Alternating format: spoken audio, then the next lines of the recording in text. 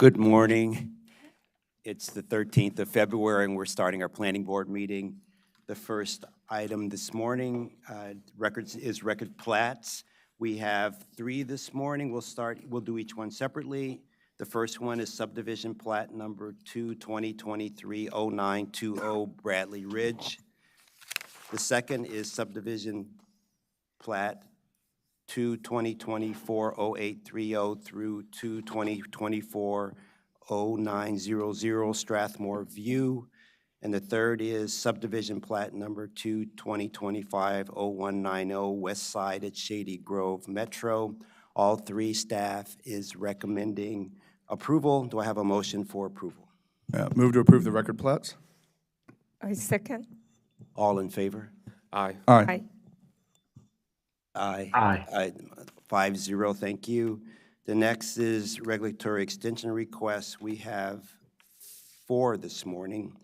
Bergfield Tract Preliminary Plan, Forest Conservation, and regulatory extension number 2. The second is addition to Glen Hills, Section 3, Preliminary Plan and Preliminary/Final Forest Conservation Plan. The extension number 3. The third is Ancient Oak Administrative Subdivision Plan and Preliminary/Final Forest Conservation Plan. Extension request number 3. And the fourth is Colesville Gardens Administrative Subdivision number 6/2023-0160. Extension request number 4. Do I have a motion to approve these 4 regulatory extensions? Move to approve the regulatory extension requests. I second. All in favor? Aye. Ayes have it, 5-0. Now we're on item number 4, our roundtable discussion. And this morning we have our planning director, Jason Sartori, presenting. Good morning, and I'm going to be joined this morning by our Deputy Director, Bridget Breuer, as well as Khalid Afzal from our Director's Office. And just to give you a quick overview of what we're going to talk about, the primary focus of this morning's Director's Report will be on the Community Planning Academy. You may recall that this was a recommendation that came out of the Development Review Process Work Group.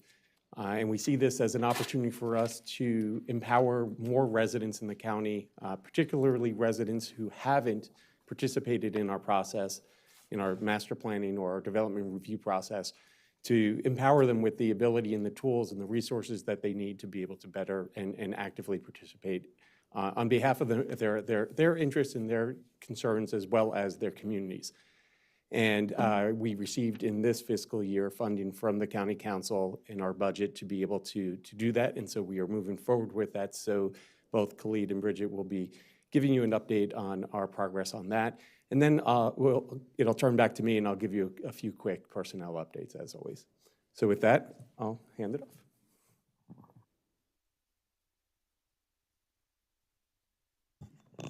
Hello, Planning Board members. Bridget Breuer for the record. I'm happy to be here to present to you some updates on the Community Planning Academy. We're really excited about this project and we'll run through some updates. I wanted to also acknowledge the great work that Khalid Afzal has been contributing to this effort.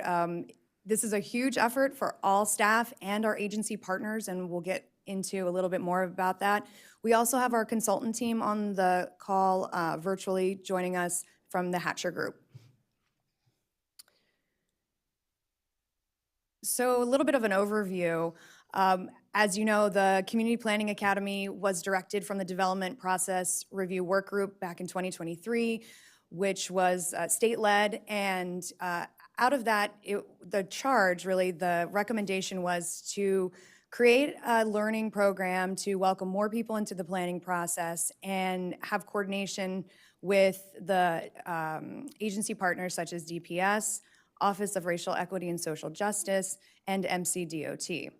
And so we have been working over the last few months to develop that content and put together the framework of what that would look like.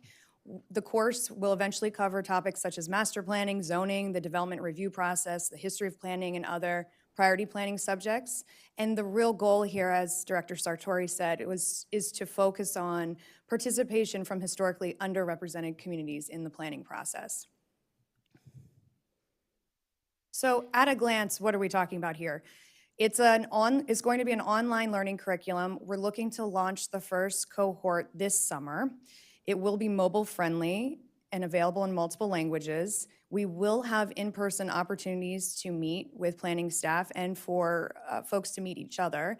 And the goal is really to provide access to the information about the planning process. We're looking to have a planning 101 basic level of understanding and information so that residents know, when can I sign up to testify? When can I tune into DRC meetings? And so we know we need to get that information in an easily digestible way to as many people as possible, and so that's what the approach will be. As I mentioned, some of the key topic areas you can see there, we will be focusing on all of these things, but as I mentioned, it's not going to be a real deep dive. We'll have the ability to add more resources for appendices, links. If you want to take a deep dive into the GIP, you can have that opportunity to do that, but we won't be covering that in the 101 level of understanding. Some of the goals that we hope to achieve with this program is to allow participants to have a deeper understanding of the planning process, provide insights into how public and private forces influence development. We want to foster greater resident participation. Hopefully, one measure of success will be that more people sign up to testify and provide feedback to you as decision makers. We want to make sure that we're strengthening connections between the participants and the planning department and encourage community leaders who will inspire others and folks in their neighborhoods to participate. And as I mentioned before, intentionally and thoughtfully increase engagement and participation from historically underrepresented communities. I'm going to let Khalid talk a little bit about this framework here.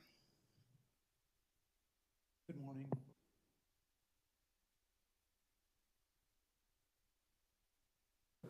Good morning again, Chairman and the members of the Planning Board. I'm Khalid Afzal in the Director's Office.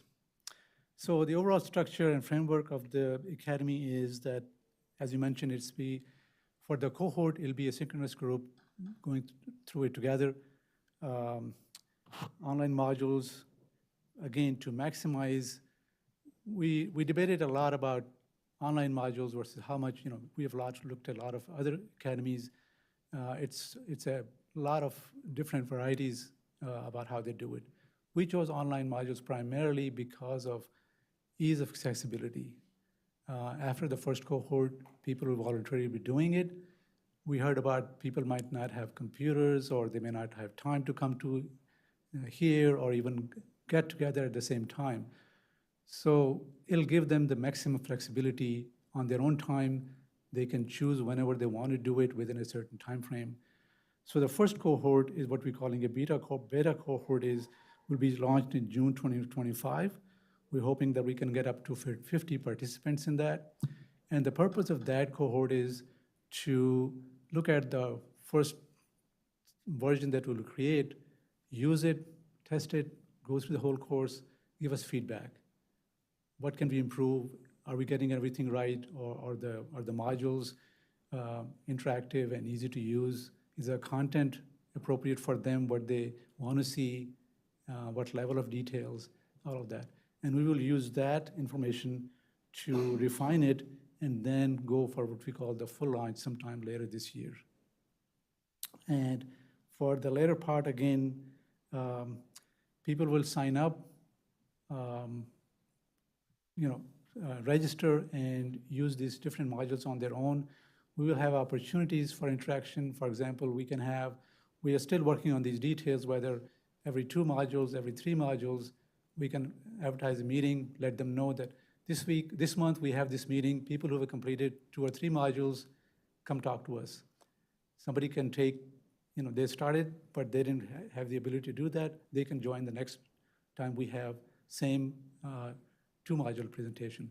And then it can 3 modules, 6 modules, 8 modules, and then maybe we are thinking twice a year we have graduation ceremony. People who have completed all the modules in that 6 months will have a graduation ceremony in person.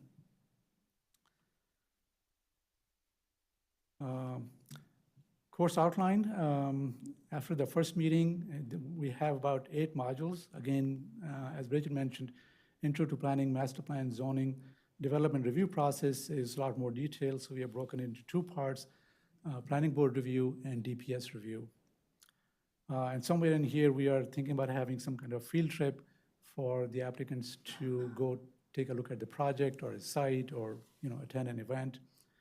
And then module 6, 7, and 8, environment and climate change, participating in the process. And then the last module is putting it all together. It's a lot of information, a lot of stuff that will be to help them understand how these different pieces come together and how the project goes from beginning to the end. And last one is graduation. Bridget? Yeah, thanks, Khalid. I wanted to mention, we've been consulting and looking at best practices from a lot of other models for citizen planning academies. We've looked at the city of Philadelphia, Howard County, Baltimore County, and our sister department, Prince George's Planning. They launched their neighborhood planning academy a couple years ago. It's been very successful. Just wanted to mention that. We also have guidance from the APA, American Planning Association, on best practices for running these sorts of programs. And we're hopeful that we can add sort of a special component of having the graduation ceremony in front of the planning board and making sure that, we want to recognize the work that goes into it and want to have you as the planning board members recognize all the work that participants put into the program. So just to underscore a little bit more on what we're talking about with the course content, that we're going to have those 8 online modules. Well, it'll be, I think all of you know, it's not going to look like this, but our cybersecurity training. So it's going to look a lot better than that. It'll be more engaging. I mean, that's really solid content, and it really helps us against cyber security threats. But this will be online based and with video and links and a learning check at the end to make sure people are understanding the content. And then for that first beta cohort, we will have feedback checkpoints with surveys and a lot of sort of the ability to find out how the content is hitting, because we want to make sure we get it right. So this summer, we're really going to be focused on that beta cohort, hearing from them. They will be refining the content. We will be incentivizing them for their participation because they're really helping us to define and refine the curriculum. And then we'll get feedback from our consultant, the Hatcher Group. We'll come back to the planning board to tell you what we learned before we go live in the fall with countywide. I also wanted to mention we are in close coordination with our agency partners. They've been wonderful. We're asking them to provide their subject matter expertise on the areas that pertain to their realm and their work. And so everybody's working on content right now, and it's been a great coordination effort, I have to say. So the way we're organizing this internally, we have course writers who are subject matter experts, and then we have course strategists. And those are staff members who are helping us with the approach for the program, recruitment, promotion, working with our agency partners. And that framework seems to be working well. We're also going to have additional resources that go along with the learning modules, including one-page summaries and also other links and additional resources if needed as the topic allows. We're also working on the look and feel for all the program deliverables so that everything has a strong brand around it. We have a webpage I'll get to in a moment. So I talked a little bit about we're going to enroll 50 residents for this first cohort. And Khalid and Robert Cronenberg and I have been making the rounds to the regional services centers. We are on the books for all 5. We've already met with 2 of them just this past week. And so what we're hoping to do is to have each regional service center nominate 10 folks, so there's 5 of them, and that covers the whole county, to participate in the program. Obviously, not everybody's going to want to do this. It is a time commitment, but we have a way to solicit interest also on our website. And so the goal is to have at least 50% participation from underrepresented communities using our Community Equity Index tool. And we'll be sure to reach out to folks who haven't traditionally participated in the planning process. That's who we're looking to enroll in this first cohort. We want to make sure we have a representative group of folks who don't know how to testify in front of the planning board. And so, as I mentioned, we are going to have a monetary incentive for them to participate in the form of gift cards. That is a best practice. We've done it with other plans for participation in surveys and focus groups, and so we feel as though that is important for this to get to thank the participants for their time. And so that is what we're looking at for recruitment and enrollment. I'm going to let our partners from the Hatcher Group talk a little bit about the learning management system of where the backbone of this content is going to live. I'll turn it over to Victoria Keene. Thanks so much, Bridget. Thanks, everyone. Just to dive in a little bit on the learning management system that we're planning to use, it's called Absorb. It's really one of the most professional, polished systems that we could identify, and we really wanted to make sure we were providing that outstanding learner experience and creating something that all contributors and supporters could really be proud of. With a lot of functionality for us course administrators to really make the most of the Planning Academy and learn everything we can in this first cohort so we can really make it a success come countywide launch in the fall. So for starters, we'll have a user-friendly dashboard that'll really be the face of the Academy and where folks will come in and interact with the content.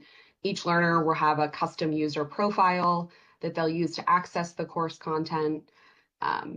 As Bridget mentioned before, there'll really be an opportunity for all of the modules to be plugged in a really intuitive way. And we'll also have opportunities to link out to other resources, have a resource library, incorporate those learning checks, really integrate all of the robust resources that exist into this one environment so that folks can explore things that really interest them in more detail as they're also taking part in the Academy. Also, again, as the beta cohort, this data tracking and measurement of success is critically important. And there are a lot of data tracking and analytics measures that are built into the Absorb system that'll allow us to just understand how folks are engaging with the content, the time spent, be able to incorporate all of that data in our final report so that we can really inform those future course improvements and prepare for the countywide rollout.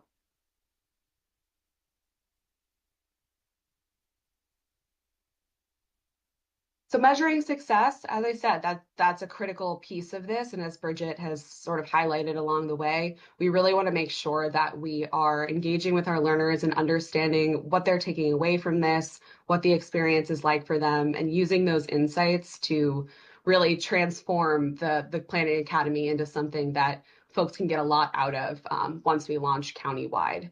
So we'll have this post-training survey and a lot of opportunities for folks at the end to continue to have conversations with us, to share about their experience. But we'll also be working in touch points throughout to just get that ongoing pulse check, understanding if specific module content is really hitting, if there are particular things that people are struggling with, so we can continue to sort of collect those nuggets of wisdom along the way. In addition, we'll sort of identify other success metrics that are a little more engagement focused. You know, are we seeing more attendance at events? Are we seeing more folks testifying? Are there more folks just kind of engaging in the planning process, which is obviously our long-term goal for the Planning Academy. So we'll identify those success metrics as well and opportunities to measure these and continue to sort of track them as we go.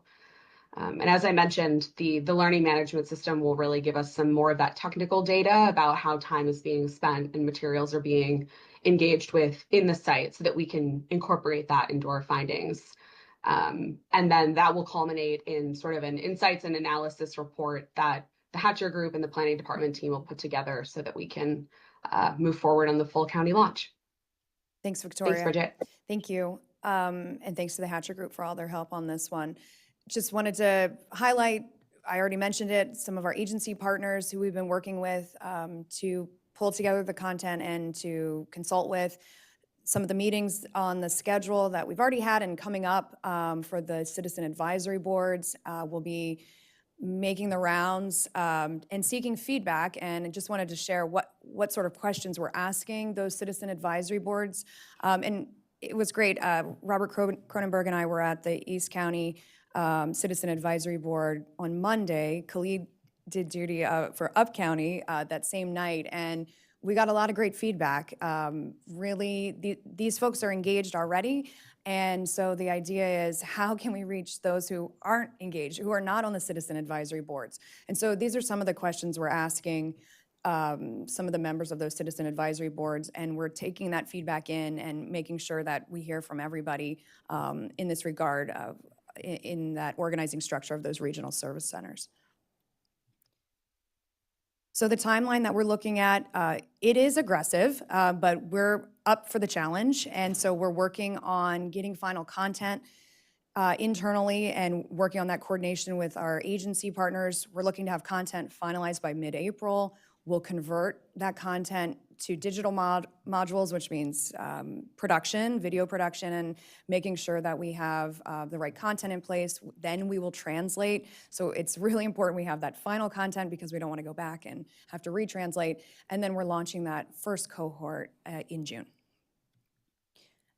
I mentioned the website. This is live now, montgomeryplanning.org/planning academy, has a little bit more background on what we just discussed, and there's also an interest form for anyone who's interested in being a part of that first cohort. It's just some basic demographic information. You don't have to write anything or try to apply in any way, but that's there right now. That went live late last week, and we're going to start pushing that out and promoting that. And that concludes our update on the Planning Academy. Would love to hear your questions and comments. Do I have any questions or comments from my fellow board members? Oh, okay. We'll let the Vice Chair go first. Thank you.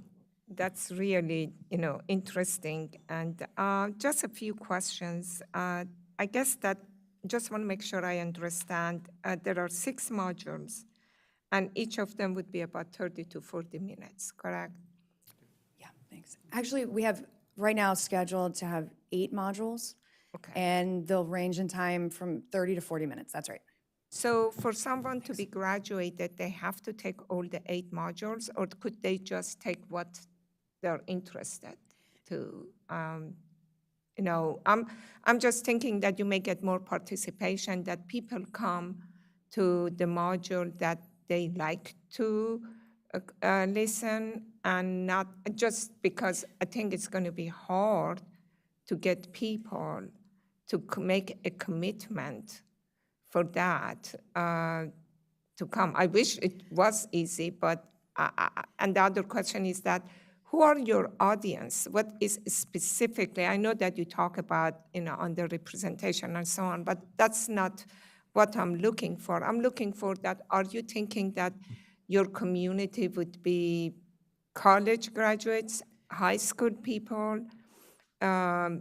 people that they work with us, regular citizens, developers, engineering firm, or maybe it's all that, but how are we going to make sure that, so I stop here because I have a few other questions. Sure. Thank you, Vice Chair Pedoeem.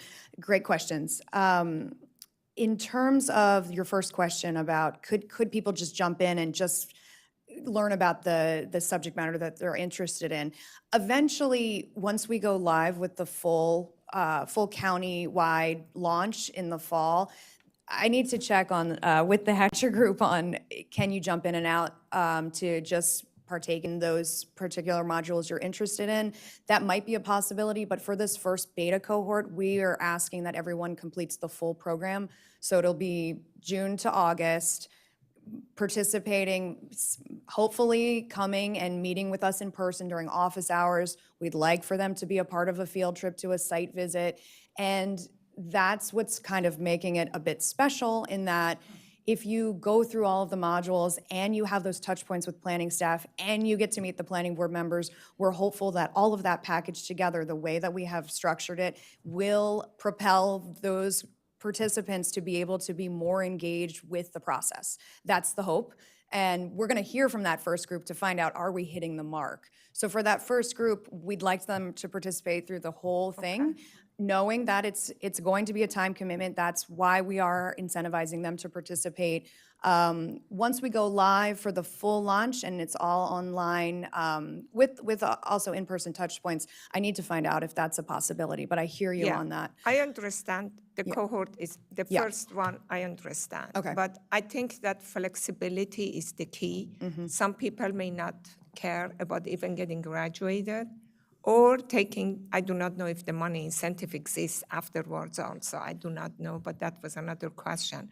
But a lot of people may not even care about that. Right. They just want to know a process. And I think that you may want to have a package of graduation, but at the same time, you say that, well, if you don't want to graduate, you just want to learn about this topic, you still can do that. Yeah. And if you don't want to meet planning board, or if you don't want to go to site visit, or so on, but you want to learn about the process, or you want to learn about zoning, you can do that. The other thing that it would be good for professionals, because you may get new engineers, you may get new planners that they want to get that, if that could provide them with continuous education hours. So if this is something that we could do, that's another thing that could encourage people to come to get that. I don't know who is your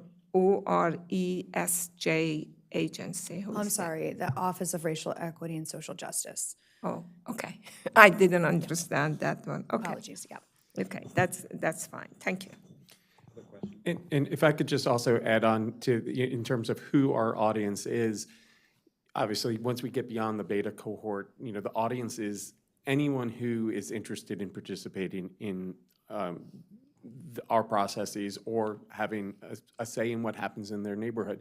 And what we're discovering is that even if people are not actively participating in our master planning process or coming here and testifying on a development application, people are active within their communities in other ways. And sometimes our process is limiting in terms of how to participate because we have a public hearing at a certain time that may not be appropriate or work for certain people. And they may not realize that there are other ways that they can participate in that and provide testimony, written testimony. And so the hope is that, this is something that can be helpful to anyone. And in an ideal world, I would say, and we'll see if we can do this with the system, people should be able to choose and work on whichever module they want. The graduation would only be applicable to people who go through the whole set of modules. But the other thing is that we've presented and talked about this to council members and with others who have said, hey, actually some county staff might be interested in participating in this, or council staff. And so this is something that we would make available, at that point to them, as well as our own new staff. It will be a good touch point for our own staff. And the in-person component of it would not be required. That's an additional supplemental help and resource that we would be providing to anyone who wants that. But if you can't attend that, you can't make it, or you're not interested in adding that extra time into this effort, you don't have to.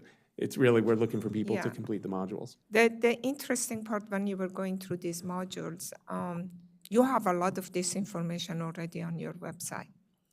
Your website is a great source of getting those information, but this puts them all in one place because I always have a hard time to find where the thing is and I have to go check and then a whole list comes.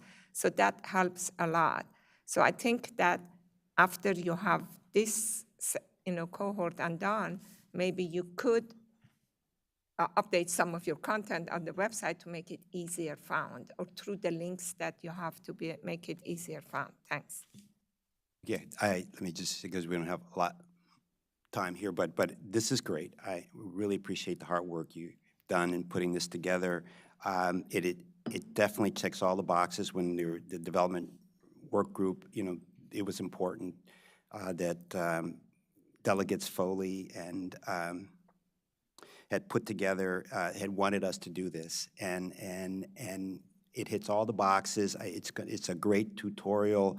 I think it will be great, engaging document, and I love that the collaboration you have with the other departments, because it's not just, we are not the whole process, you know, it's DEP and the other agencies too, so, and DOT, so I love how all the collaboration, it seems like it's very easy to navigate, and I love how you have this section about measuring success, you know, if we do this, how do we know it works? So I think that's great, and my suggestion is maybe there may not be a lot of time to get, you know, how well it works with just that first cohort over a certain small period of time, but maybe there could be some longitudinal study, you know, like how you can take the first cohort and the second cohort and just over time just see how they participate over time, and I think that'd be great. And long term, I could see a lot of these community groups, community associations really globbing onto this.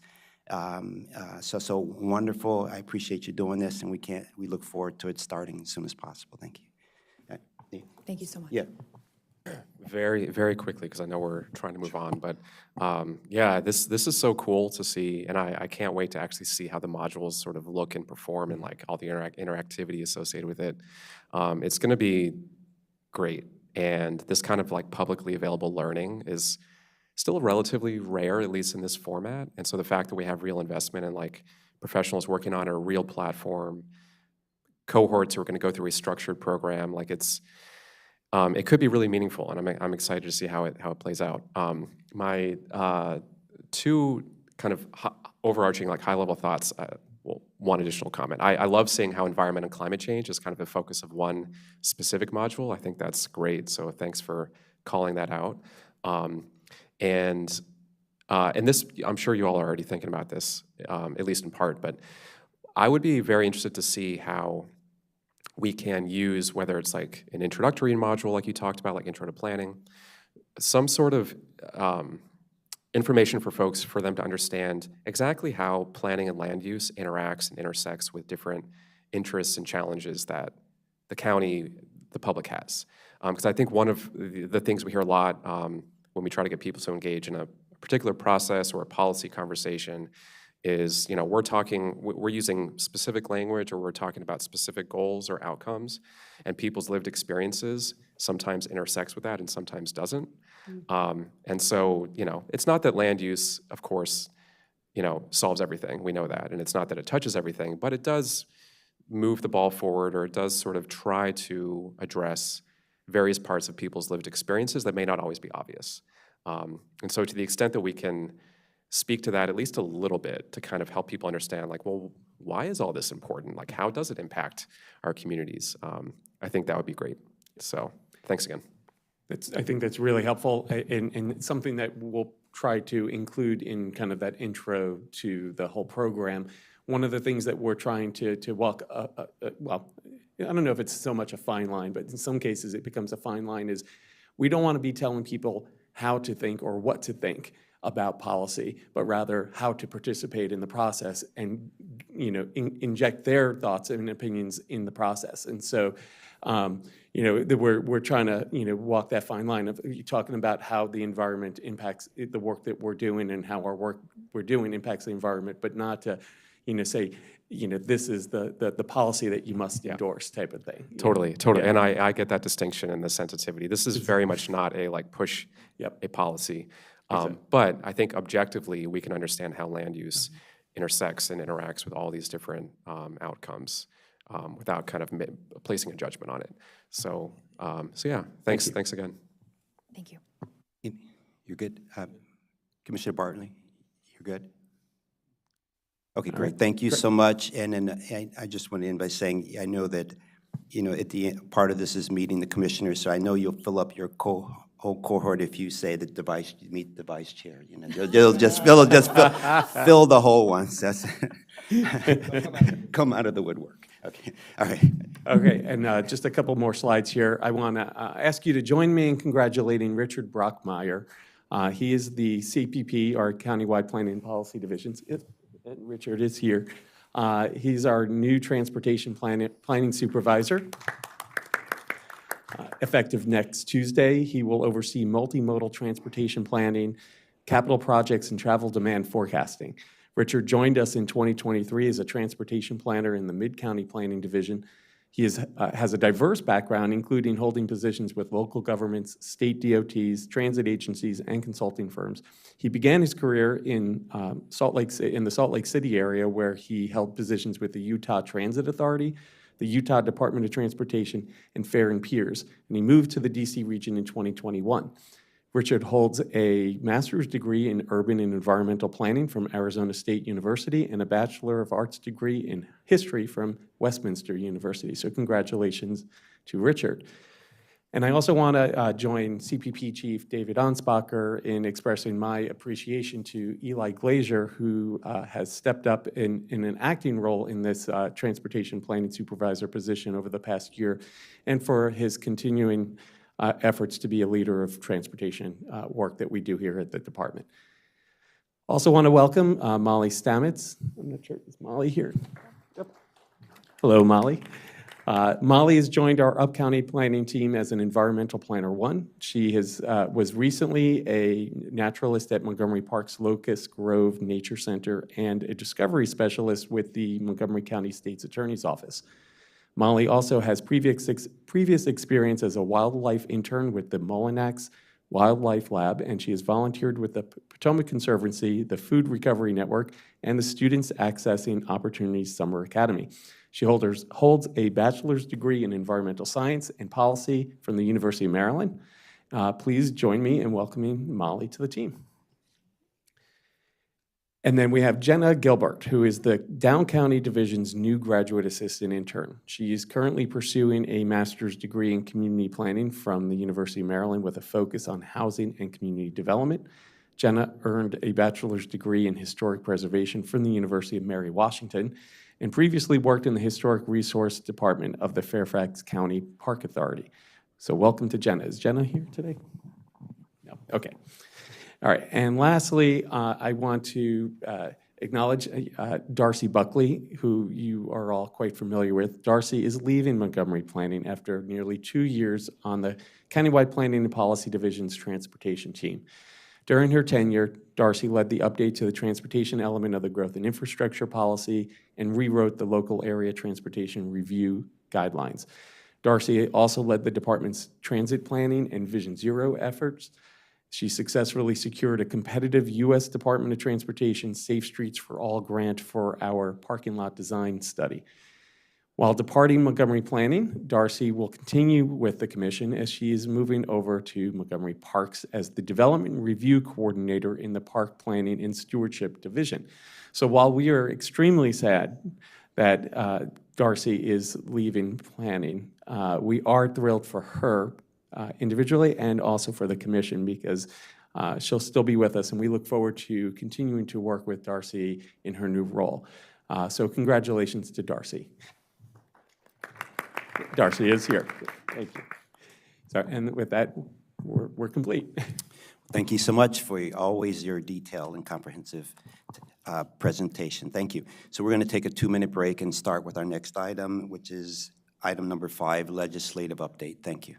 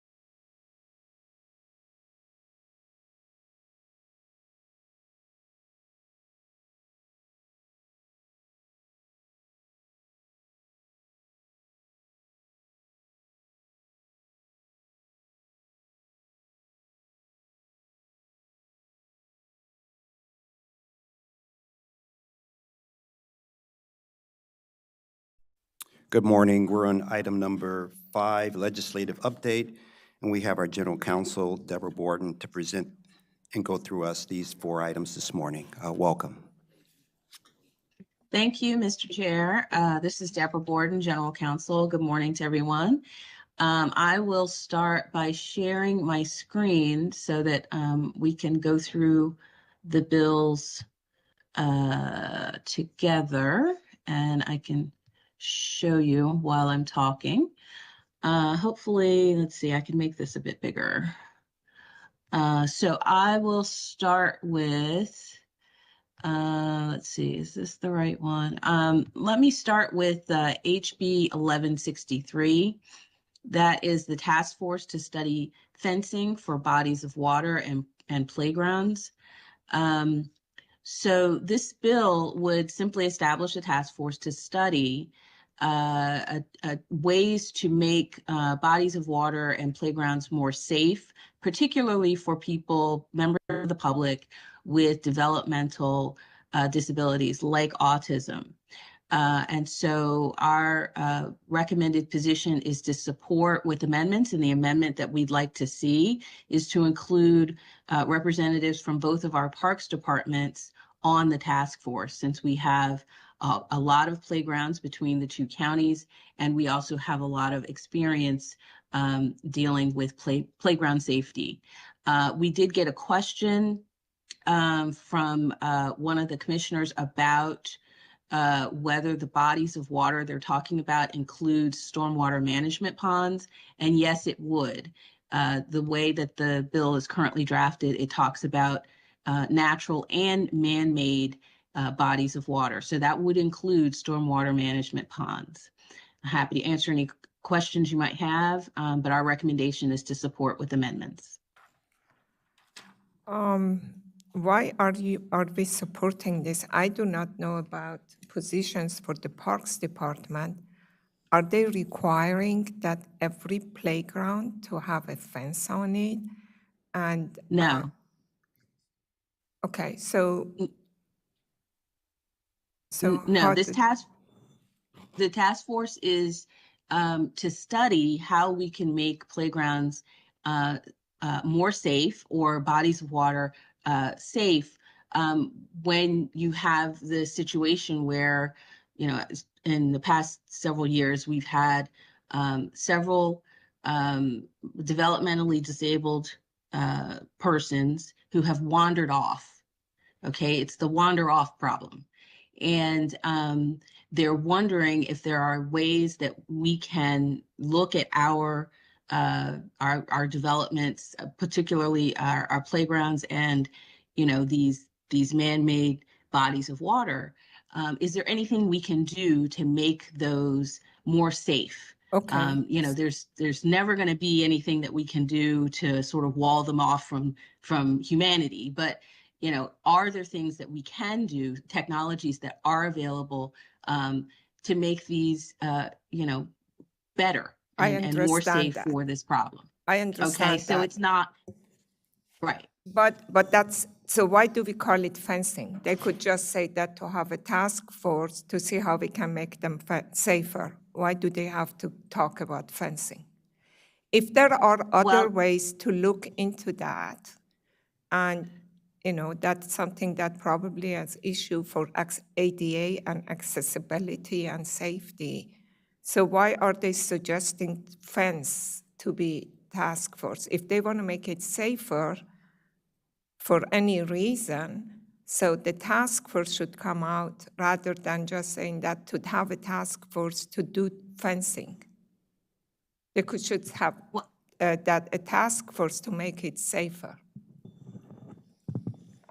Well, I think that's part of the reason that the parks departments want to be included on the task force.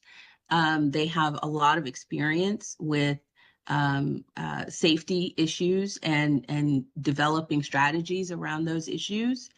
And I think that's one of the reasons they really want to be involved, since they run, a very large parks department in the state. They want to be on the task force for that very reason. I know, but still what I'm saying, that why can't we just say that we are willing to support it as long as with an amendment that not just fencing. And, this will establish a task force to study the safety of the bodies on water and playground. Just take the fencing out. And if the task force decide in one shape and form, facing in one solution or technology is a solution or something else, we do that. I'm just saying that supporting it as is, I don't agree.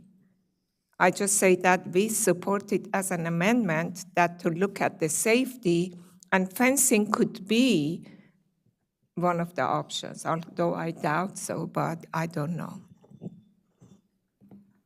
That is my position. Yeah, so when I saw the bill, draft bill, and before seeing the opinion, I had a couple of questions why I need it, and should Parks have a member, be a member on the committee. So I'm glad the position you had as Parks has a seat at the table in discussion, and it's just recommendations. Now I see why they put this out there, because I did hear maybe past couple of years where some people had wandered off and some not so good things, outcomes happened. I think this could be, I'm glad that they're looking into it, but it could be an expensive proposition if it's a lot of fencing or whatever, or whatever, because we have lots of,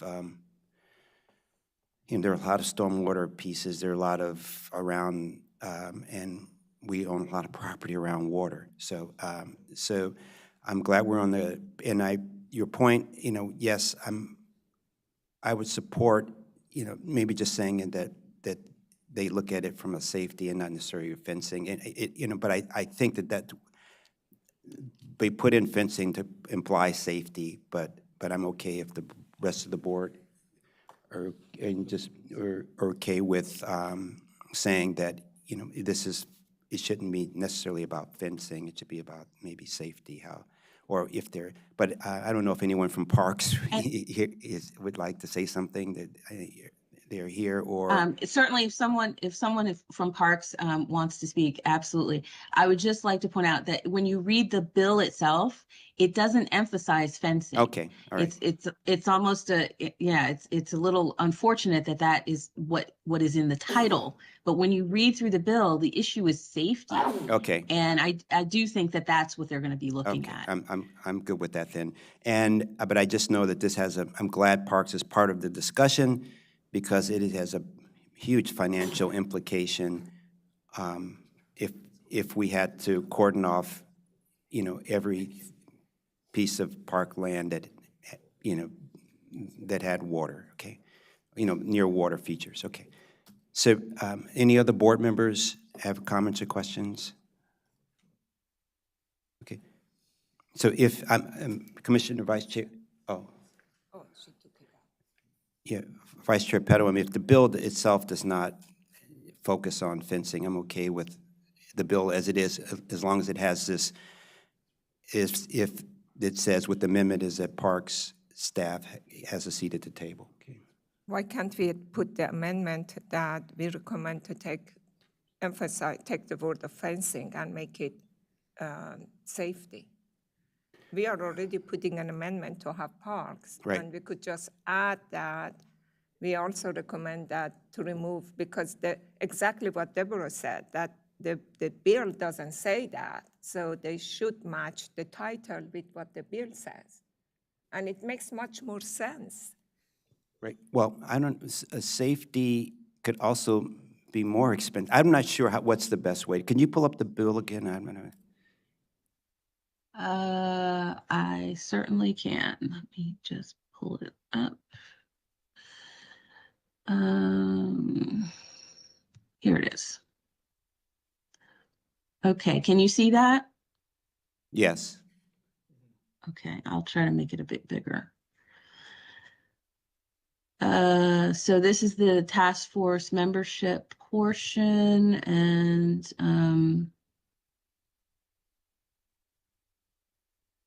so the task force shall review best practices for fencing bodies of water, including man-made bodies of water and playgrounds, assess how fencing and similar environmental interventions can be used to prevent injuries and fatalities that occur in or around bodies of water and playgrounds, examine data, et cetera, and research related to incidents of wandering and drowning, with an emphasis on incidents involving individuals with autism, make recommendations on possible interventions to fence bodies of water to prevent injuries and fatalities.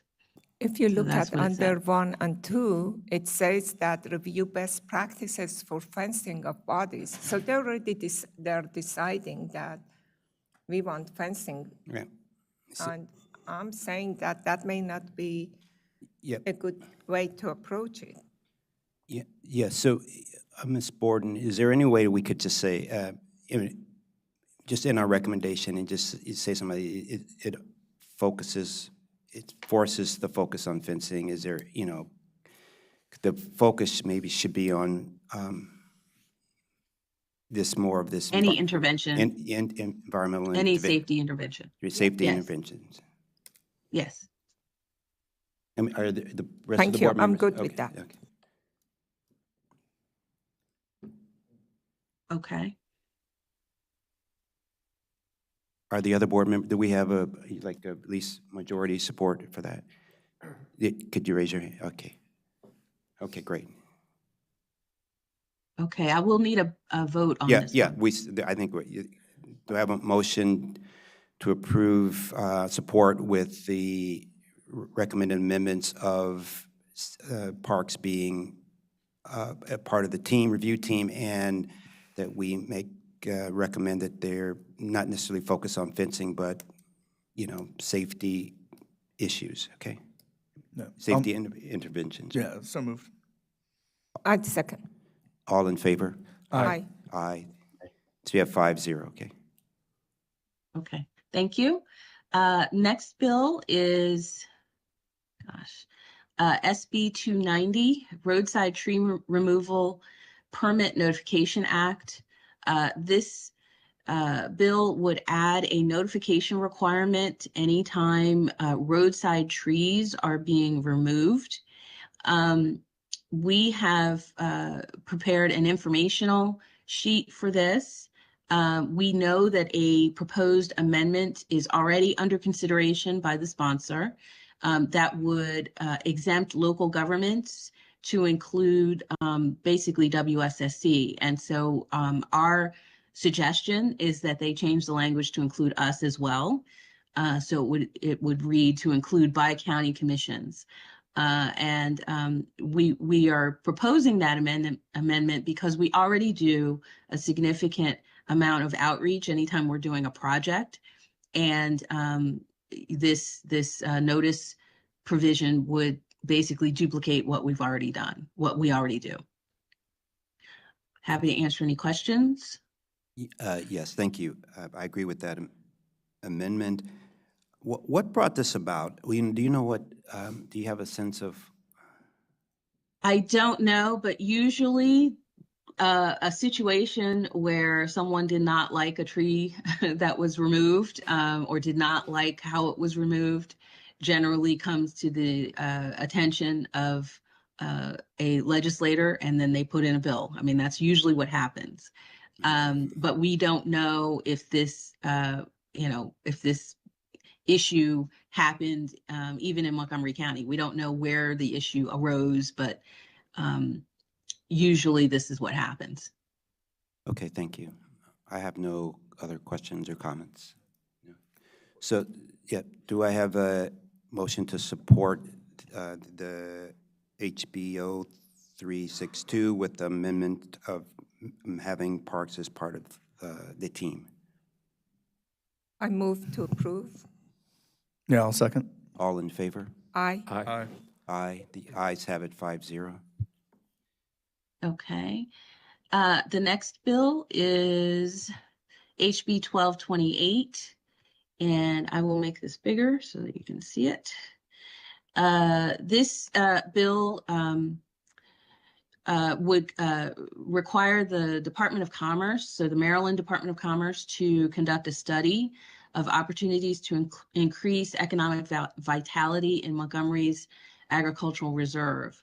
And so the commission would support, we recommend that the commission supports this legislation.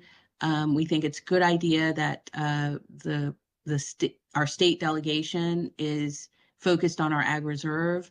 There are a lot of challenges in maintaining an ag reserve at this point in time, and so we think anything that looks to study the economic vitality of that area is a good thing.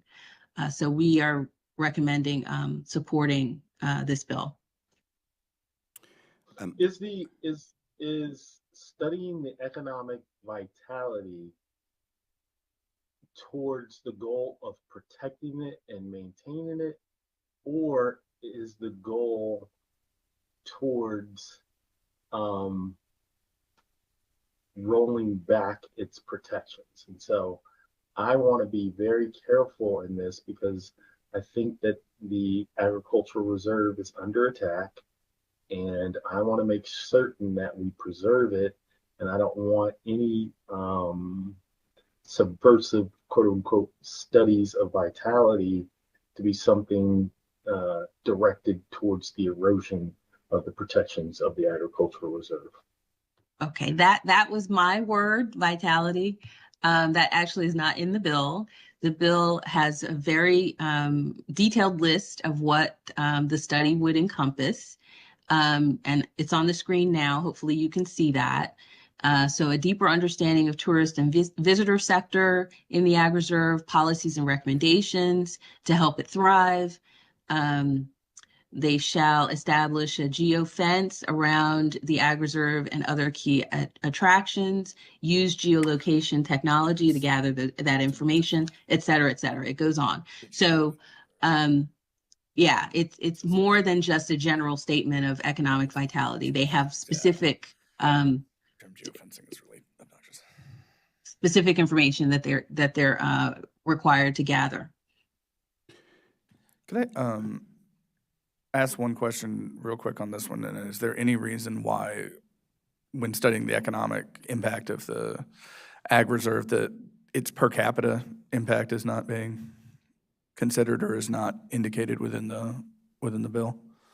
Because I mean, its overall, I don't know, GDP, but for the ag reserve doesn't really mean much of anything compared to Montgomery County unless we have some idea of the per capita impact of it. I mean, its economic vitality could be less, it could be more. But I think it would be I think it'd be interesting, or at least reasonable, to include in our informational or in our letter that if we're including all of these other, lists under Section 1, that we include some sort of per capita analysis of the economic impact of the ag reserve. I don't see why we couldn't suggest that they do that.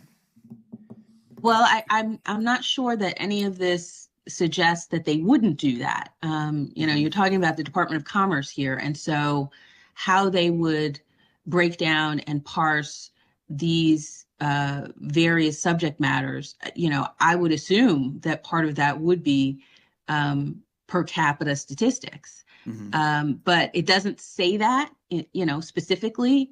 But I would be very shocked if the Department of Commerce didn't look at that. Yeah.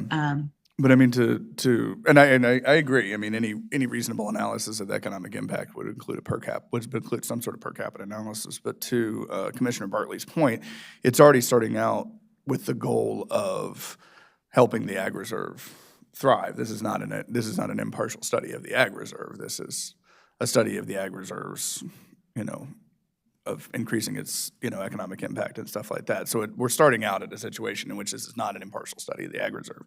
But I think it would be reasonable to recommend that they include some sort of per capita economic impact analysis in there, in addition to all the other things that they've listed under Section 1. I think would be reasonable to put in our letter. Yeah, I'm fine with that. And one other quick, can you just, it says the Department of Commerce is doing this, but I wonder, do you have any background who asked the Department of Commerce to do? Do you know the backstory to this? I'm not sure. Did it say which? I do know that I'm sorry. I do know that some of our planners reached out to the sponsor and did have conversation with the sponsor about this. But I'm not sure where the idea originated. So I would defer to planning department folks if they're available to tell you what, sort of they learned from those conversations, because I know that there was some outreach. So I'm not familiar with the conversations that we've had with the sponsor on this particular bill, but I know we've had some discussion that this seems to be in part an overlap of some work that we had done previously, and that they'll probably benefit from the work that we had done on agritourism in Montgomery County, and that this seems to kind of want to extend that. The office, tourism office for the county is also working on stuff that's similar to this, and so I think that there's an opportunity for this group to have resources that we've worked on and that are currently being worked on to kind of supplement what they're trying to do here. To get to the question about the per capita, I'm just trying to take a look. I don't see where there's specific metrics or things that they've identified that they're, they seem to just say that they want to develop an overall assessment of the economic impact of tourism in the reserve. So I think it's fine, though, for us to say, yeah, as you do that, we think it should include a per capita measure of that. I mean, they have recommendations about methodology within here Yeah. about like consider whether interviews are necessary and things like that. I think it's reasonable to include or to ask for the inclusion of some sort of per capita measure, because we have other economic measures, other per capita economic measures for Montgomery County as a whole. If we're doing an analysis of the economic impact of the Ag Reserve, I think it's reasonable to request its inclusion, just in case. Okay, and please go ahead.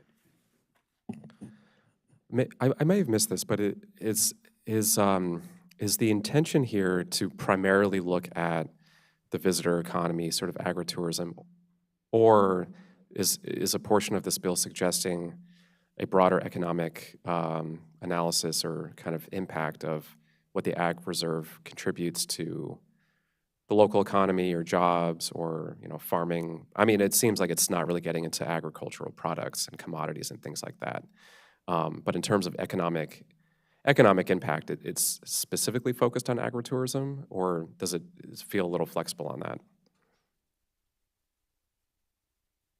that? Well, the bill does seem to be quite focused on agritourism and visitor, sort of the visitor economy associated with our Ag Reserve, and you can tell that by the whereas clauses up here, before you get to the bill itself. So, again, I'm not really sure why that's the focus of the bill. It seems to me that you could have a much more encompassing study of the Ag Reserve that wouldn't just focus on that portion of it.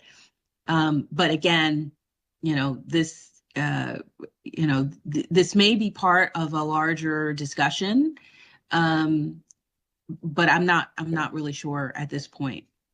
Okay, thanks. Yeah, I'm comfortable with the suggestion that Commissioner Hedrick made and comfortable with supporting it. Great. So Okay. I think there's enough discussion on this. There's a motion to approve this bill statement with the addition that Commissioner Hedrick said to look at the GDP. Mm-hmm. Yeah, I'll move to approve the informational statement with the addition of recommendation for a clause studying the per capita impact on the Ag Reserve. Second. All in favor? Aye. Aye. Aye. Mr. Bartley, where are you on this? Abstain. Okay. 401. Thank you. And where you have one more to go. Yes, we have one more. This is the big one, the Housing for Jobs Act, HB 503. We have done a lot of work on this bill between both counties and developed a number of recommendations. Now, I do want to preface this with, we still don't actually think this bill is going to make that big a difference in either Prince George's or Montgomery counties because, again, as we explained, I guess it was 2 weeks ago, the basis of the bill is that if a region does not meet the 1.5 housing units ratio in terms of housing jobs ratio, that a number of things would kick in, like the default to yes on development approvals for affordable housing. Well, that really wouldn't have much impact on Montgomery and Prince George's because, in a sense, the way that we review our development applications, they already are default to yes, in the sense that if they meet our requirements in both our zoning ordinances, then they are approved. That's the way that we do business in both of these counties. So, in a sense, that there is no consequence really that we can see other than possibly making some applicants who are concerned about particular conditions that may make the project more expensive. They may be more willing to appeal, let's say, on a case where they're not happy with the conditions or they're not happy with the approval that they received. But we don't really see that as a big issue. That may happen. It probably wouldn't happen any more than it would now. So we have, however, taken a great deal of time going through this because this is a fairly massive change. It's along the lines of, the state doing more on zoning than it normally did in the past. And, the reasoning behind it, of course, is this big push for affordable housing in the state that is seen as a problem for our economic future. That if we don't produce enough housing that is affordable to people who need to work, and then the economic development opportunities that the state is trying to work on won't come to fruition because we won't have places for people to live. So, this is a continuation of that. It's a very big change, and it's a very big, thing for the state to consider doing. This is, new territory. So we really wanted to have a seat at the table, and we wanted to try to give some of our expertise on these issues to the legislature. So that's why we've come up with so many specific amendments. And since these amendments were developed mostly by our housing experts in our planning departments, I will defer to them if you have questions about them because they are so much more baked into this issue than I could ever be. So I'll stop there and see if there are any questions. And I do understand that someone wants us, one of the commissioners asked us if we could go through these specific amendments one by one. I hope that Lisa is there, and yes, I see her. So I'm sure she'll be happy to go through the amendments with you. Thanks. Is there any way to get the amendments on the screen in front of me? Sorry. I don't know them off the top of my head. Yeah, sorry. Oh, Lisa, I thought you memorized. Sorry. Should I tell me if I should stop sharing my screen? Yeah, that's fine. Can you zoom in? But Okay. I will zoom in. Lisa's viewing it at a distance of about 15 feet, so. Perfect. Sure. Is that better? That's much better. Thank you, Ms. Borden. So I'm joined today, Lisa Gavoni for the record, I'm joined today by our employment specialist, Ben Kraft, who knows a lot of the data really, really well.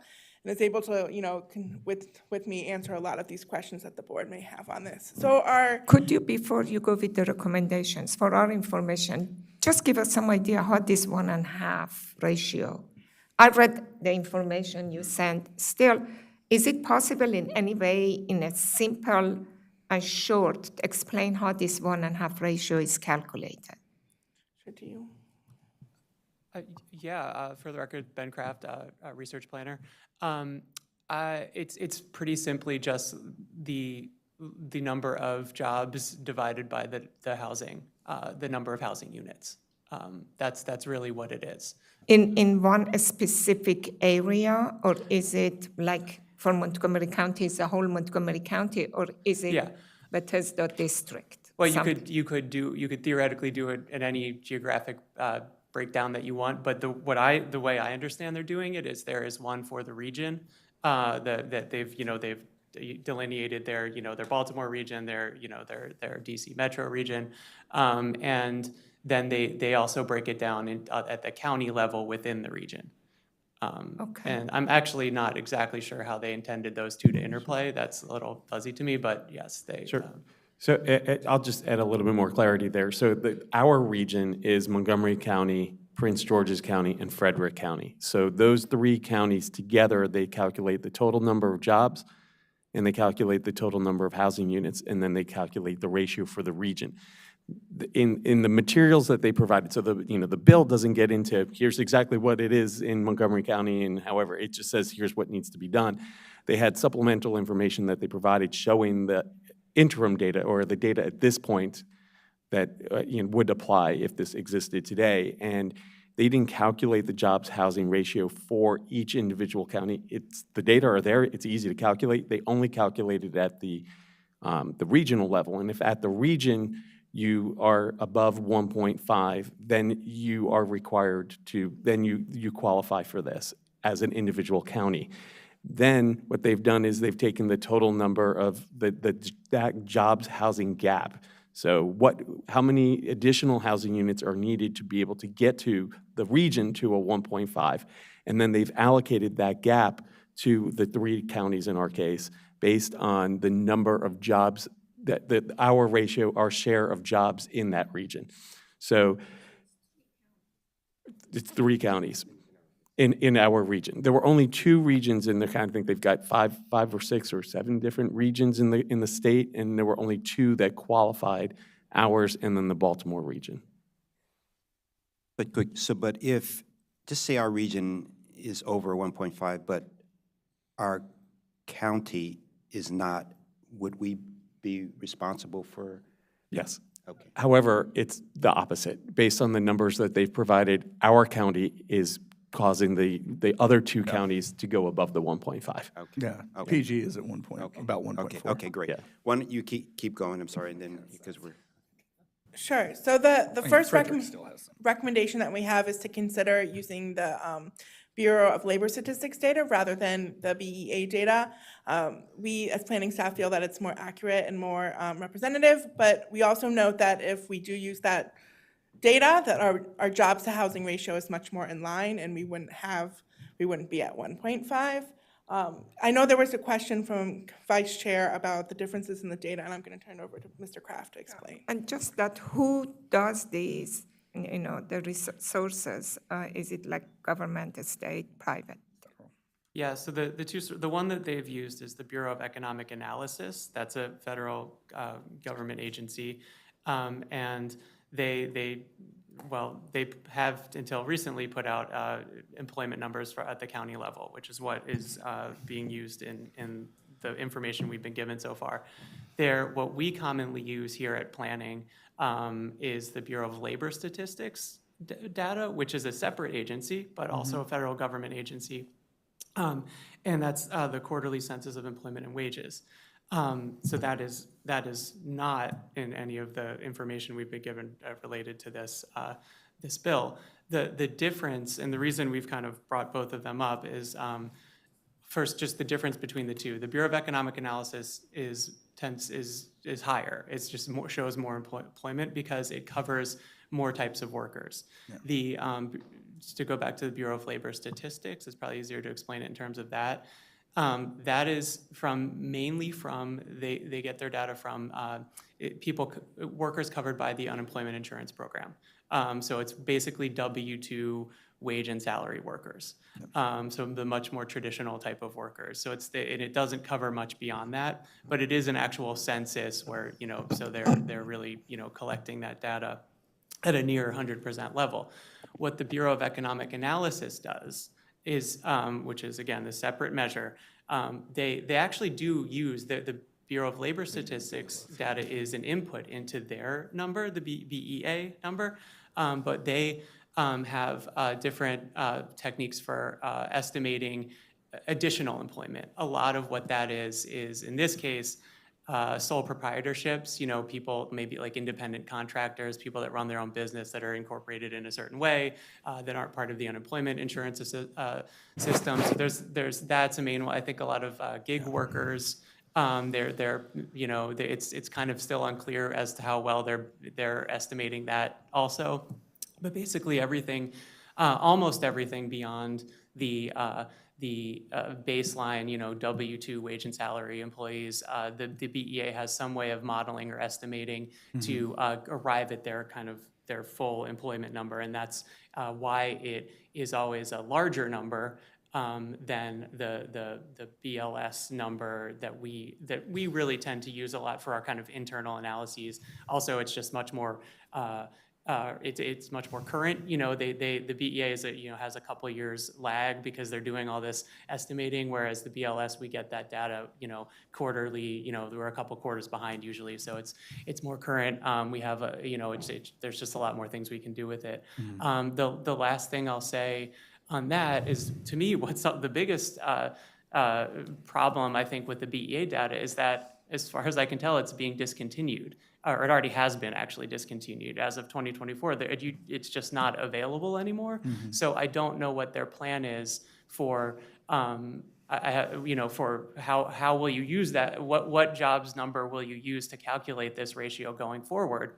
You do get notably different jobs to housing ratios depending on which metric you use. And I'll note that the plans to cancel this were well before the current administration. This was already going to be canceled. Yeah. I jump in with a quick. I actually support the idea of using the BLS data, but for a variety of the reasons that you mentioned. Although I think the BEA is a good, well, for Montgomery County anyway, and I think it's a compound measure using both the BLS and a variety of other sort of survey type data that they use.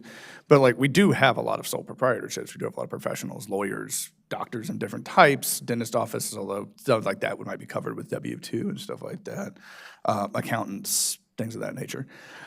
We do have a lot of that. So there's an argument to be made, I think, that it's a reasonable measure to take both of those into account, both the wage. But then again, if we're looking at the economic development, most of that in the service industry, of those types of service industries, is going to be spurred by the existence of the basic data that you have. So I think the key factor here, and setting aside whether or not the BEA data will be available in the future at the county level, is the fact that you should change the ratio.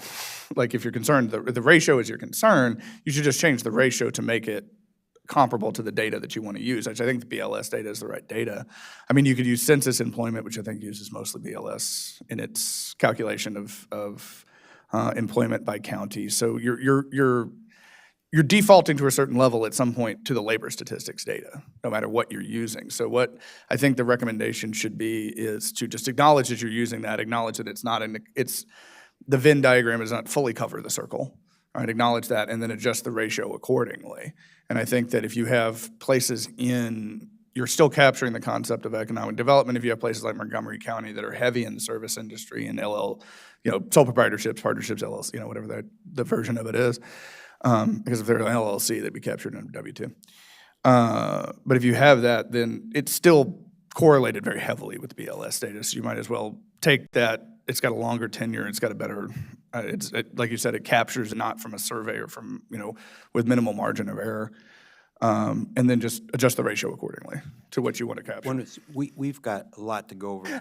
So why don't we did that? Let's go through all, and then we have other questions that some other. So why don't we So you went over the first one, A, and then if you want to add that we understand that the B, what is it called? BEA is being terminated. I don't know, you can add that too, whatever. But let's go to the second one here. Sure. The second recommendation is also one that is just a consideration. You consider using occupied units instead of total number of units. This largely has to do with more looking at the Baltimore region, Baltimore City has a high amount of vacancy. In Montgomery County, we don't have a large vacancy rate, so it really wouldn't impact us.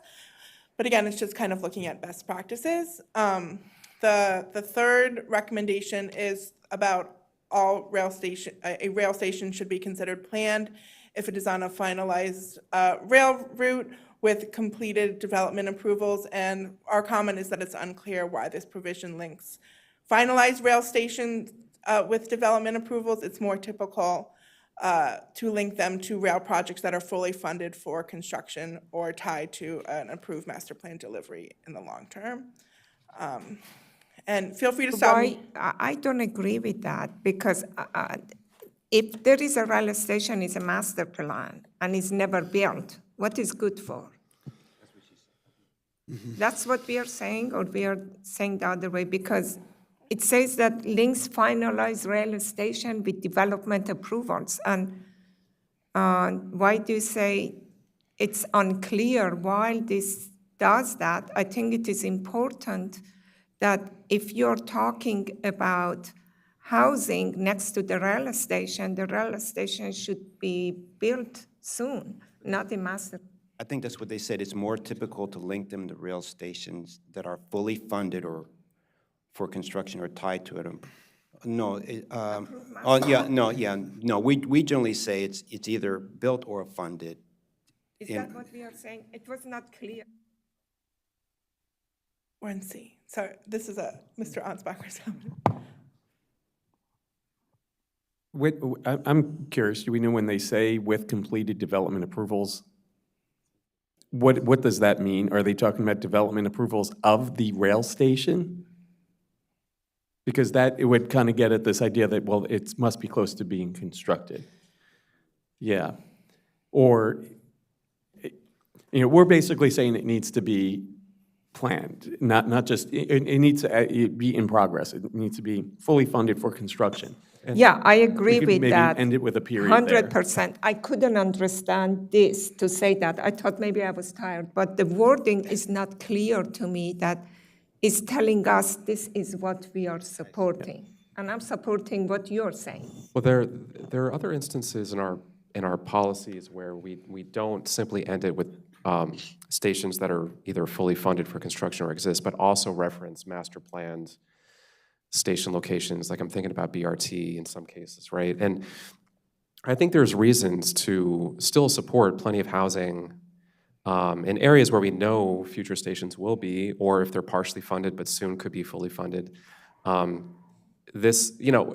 To some extent, these are edge cases. Like there's not, unless we have kind of a boom of rail, and which I very much hope we'll have, but, the existing instances of this are relatively few in the state, which doesn't mean it's not an important thing for us to look at, but, my preference, I agree that we should focus more on conventional language like this. Maybe with the exception of changing fully funded to partially or fully funded.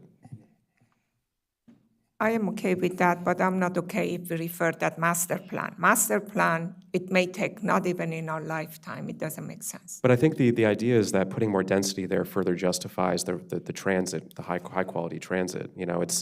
These things are interlinked, and so that's the sort of underlying kind of theory behind it. Planned is important, and I think once it's planned, then we should have housing development activity because it furthers the justification for prioritizing funding if it's not already funded. But you may build houses and never build a station. Well, that's happening. Yeah, but we come across this argument all the time. This is this circular argument. If we don't have enough houses, so we don't have the transit, so we don't have the transit, so we don't have enough houses. If we've planned it, we say we're going to do it. Otherwise, why are we doing the planning in the first place? I suggest that planned indicate either. I think if they're saying planned, I think they know what they're trying to do, which is to say that we're proposing that we do it, and it is BRT and things like that. And I think planned is absolutely to approve master plan is Plan fine. is different than master plan. Master plan does not mean that it's going to be built.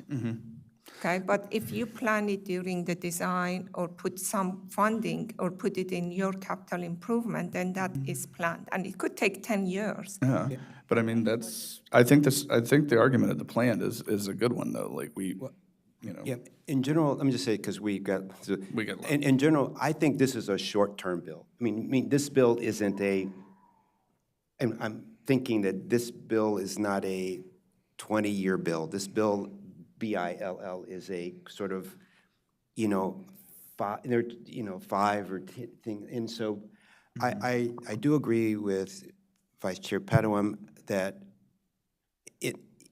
things that are planned that are partially funded or under construction or fully funded, those probably won't happen for, another a while. So I can go either way, but I don't want to get caught up on, but for this bill, I'm either way, but long-term, I definitely agree with Commissioner Padawam because things. Just one further thought on that. We talk all the time about how, the process of getting housing development sort of from soup to nut, like it's a long process. It can take years for these projects from the time that they're kind of originally, the original idea to sort of pursuing various types of approvals, to getting the financing, to make sure the economics are right. So given that it's already a long time frame for any sort of housing development that may go in these places, I think it makes perfect sense to say that, like, if we think there could be rail transit here in the future, given that even if, we change zoning today to allow it, new housing on that site could still take many years to develop. And if we just kick the can down the road, then we're just further delaying sort of the benefit associated with it. For the purpose of moving, we have enough support to move to keep this here, but we talked about either way, but we have enough support to keep going on this, okay? Well, and this will help us move on to the next one too, but I just want to point out the reason for this definition is simply to know whether or not a unit that's built gets a credit of 1 or 1.5. Right. And so really all we're discussing is, yes, it's prioritizing where we want to see because we'll get a credit. It's just a credit against the gap, whether it's 1 or 1.5. Okay, all right, great, thank you for that. Let's Comment D is similar. It says, we have questions about for every housing unit built within 3/4 mile of a rail station, 1.5 housing units may be subtracted from the local housing infrastructure gap. And we have questions about how is a unit considered built. In their original calculations for their bill, they use, for housing units, they use ACS and census data, and but using that would be difficult in this regard because census data is aggregated to, a tract, a block, and we need to know the exact location of that housing unit. So we were just looking for clarity on the data that would be used, and we recommend using the Department of Permitting Services data. Can I make one suggestion on this? I think that justification makes sense, and I support that recommendation if they stick with this kind of 1.5 credit approach for transit proximate units and units that are affordable, which maybe we'll get to. I can't remember if that's included in this recommendation document, but I would be interested in exploring us recommending them remove this 1.5 credit idea. And I understand the incentive behind it, which of course we want more development near transit. We want more development that has higher levels of affordability. But I think the way they've structured this incentive is ultimately counterproductive to the core purpose of the bill, which is to shrink the supply gap to address the undersupply that currently exists. And there doesn't seem to be any justification. I don't think it's defensible to really have this approach if the core purpose is actually the ratio, if the core purpose is to sort of address the ratio and that gap. Right. So, it's to the extent that the ratio approach, has some merit, and I'd like to talk more about that kind of at the end of this. I think that this is a little bit internally inconsistent with that, and there's other ways to incentivize this kind of development. I'm not sure we can do all of this through this kind of like ratio approach bill, But I certainly don't think that sort of adding an additional half unit on top of transit proximate units is the way to do it, you know? Yeah, I mean, I tend to agree, and I've sent comments in the last couple of weeks for this on that thing of this is essentially reducing the supply and demand, and, you know, that's gonna hopefully reduce cost of housing, or at least provide enough housing for everyone, and it still fundamentally assumes that housing is a burden. Like, that's the fundamental assumption underlying that you get to get a top-up with having housing near transit. Housing near transit is what you should do because you've made that investment, not because you think housing is a burden. And like, that's what the 1.5 is implicitly saying, is getting 1.5 units per unit near transit is implicitly saying that housing in itself is a burden. And I don't love it. I don't really think we need to block passage the whole thing over it, but I do tend to agree with Commissioner Linden that it's internally inconsistent. So how do we going to give them incentive? I'm fine as long as if you take this out, then the provision C probably would go out also. I'm more strong feeling about C than this one, but I'm fine to incentivize that first build it in the transit area. I think that is more important than the other factors that you're talking about, in my opinion, but I'm not an expert Yeah. to see which one works or not. I 100% agree, and, you know, as a county, we of course prioritize this kind of development, and increasingly, you know, many places are. You know, another way to think about this, although I don't think we should actually pursue it in this case, but, you know, we could provide less than a 1-unit credit for developments that are not transit I think that's proximate, probably a better way. or units that are sort of built in a greenfield setting, or units that don't sort of, are not consistent with some measure of compact growth. That gets also, it runs into similar problems, I think, in terms of administering it. And I also don't love it just as a concept, but there are other efforts at the state to help prioritize and incentivize TOD development, which is really what we're talking about here. We do that locally. Many other places are increasingly doing that locally. It's hard to package everything into a single bill, and the way that they've structured this from a method standpoint, I think it's difficult to incentivize it here, especially in this way. So, yeah, if we're comfortable as a group, maybe we could just, you know, it's certainly not something to absolutely not to block it over, but just as a recommendation for them to consider. Yeah. We're just removing the credits entirely. We know the infrastructure costs of greenfield and exurban and far out development. We know that the infrastructure costs are higher. I think it makes considerably more sense to disincentivize counts for that than it does to incentivize the development and infill that we want, need, and is more compact and more appropriate. Yeah, I agree with the conceptually, but we have this on the table, and so and on our own local laws, we are incentivizing or disincentivizing based on, but I think we can have the comment that yes, by incentivizing the affordable whatever this is, no, it's just with housing within. It doesn't necessarily if it's affordable or not affordable. It's just within 3/4 of a mile of a rail station, right? I don't have a problem in general but you're saying that you're losing a half a unit. Is that what you're saying? It exacerbates, so it works at cross purposes with trying to address the undersupply issue. Right. So, you know, there could be reasons for that, but again, if we're trying to use this bill as a way to shrink the gap, which is fundamentally what it's trying to do by using this to say, like, okay, in areas that have a gap, you can no longer deny except for these reasons. It feels like not the best way to go about that. We can provide that as a comment, but why don't we go to the next one? Sure. So the next comment is just clarity on how distance is being measured. Comment E has to do with documentation. In order to reduce a local housing infrastructure gap under the subsection, a local jurisdiction must submit documentation to the Department of Housing and Community Development. We're asking for clarity about which agency would take the lead for submission. You have to understand that, you know, the affordable units would come from DHCA, approvals would come from planning. There's, you know, permitting from DPS. The Office of Zoning and Administrative Hearing also has a role in this, so we're just looking for a little bit of clarity on the agency that would take the lead for this. And we do have a meeting tomorrow, Mr. Sartori and I, with the county to discuss this bill, and so we will further hopefully get some clarity on that tomorrow too.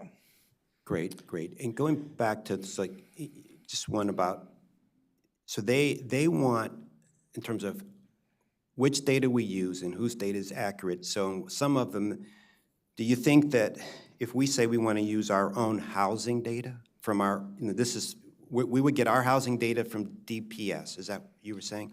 We would, yeah, so DPS would provide either building permit or use and occupancy data.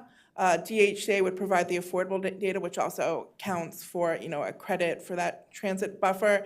But there's other agencies that would also be involved in creating this documentation. So just not looking at us, but just looking at other jurisdictions, I assume that every jurisdiction could do the same, correct? Well, I think other jurisdictions, they might be slightly different. I think it would be good to get clarity from the state exactly what would go in to this documentation so that we could all be on the same page. As you know, I came with the director's report with the hand survey a couple weeks ago, and that requires also significant collaboration across agencies to complete it.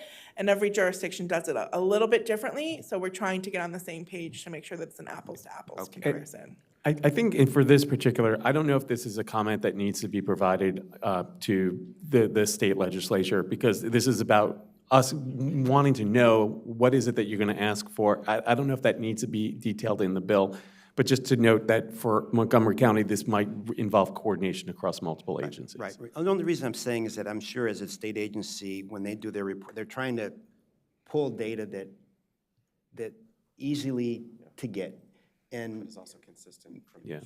each county. also consistent, so I'm just trying to, so we can keep going, but I'm just saying, they're trying to, for this ratio, and that if every place does it differently, they may have an. We got a lot of apples to oranges things going on here. Sure. So comment F has to do with the provision to deny a housing development project application includes requiring that a housing development project wait a period of 1 or more years to receive a building permit. And we just wanted to understand how we are measuring that a project wait period of 1 or more year to receive a building permit. From what starting date? Is it submission of plan, approval of plan, submittal of permit? So we're just looking for clarity.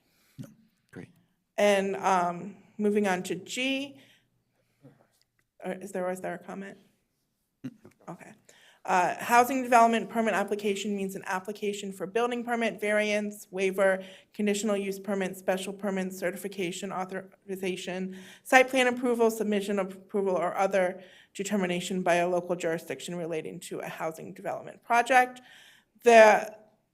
These list out multiple types of applications. Many projects are required to go through multiple of the listed. Does each step get 1 year, or the cumulative? Does the whole process from start to finish need to take 1 year? So again, we're just looking for clarity. And then I think, sorry, just to add one, this is this is where it sort of more directly impacts our kind of optional method potentially, right? Like, the way that I originally read this, I'd be interested to hear from Ms. Borden on this, to obviously we're seeking clarity here, but the way I originally read this was it applied to kind of the pulling the permit, or the not pulling the permit, but getting the permit approval at the end of the process from DPS. But I missed this section where they listed out sort of the various components that they see as what a permit actually refers to, which is a bit more expansive than in many contexts. Yeah, never would take less than a year. Yeah. Sure.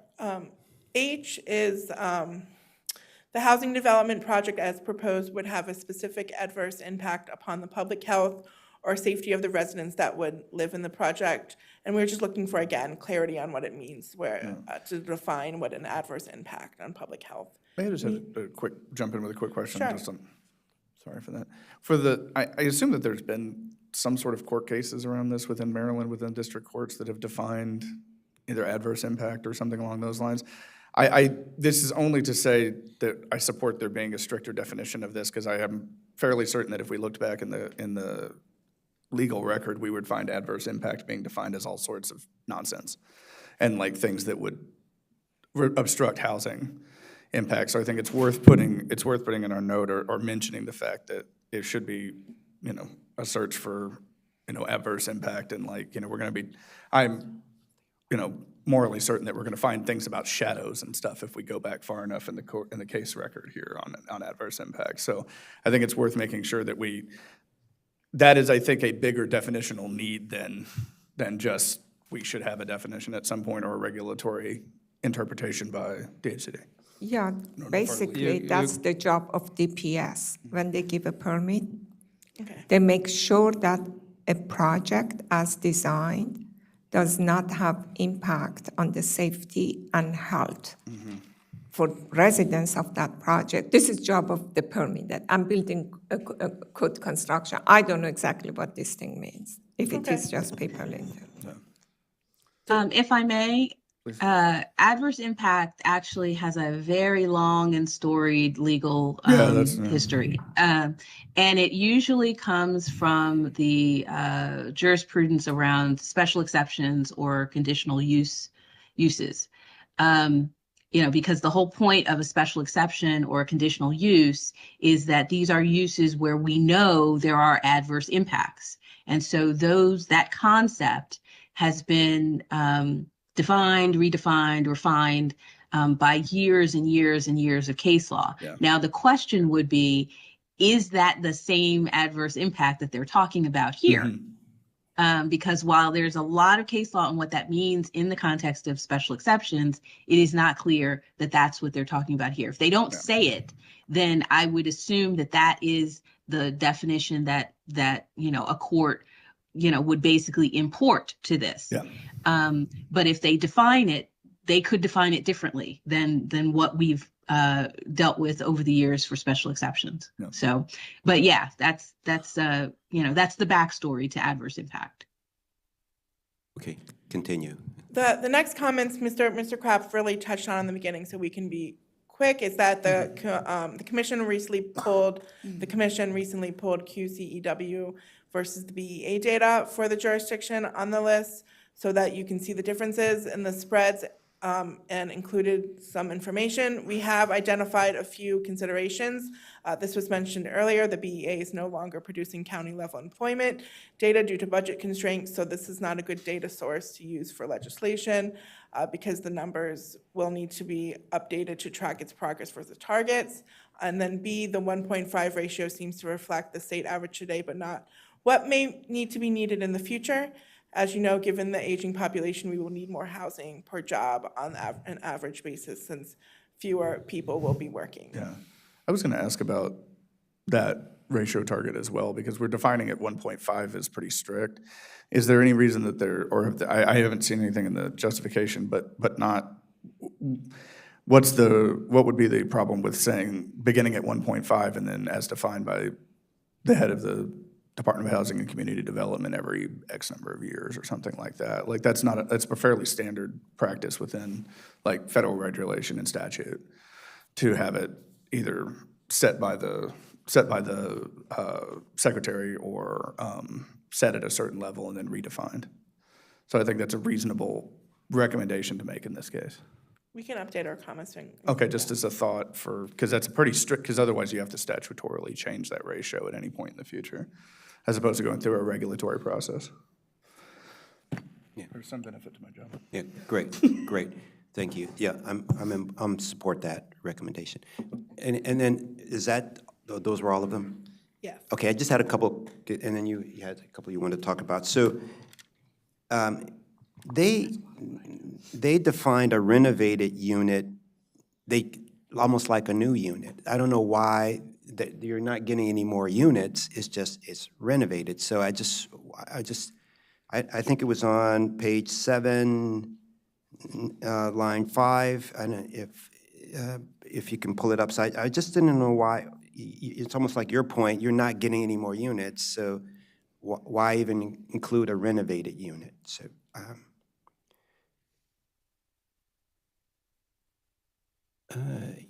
Yeah, I think it's. I can guess as to why that might be. So I think it was mentioned earlier.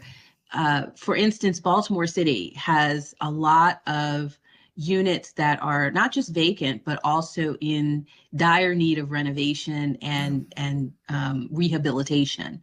And so it may be that they're trying to kickstart some of that, in older sections of Baltimore City as well as other areas. They have a real problem with, housing that's technically there, it's technically on the books, but it is not habitable. Yeah, Right, blighted right, units. right. Yeah, so, this, Commissioner Linden, when you mentioned maybe it's renovation of uninhabitable housing, but not renovation of, existing that's much better. used housing. So, because it won't be helpful for us. Yeah. Right. Would we want to request a definition in here for, quote, substantial renovation? Because they say a housing development project means the new construction or substantial renovation. But what What is substantial? is renovation? substantial What is yeah. renovation? Yeah. There are federal definitions of that within. Yeah, it's like so context. much per unit you have to do. Yeah, but you have to do. So this is all written around affordable housing. This is what, yeah. I think it's actually it might be in here on page 10. Residential project that meets the criteria is annually established. Okay, so it just references a different definition. So I don't know if we have any idea what that definition would be through DHCD. But the larger point makes sense, that we just comment requesting clarity around that. Right, but if it's uninhabitable, yeah, you get credit. If it's not uninhabitable, you shouldn't get credit, right? Then, and then the other is, on page 11, line 23, they talk about definition of conservation property. I just assume that that's just like park property or any I think they exclude that, so I'm just assuming it's like that. And then on page 11, lines 29 to 31, they talk about school capacity. Do they define school capacity the same as the way we define school capacity? Because they have this, I brought this up before, maybe it may not be worth mentioning, but at 100% capacity, you can sort of deny, right? And it says, and so, but we can go over 100% capacity and we don't deny, right? Right, so I think this provision wouldn't affect us. Okay. I think that it's for the other jurisdictions that probably still have moratoriums on the book that Right. we don't have. But I'm just trying to say, a municipality would say, okay, even, maybe I'm reading it wrong, but like a group could say, you should deny that because the state said it was at 100% capacity, right? But our law says, well, we have other rules. So, but if I'm reading it wrong, then, Yeah, I wanted to talk about this one too, because I thought it was interesting that the other exceptions they provided for denial include some version of, this exception exists unless there's some plan or ability to mitigate that particular issue. But that kind of caveat was not included with the school capacity exception. So I was wondering, I don't know if it's worth us making a comment about kind of the consistency there, because obviously every county is required to have an APF ordinance, right? Or is that a state requirement? No? Okay, so not everywhere. It's not a will have AP. statewide requirement. Okay. To the extent that many either do or many have impact taxes that, collect money to address that nexus between development and either schools or transportation, it seems like there are plenty of opportunities for localities to address school capacity issues, whether it's through just that or through, boundary redelineation process. And I would hate for this to be I would hate for this bill to kind of double down on the ability for moratoriums to go into effect in places where they can just simply point to a capacity issue and not have to actually have a plan in place to address that, to allow more housing to come in, because as we know, more housing development also brings in more tax revenue potentially that can feed into the school system and capacity expansions and capital improvement programs. So I totally take the point that this does not affect us, and because we've been probably more kind of forward-leaning on this than maybe other parts of the state. But to the extent that we want this to be as positive as possible for other parts of the state, I wonder if that's something we could recommend. Sure, we can certainly note the inconsistency, but also maybe outline some of the strategies that you mentioned that could address this, like school boundaries, additional fees, like the utilization premium payment fees that we have in Montgomery County as ways to address this.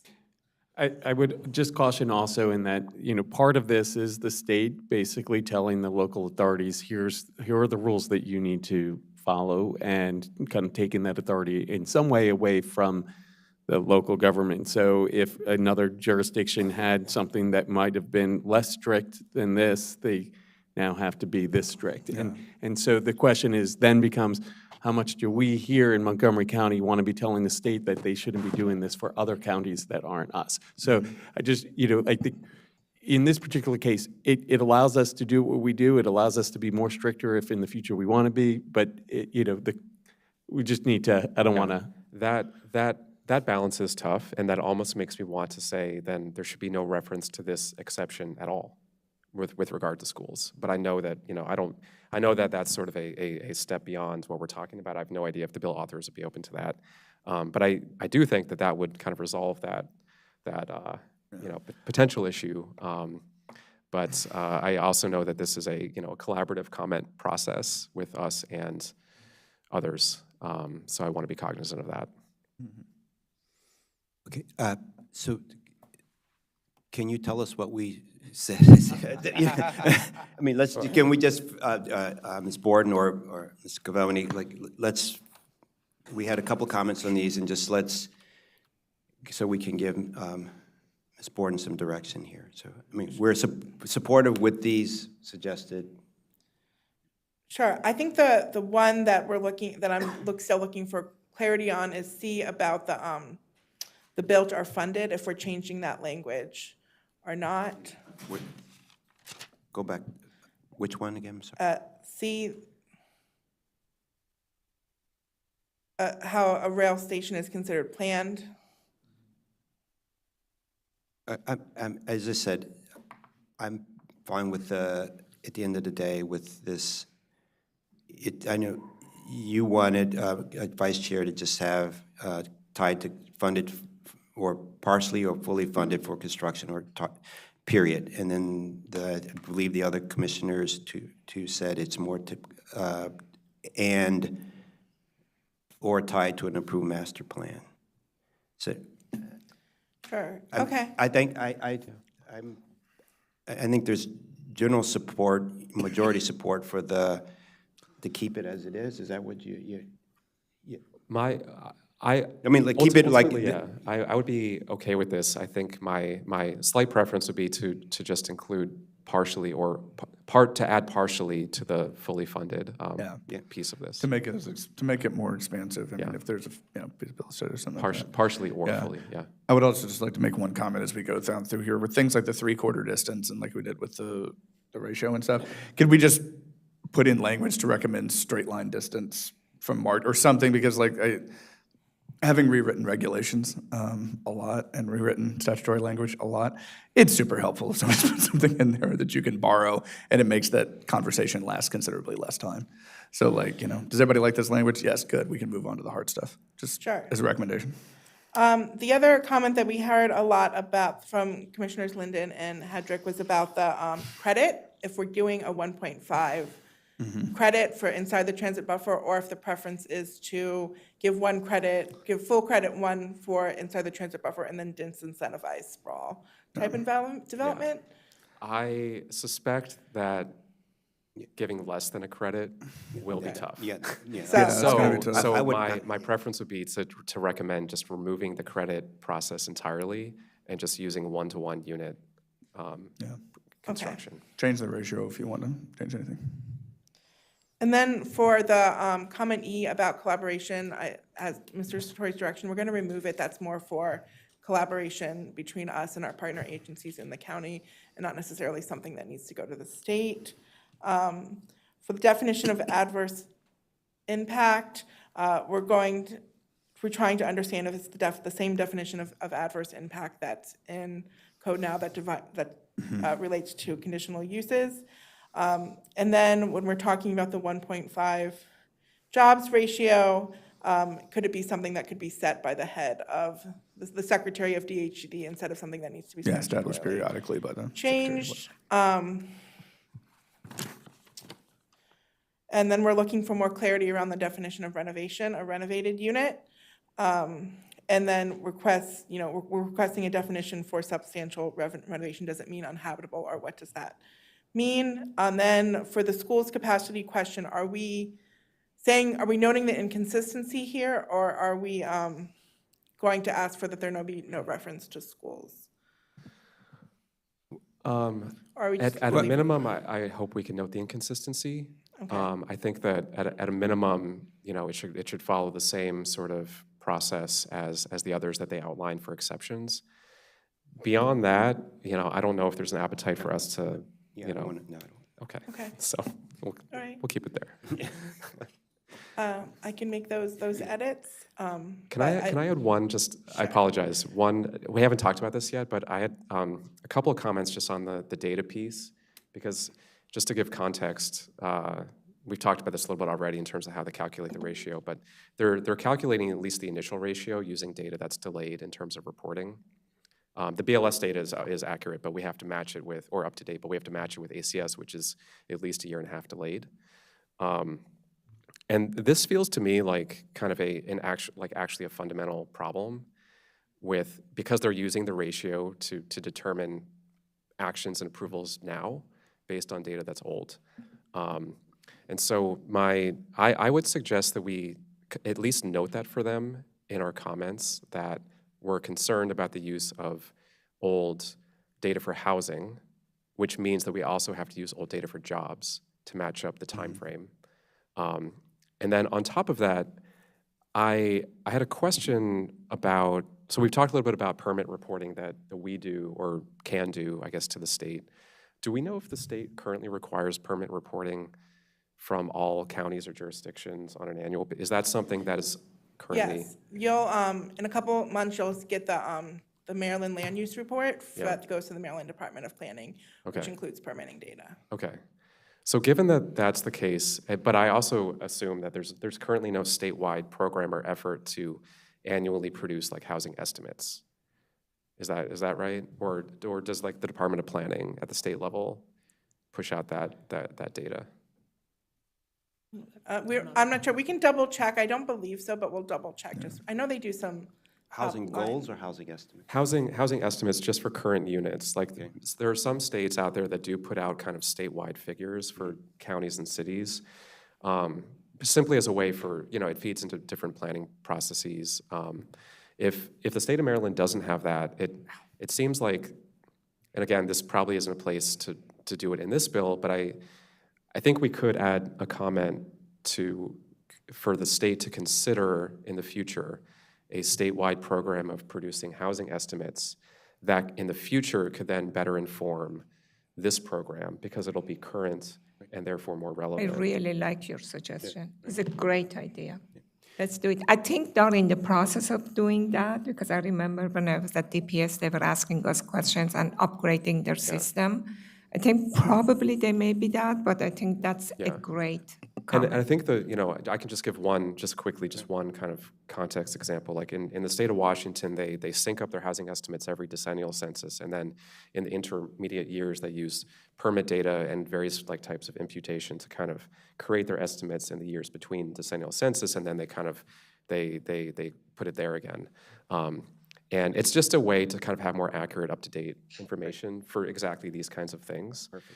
And in my opinion, it's not like a huge lift that the state could take on. Obviously, it would require some money and maybe some additional staff, but I think that it'd be helpful for us to note it here, and it could really make this kind of program more robust. Yeah, great. So the data you report out every year, that's not the housing estimates? Like, the state, you give data to the state and then they put it out? You said something's coming to us.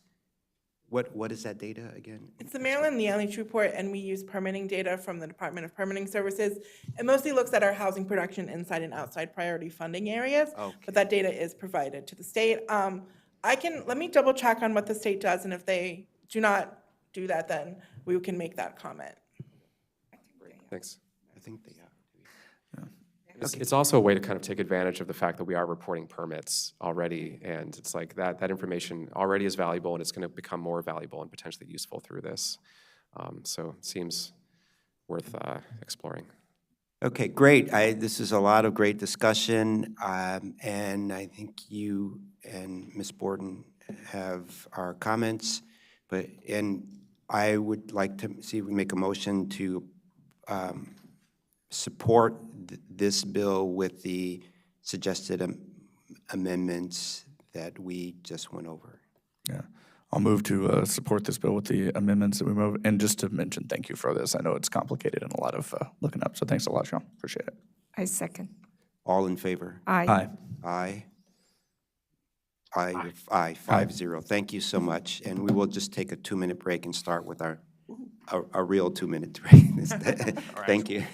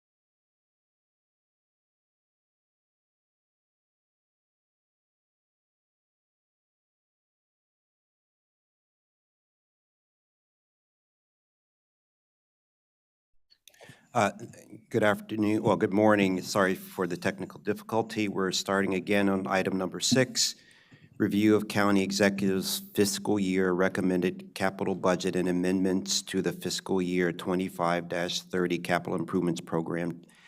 This one will talk about transportation, and the next one will talk about school capacity. Where staff is recommending on this one to transmit comments to the county council, and this morning we have Sophia Aldridge presenting this item. Welcome. Thank you, Mr. Chair. For the record, Sophia Aldridge from the Countywide Planning and Policy Division, and joining me today is Karen Gauss-Dewar, a Planning Associate from Countywide Planning and Policy as well. I also want to note that we have a guest in the audience from the Montgomery County Department of Transportation. It's Joseph Mogus, who you might recognize as someone who used to work at State Highway Administration.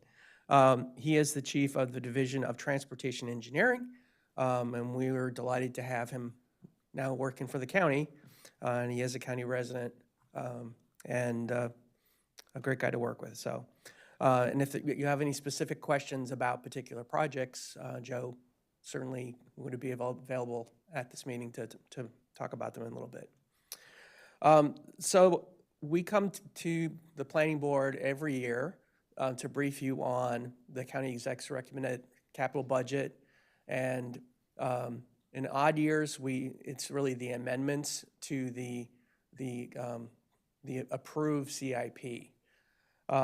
This year, there's not much to report on the transportation side. Overall, the amended CIP has taken a pretty big hit of almost $400 million. And, you know, so there's lots of budget shortfalls. Actually, why don't we move to some slides? Yeah, so you can see on this is the summary that's in your staff report, a $400 million total shortfall. Transportation, however, is only projected to have a $20 million change in budget between the adopted CIP budget and what is being recommended. And that's only a 1.1% reduction. Typically in these off years, there's slight changes. For transportation in the past, it's actually been increases, and it's usually for things like bridge repairs that come up, things that can't be anticipated. When inspection reports come in, budgets need to be, shuffled or moved to respond. But there's been, a fair amount of changes, I think, due to other activities within the county's overall budget. Next slide. In terms of transportation funding, and I'll go into the details in terms of the dollars and cents in a second, but the transportation funding is usually somewhere between 22 to 24% of the overall CIP. This year is closer to 22.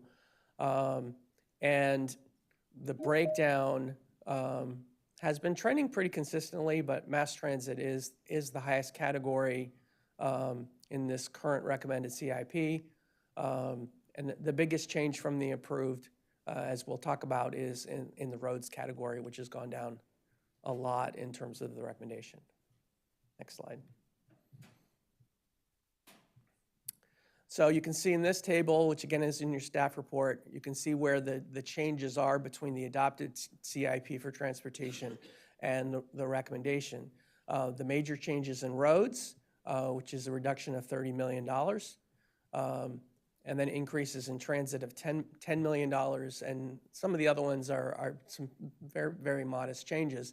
In general, while we're losing $30 million in roads, most of that is going out of the transportation budget to other budgets within the county because of the shortfall of 20 versus essentially the 30.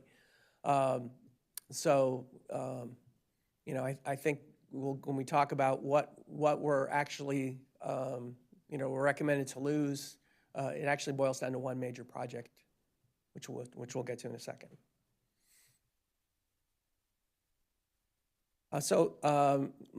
As part of this, we summarize a whole range of categories: new projects, increased funding, decreased funding, projects that are being deferred, projects that are being removed. So for new projects, we have two significant projects. Gregg Road Bridge is a rustic road bridge. It's a very tiny bridge. Goes over some tributary of the Hollings River, north of Brookville. And that, due to inspection reports, I guess needed to be moved up on the list. It's a very modest $1 million to facilitate some repairs. The larger project is an expansion of the US 29 flash service, and this is great news, an extension into Howard County. This will cover the cost of both zero-emission buses, stations, and operations. And we'll note that the bus service will be run by Ride-On. However, I think the operating costs are being paid for by Howard County. And has federal funding. And so it's a pretty exciting addition to extend a service that is doing pretty well and extending it up to, I believe, up towards Columbia. Can I ask a quick question on the new extended service? To the extent we know this, but will this essentially become like one kind of through line for every bus will start downtown Silver Spring, end in Howard County, and vice versa? Or will there sort of be like some schedules that maybe kind of stop in an intermediate place? I guess basically what I'm wondering is if we're proposing purchasing new buses for this, which is great. But will there be any practical service change in terms of frequency headways based on the extension of the line? Okay, well, for that, I think I want to ask Joe Mogus to come up front. I will say that the existing US 29 service has two variants. One that that starts in Burtonsville and one that doesn't. Mm-hmm. And the one that starts in Burtonsville has a slightly different service pattern. Good morning, everybody. My name is Joe Mogus. As previously mentioned, to answer your question directly, I'm not sure, but I believe the answer more properly is TBD because the MOA is still under development between Howard County and Montgomery County proper. Okay, thanks. Thank you. All right, next. And again, for each of them, we just have some quick summaries. This bridge, I drove over it. I had to double back to make sure it was actually a bridge. It almost seems more like a culvert, but there actually is a bridge structure there. So that sort of explains why it's not a high cost. Next project. Next slide.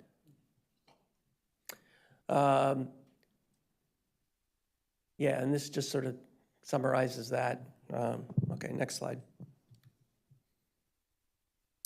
So on funding decreases, there aren't too many, and the numbers are, as you can see, pretty insignificant, especially when we've rounded them into millions. Some of these look like slight adjustments in costs, not really that significant. The residential and rural road rehabilitation, that's a level of effort project. I guess that could be considered a significant decrease in the overall budget.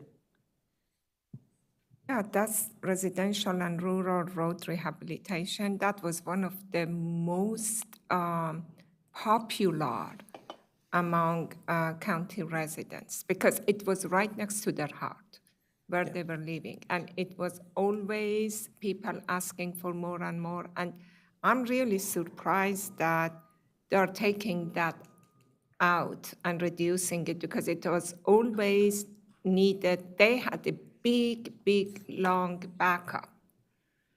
And I believe they do because I have contacted them a few times for different residential and rural. And, I don't know if that's such a good idea, that cutting that right through the heart of people that they really need. And then it's going to make a lot of residential streets uninhabitable and dangerous, especially the older ones that they don't have sidewalks. And people have to walk in the street of the subdivisions, and there are a lot of bumps, and it's actually dangerous, create issues. One of the, I think the hallmarks of the 25 to 30 CIP is that the funding for the maintenance level of effort projects were actually higher than they had been for many other CIPs. So it was actually good news last year that the numbers that we had, not just in this category, but other level of effort projects were significantly increased over previous commitments. So this is a slight reduction, and Where is the money going? Is it being transferred to cover some other shortages? Because this is a high priority project, and I do not know why they're cutting a high priority and safety project, especially that when it comes, because the amendment, the odd years amendment, it's very strict to bring changes. I just want to point out, with the projects we're seeing here on the screen, the reductions all come in FY '25, which is the current fiscal year. So it's possible that these reductions are based on the work that's underway currently on these, and maybe the contracts were not as high, or this funding wasn't necessary to complete it in FY '25. And the reasons the reasons aren't always given in full. I mean, it could be staffing shortages. It could be a lot of different reasons. Do we know that is that, or is it that they're just cutting projects? Because these cut projects, where people are needed most. Do we know, is still funding allocated, so in the case of Garrett Park Road Bridge, that .004, what was the total amount that was originally, this is the change? That's for, I'm trying to, is that 40? So that's $40,000. $40,000? Right. How much was originally approved in the CIP? That it's likely that as the project is moving along, the costs have been finalized and they need less money, so they're able to release it. I think the residential and rural road rehabilitation, I think what's important is that if you look at the funding changes for all the other years, they don't change, which means that the budget is the budget, because it is a 6-year CIP. So there is a reduction in 2025, but the other 5 years of the CIP, the funding has not been altered.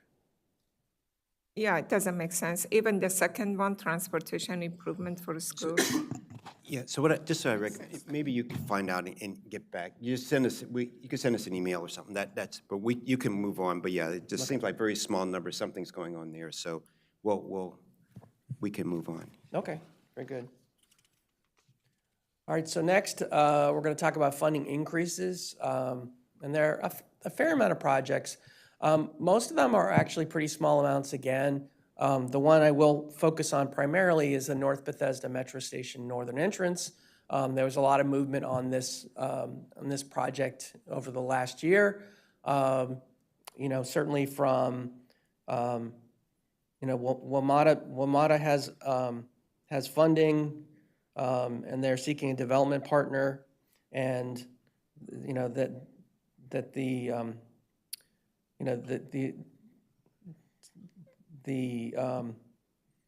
$5 million federal earmark was awarded to the county in 2024 Federal Transportation, Housing, and Urban Development Appropriation Bill.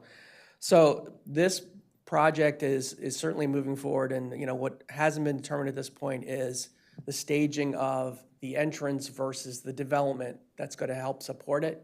My guess is that it would be a full metro entrance with essentially an office building or a housing development with access directly parallel to it, but we haven't seen details of it. I know that when WMATA was briefing the TNA committee a couple years ago, originally this was just a plaza. So a lot of movement has gone on. This is really the right way to help fund a new entrance to Metro. And also at the same time, the county DOT has been working on intersection improvements and sidewalk improvements along 355 up to Old Georgetown Road to really make that connection to get across the street between the metro station and Pike and Rose. So a lot of good things going on there, and this, we believe is a very positive step in the right direction. Next slide. All right, so I guess one of the major, and I would say this is one of the disappointments, is that a large deferral, which is $31 million out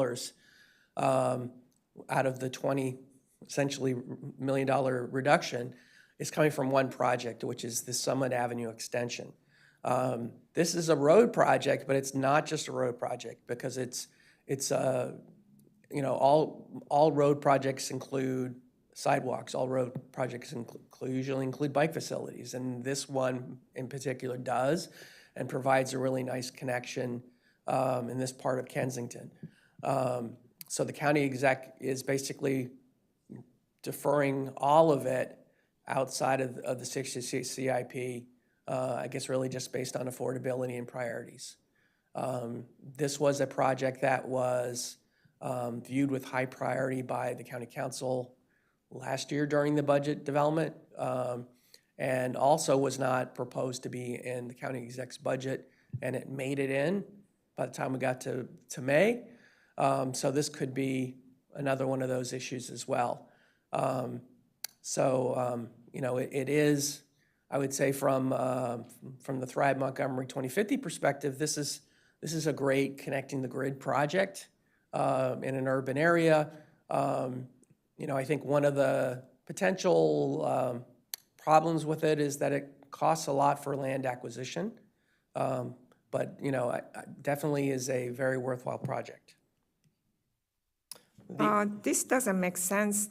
I don't even know that if this kind of changes are allowed in the odd years, that to defer a project that was fully accepted, I don't know, for no strong reason, because the only reason you could do it if it's a safety, or if it is a detrimental effect, or if you're going to lose some money or something. But deferring something that was already approved and bring it in the odd year, in the amendment year, and defer it, I had never seen. Remember, I have been doing CIP for years. This is very strange. Typically, you would expect maybe for the next year, they would push the money. Yeah, because this was already went in there. So something is going on in here. I don't know what it is, but I think it is good if we find out the reason. I agree with your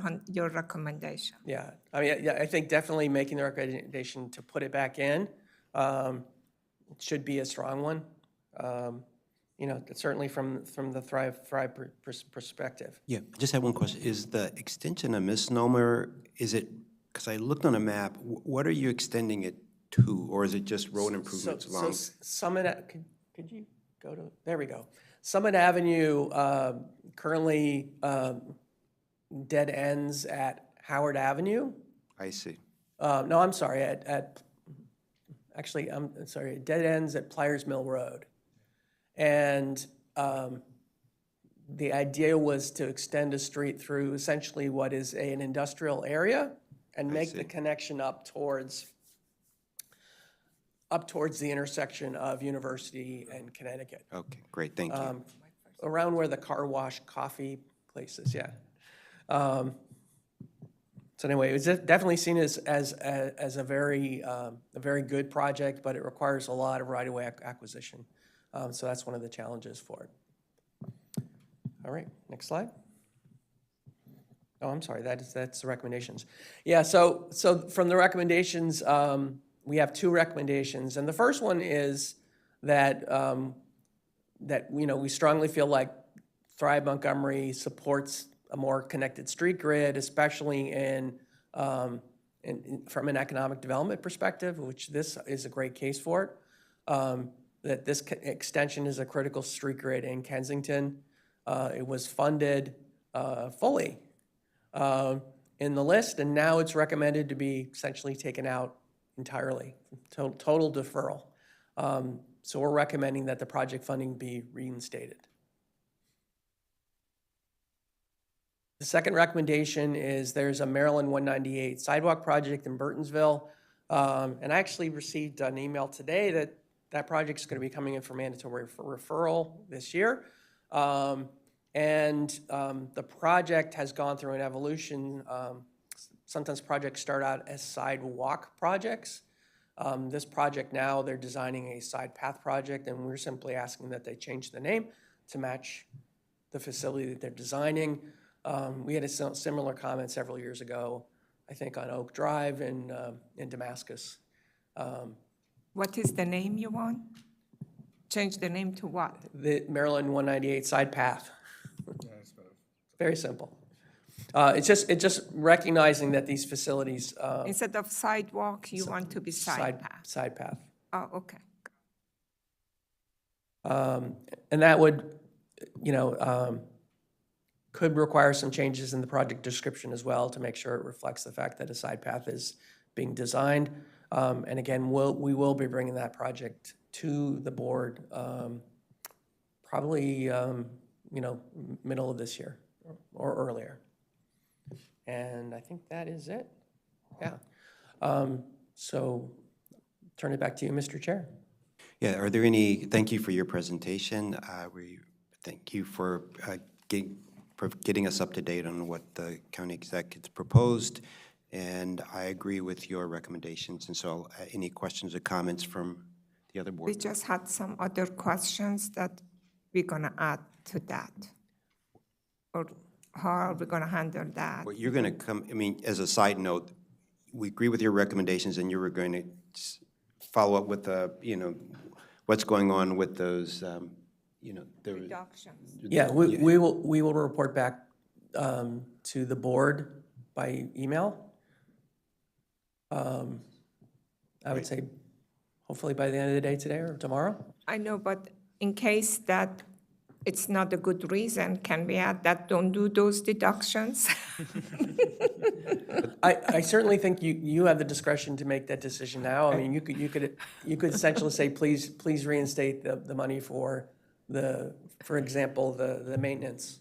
Yeah, but I don't know why they're doing that. What is the reason of doing that? And what are the other priorities? These are really high priorities, all of them. The bridge, I'm sure it's going to be built, but removing the improvement for the school and removing 1 million is a lot from subdivision streets. Is not to the best of the community. We can see if we can find out today and even just bring this up during the conversation, the work session on the master plan of highways and transit-ways.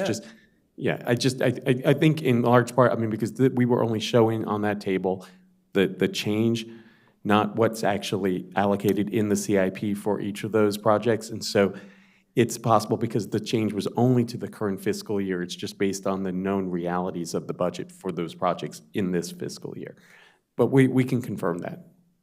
Okay. I know, but usually, as much as I remember, the odd years is not the place to do that. They completely deny and request you not to do that, to adjust the budget because of that. So I don't know if the policy has changed. Well, We understand. We'll try to get some more information in the next hour or two. Yeah.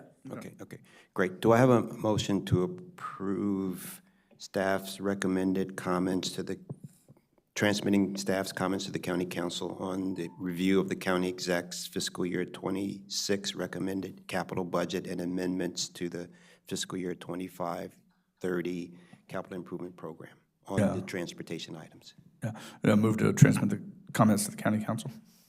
Second. All in favor? Aye. Aye. Aye. I abstain until I get that because I really feel strong about that. Thanks. Okay, all right, thank you.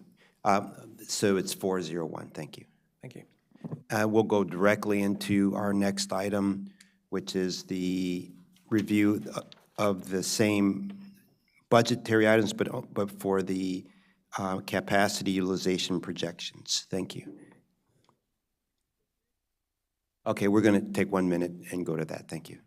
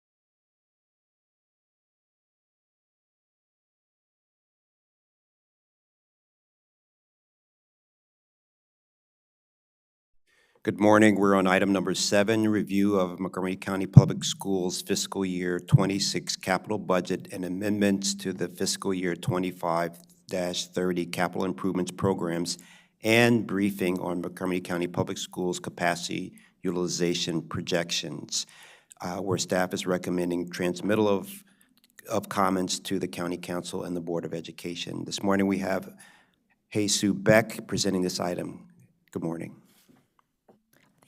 Thank you. Good morning. For the record, I'm Jesus Beck, Countywide Planning and Policy. And following the Transportation CIP, I am here to review the executive's recommended amendments to the FY25-30 CIP for MCPS.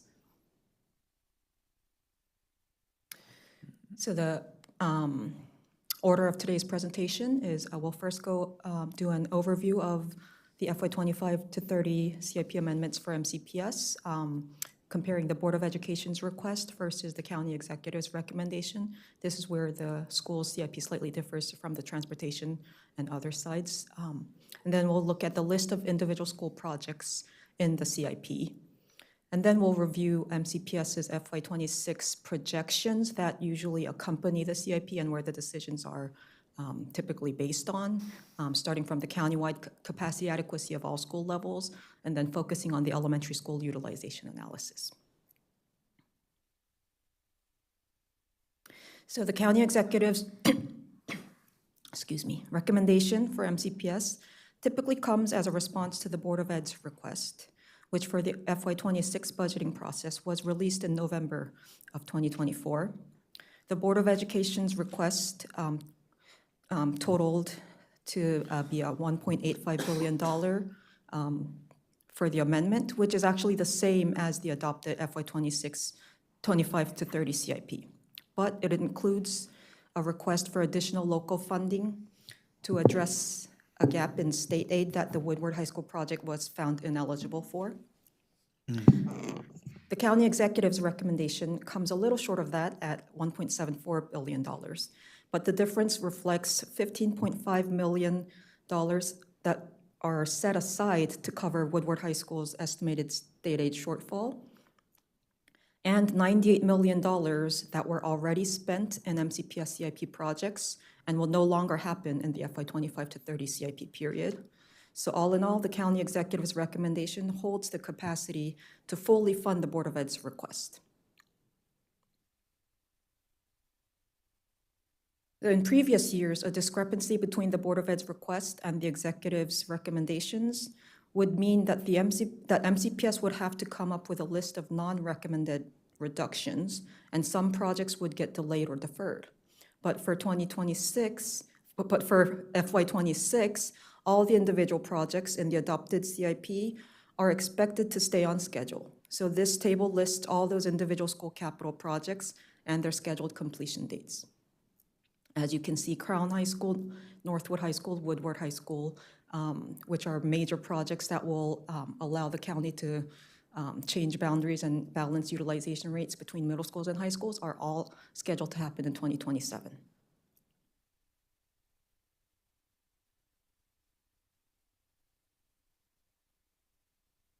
So the Board of Ed's request does include some increased expenditures for the projects at Woodward, Crown, and High School, and Northwood High School that would allow auditoriums, stadiums, classrooms, and labs and whatnot to be completed.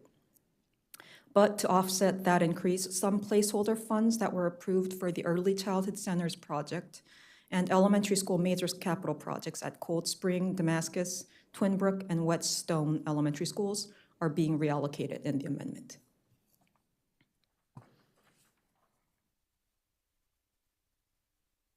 If all the projects in the FY25-30 CIP are completed as scheduled, in 2030, MCPS can be expected to operate with a surplus of 2,200 high school seats, 3,800 middle school seats, and 10,100 elementary school seats.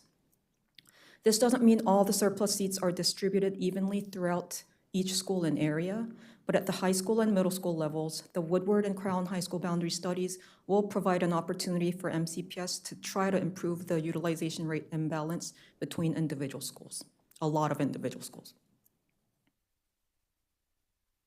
So here's the Board of Ed approved scope for Crown High School, which includes 11 high schools and the 17 middle schools that feed into them. Regardless of how the boundary is redrawn, all the schools included in this scope are projected to have a total surplus of 1,430 seats at the high school level and 1,682 seats at the middle school level in 2030.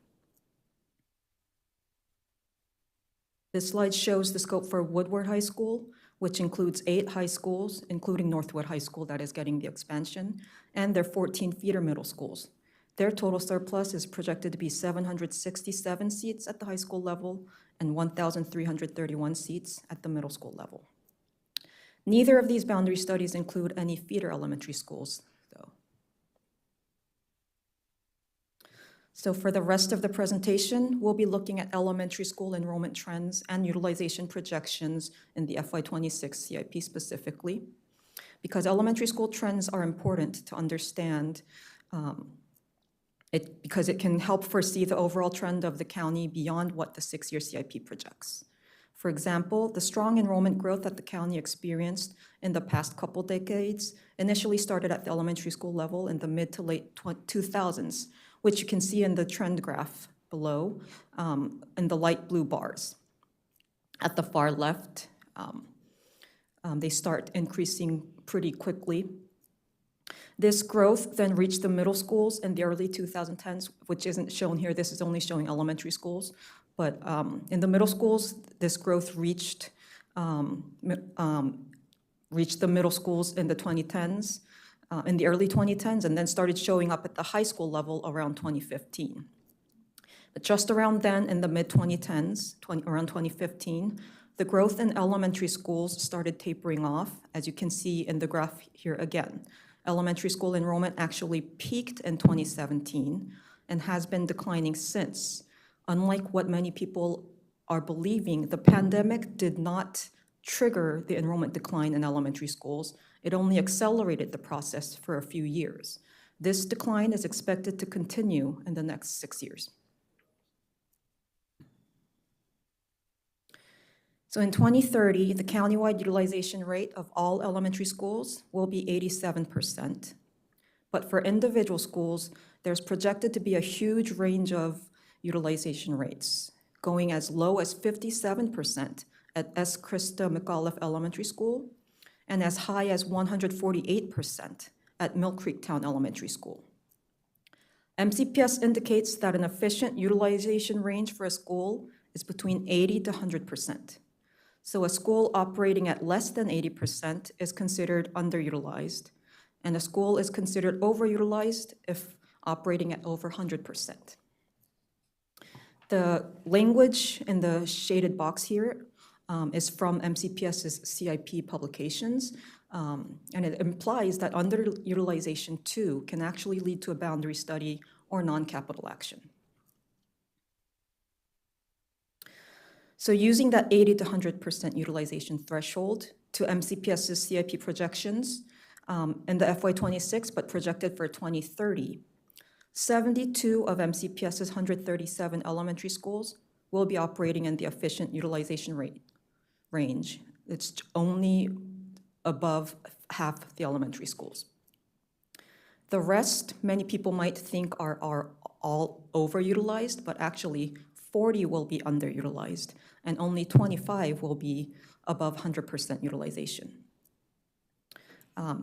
Again, many people don't realize, but the number of underutilized schools not only outnumber the overutilized schools.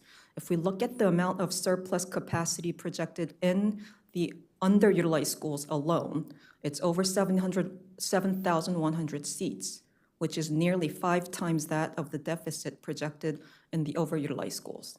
In addition to that, the schools operating within the efficient utilization range, many of which are actually barely over the 80% threshold, will have an additional 4,400 surplus seats available.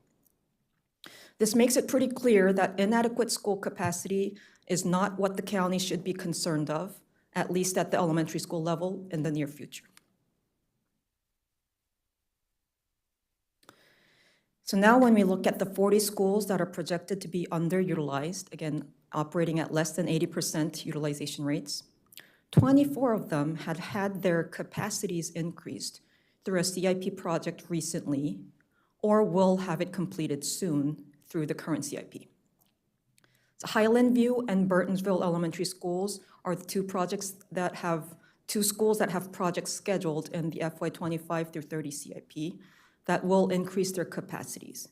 But their enrollments have been panning out differently than when the projects were added. So once their projects are complete, they'll become underutilized schools immediately. Similarly, 9 other schools had their projects completed just between 2015 and 2023, only to be underutilized in 2030, most of them already underutilized. Of all the surplus capacity projected in underutilized schools, 5,000 seats of the 7,100 seats, so 70% of them, have been added through capital investment since 2005. A list of these schools are included for reference in the staff report on pages 3 and 4.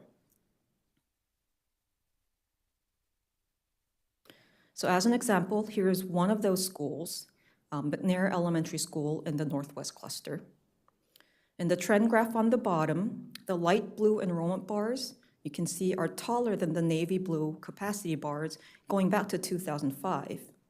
And enrollment starts growing around 2012, burdening the capacity for a while. So an addition project for 6 classrooms was added in the CIP in FY 2019, and it was completed in 2023. But the enrollment actually peaked in 2016 and has kept declining.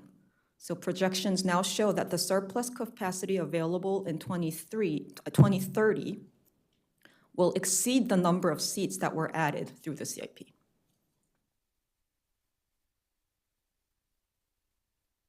There are other projects in the FY 25 through 30 CIP too, well, projects we've already mentioned, but that are no longer warranted by enrollment trends alone. Highland View Elementary School was, just like McNair Elementary School, severely overutilized going back to 2005, and finally had an addition project approved to increase capacity by 2027. But the enrollment there too peaked in 2018, and the school is no longer overutilized now. In 2030, 3 years after the project is expected to be completed, almost all of the capacity that is increased through the CIP, the capital project, will become surplus. So I don't understand. So what is going on in here? We spent all of this money and we expand the school, and then suddenly the enrollment drops and we didn't need to do that? Is it something going on with the trend, or is it the projections that they're doing is not correctly? Because this is keep happening, that it looks like that by the time they finish the capital project, the enrollment came down and they didn't need the capital project. Is that the case? I can't respond with a 100% certainty because we didn't do an analysis just focusing on that. But through our understanding from past research, this is probably a function of turnover enrollment.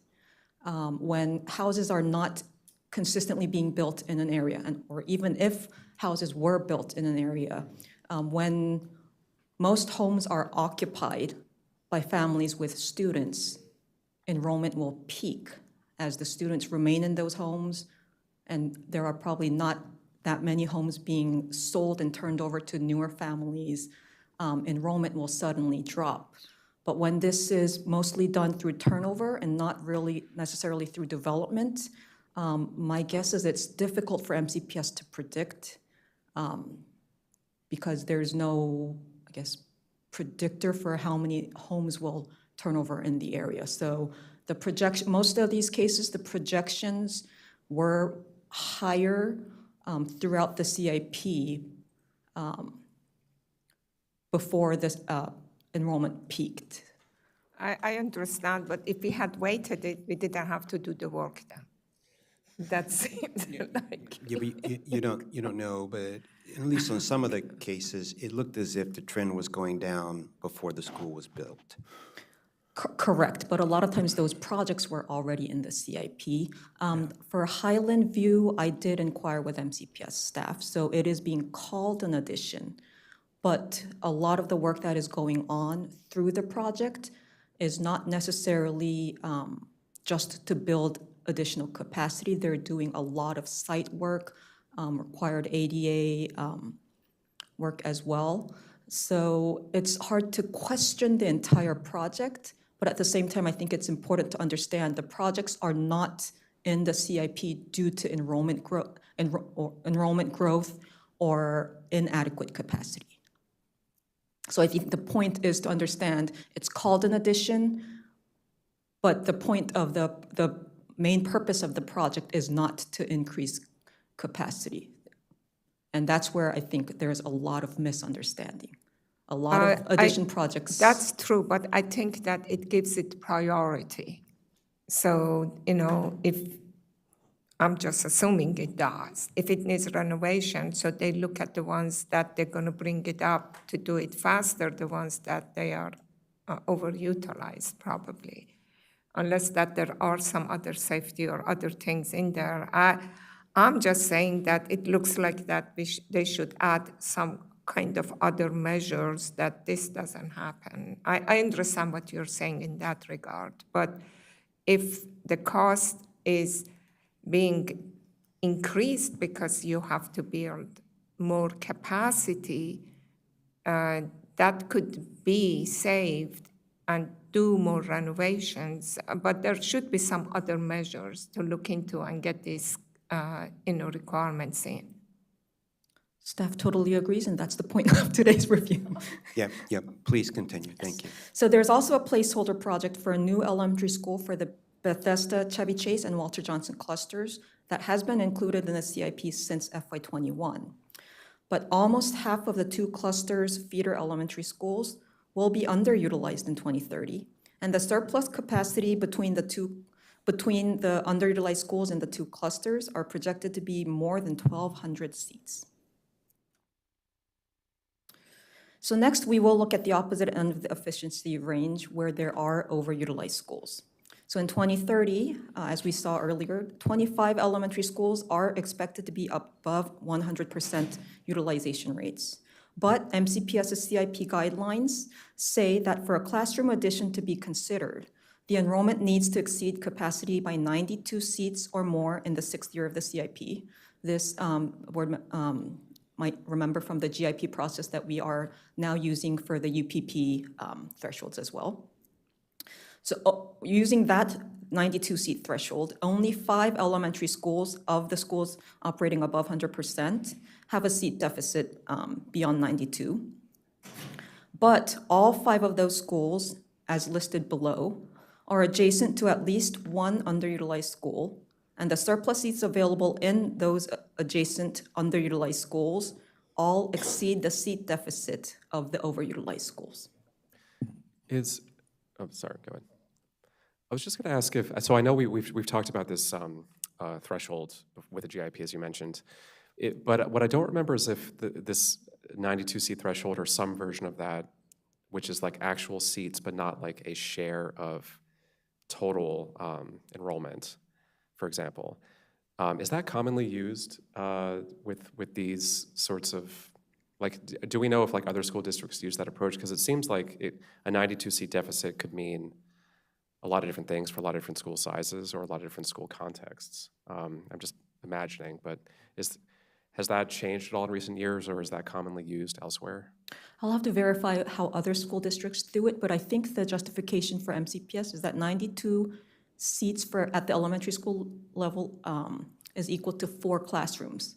My guess is to add a capital project at a school, that's probably the least amount of work that they would expect that has to be done for the capital investment. Okay, got it, thanks.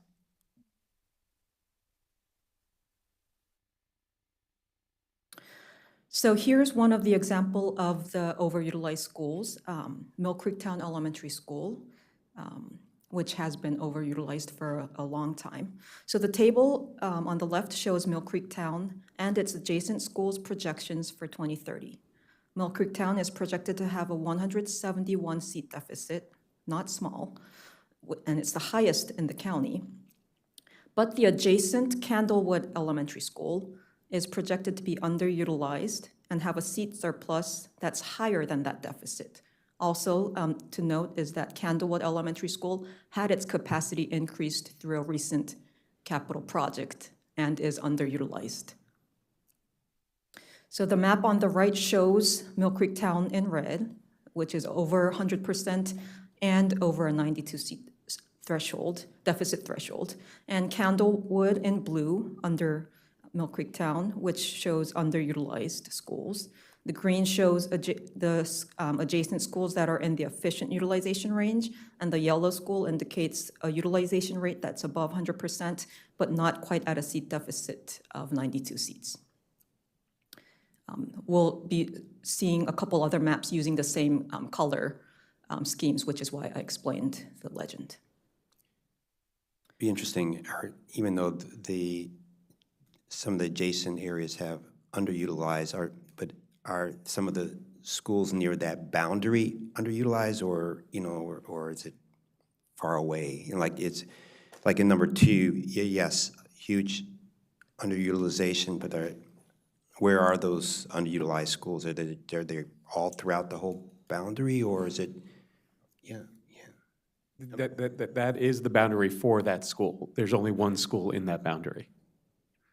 Oh, it's only one school. Yeah, in each that one of those, the 1 through 6, is an okay, individual okay, yeah, elementary okay, school in okay, their zone. Okay. I mean, this Yeah. This just clearly points out that this continues not to be a housing or construction issue, but it continues to be a boundary drawing issue. Like, this is an issue of the boundaries of surpluses and seat differentials, not an issue of construction. And like, why, to Commissioner. Yeah, they could put like 1 and 2, they're right next to each other. Candlewood can take more and make it both maybe yellow or green. I don't know, but it could easily be done. I don't know. We are just sitting here and deciding for Yeah, no, I'm just, seems easy, but then you have to, how easy would it be to get there, all these other things, but, so. But thank you for letting us know again. So here's the Bethesda Chevy Chase and Walter Johnson Cluster feeder elementary schools. Bethesda and Ashburton elementary schools, which we hear about a lot, are projected to be utilized above 100%, but not at a level where classroom addition is considered. So they are shown in yellow as number 1 and 8. The red at the top is a school that is overutilized above the 92-seat deficit, which is Farmland Elementary School. But there too, the amount of surplus seats available in the other schools outweigh the deficits projected in the overutilized schools, including the not quite overutilized to be considered for classroom additions, Bethesda and Ashburton elementary schools. So the total seat differential of all 13 schools, this time we're calculating the deficits of the overutilized schools with all the schools in these 2 clusters. So the total seat differential is 1,237 surplus seats.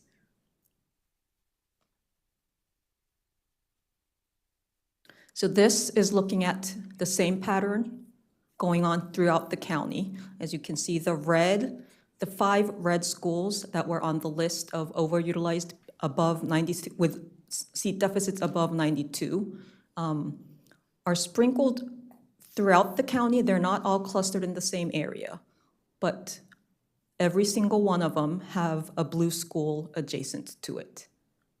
And the surplus seats in the blues all exceed the deficits of the reds. So is there any of those schools that are in red that are adjacent to the blue that are slated in the CIP to be expanded? No, so the one thing with the CIP projections, if there is a CIP scheduled a capital project scheduled in the CIP, the projections will show the increased capacity. So it's very unlikely to show up as overutilized.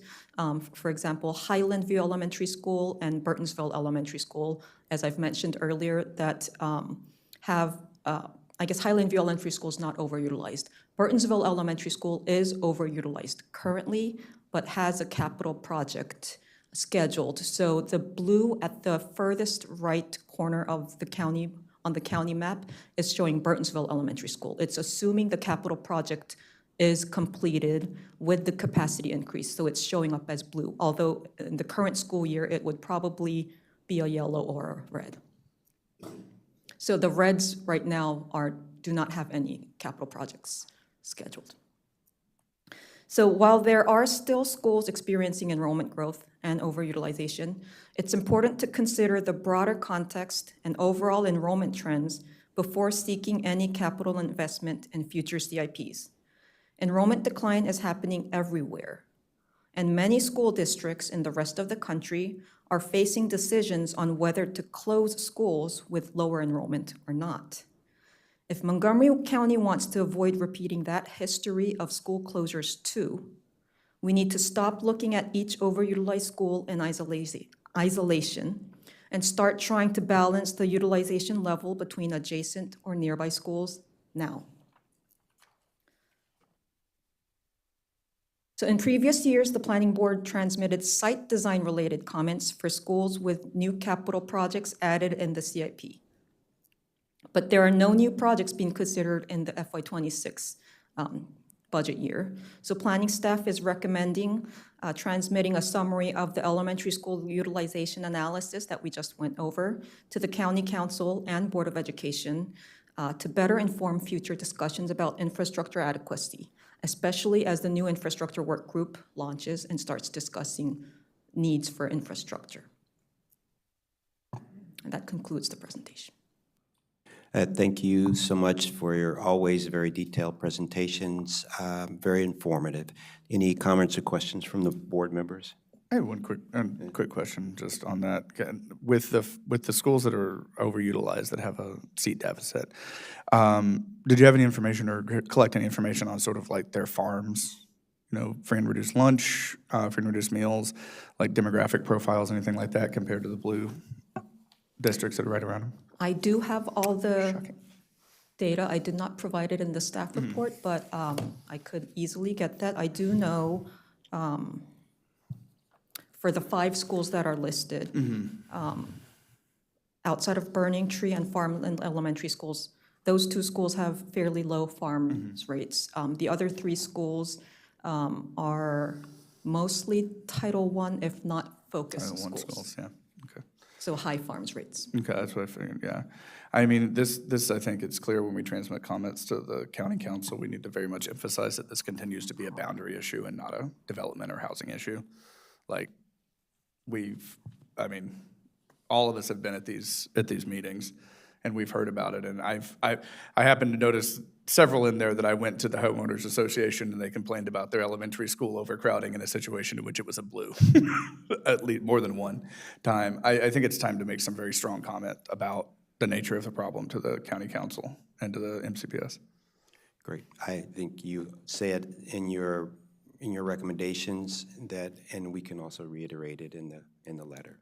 Okay, thank you. Any other questions or comments? Mr. Bartley, Mr. Linden?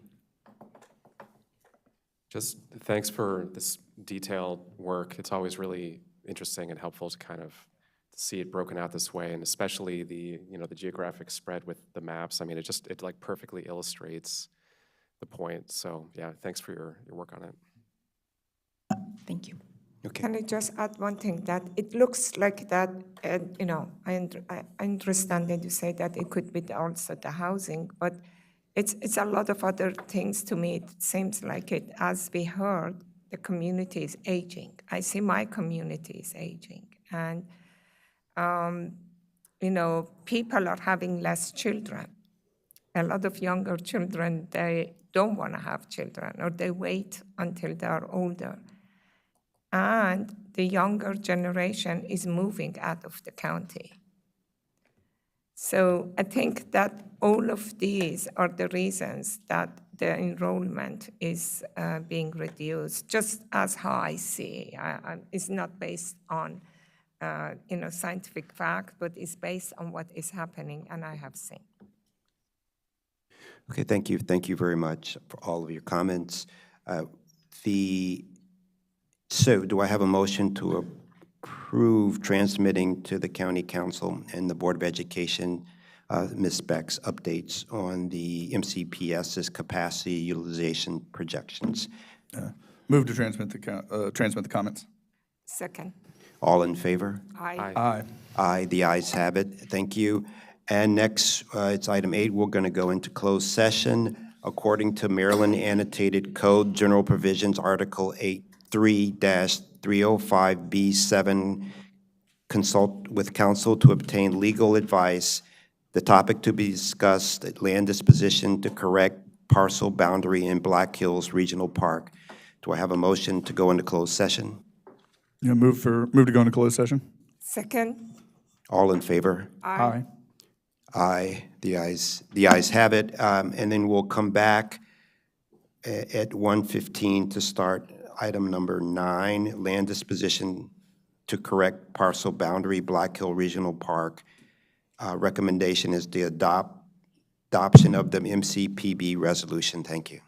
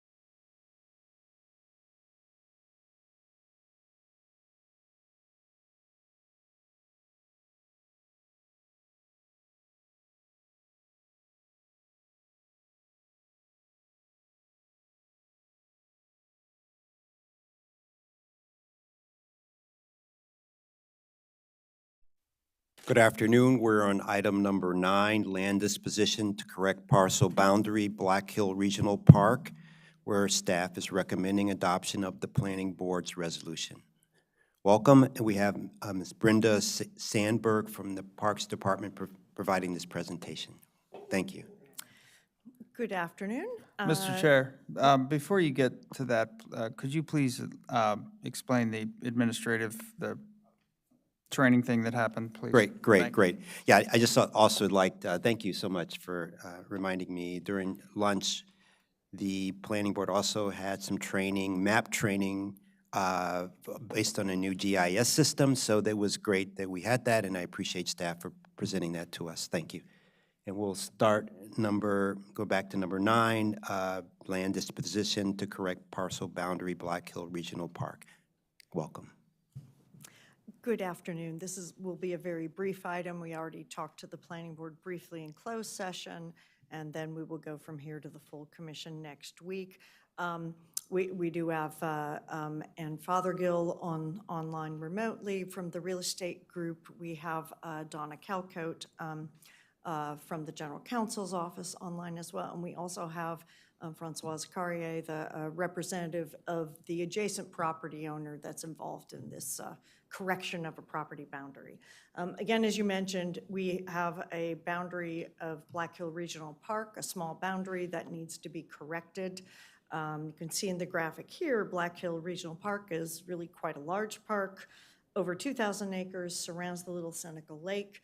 It is entirely northwest of Germantown and west of I-270, except for one tiny parcel of about 3.5–4 acres that's east of 270 and just south of West Old Baltimore Road. This parcel N466, was purchased in 1969 for Black Hill Regional Park. That dates just a couple of years off there. It was acquired at the same time as a large block of parkland on the other side of I-270. The parcel is currently entirely wooded. There are no park facilities on the site. The adjacent property owner, as they were working through a real estate transaction, identified that there was a problem with the property boundaries between their property and the commission's. And so we're here today to get your approval to move forward with the correct boundaries for parcel N466. This is a plat from 1966 where survey work was done. You can see what's labeled parcel 2 here on this graphic is what is now parcel N466. Even at that time, in 1966, the survey showed that there was an apparent overlap between this parcel and the parcels to the right. And you can see Linthicum is the property owner identified in that formal.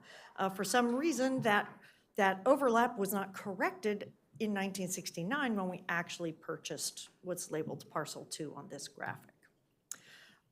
So at this point, the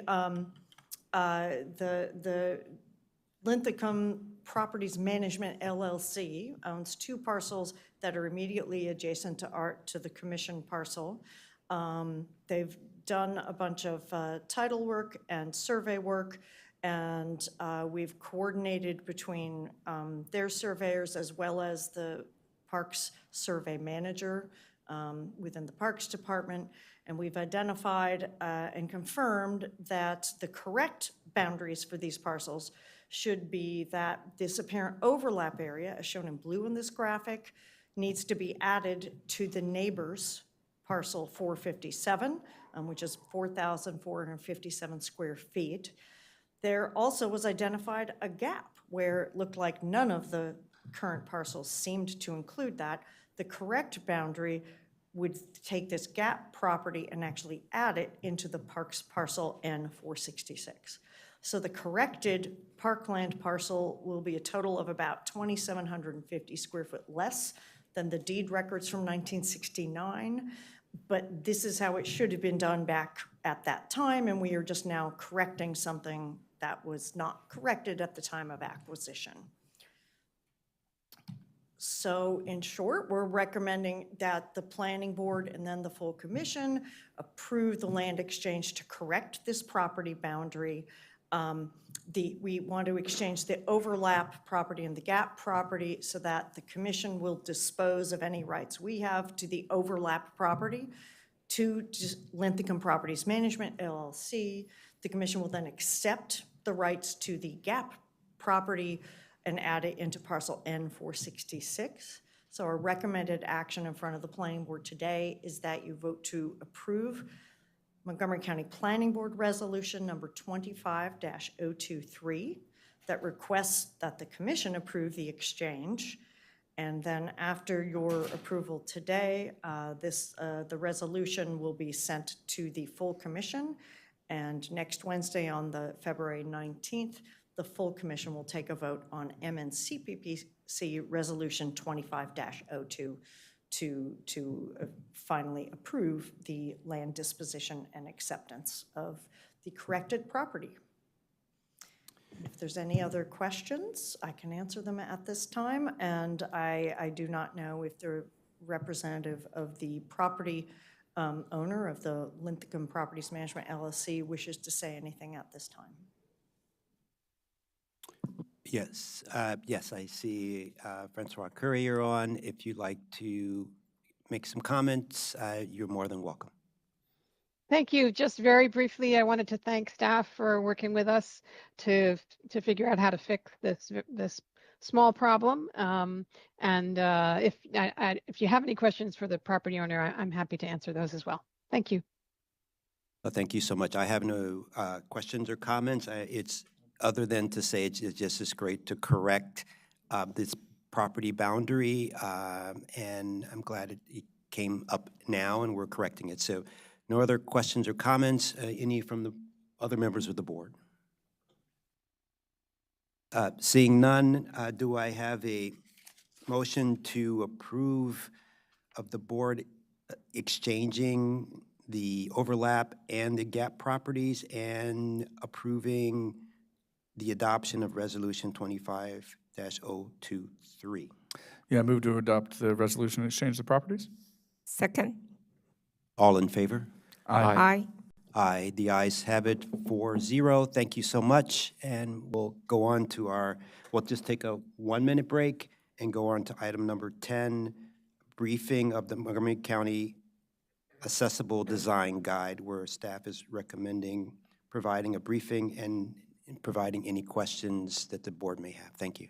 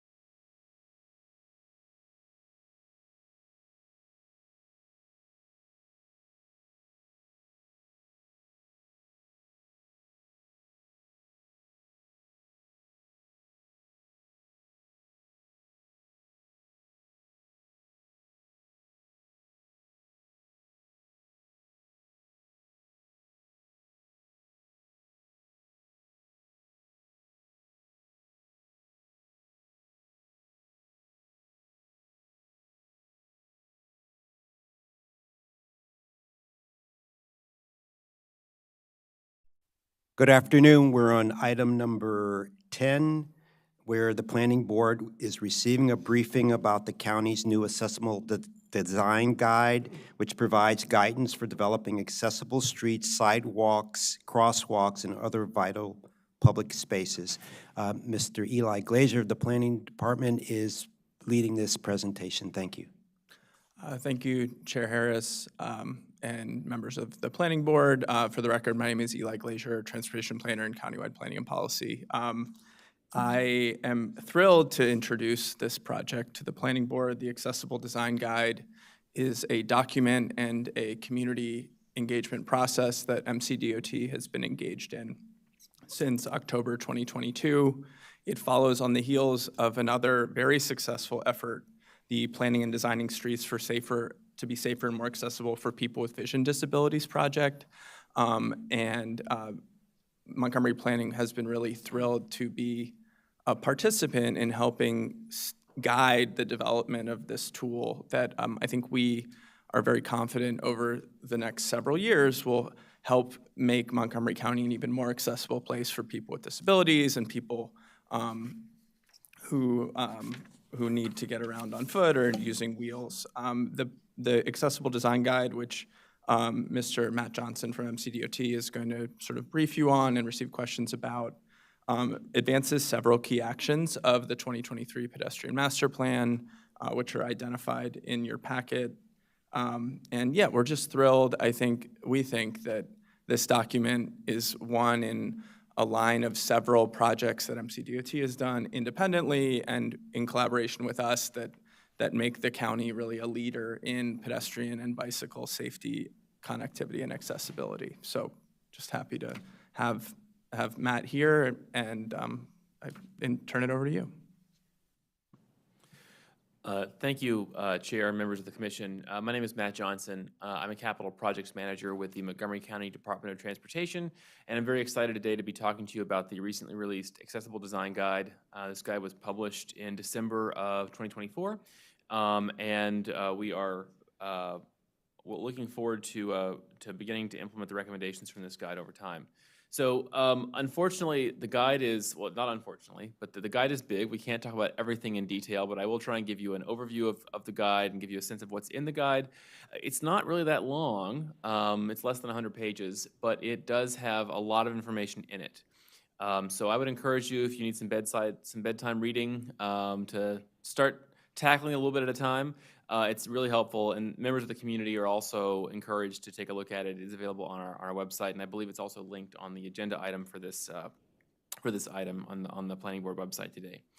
I'm going to talk about what's in the guide. I'm going to talk more specifically about pedestrian access routes and circulation paths, crosswalks and sidewalks. Those were kind of the big items that we heard, and we'll talk about those sections a little bit. Talk about engagement, not about the engagement to create the guide, but the engagement that should be involved in projects going forward, and then any questions or discussion items that you have. So in terms of an overview of the guide, why did we do this guide? The guide brings together key accessibility guidance from different best practices and regulatory items from different agencies. It tries to address some of the gaps in the guidance where there's just not a lot of information out there. The guide also seeks to help county staff and contractors, and by extension developers who are working in the county, to both meet and exceed minimum requirements, to help inform county residents about those requirements, and ultimately to make pedestrian facilities in the public right-of-way truly accessible. This guide is important because people with disabilities is a significant and growing share of the county's population. People who have disabilities are much less likely to drive, and they're more likely to walk, roll, or use public transit to get around. And disability can affect anyone and everyone. Even if you don't have a disability today, you may have one in the future, and you may have a family member or a loved one or a friend who has a disability, and their disability may impact how you get around or how you make plans. And we'll just note that designs that are safer and more accessible for people with disabilities are also safer and more accessible for people who don't have disabilities. I'll just note that the county's population is aging. As of 2020, about 15% of the total population of Montgomery County was over 65, but by 2040, that number is expected to increase by another third, up to 20% of the county. And as people age, they're more likely to develop disabilities. So it is an issue that is affecting a growing share of the county's population.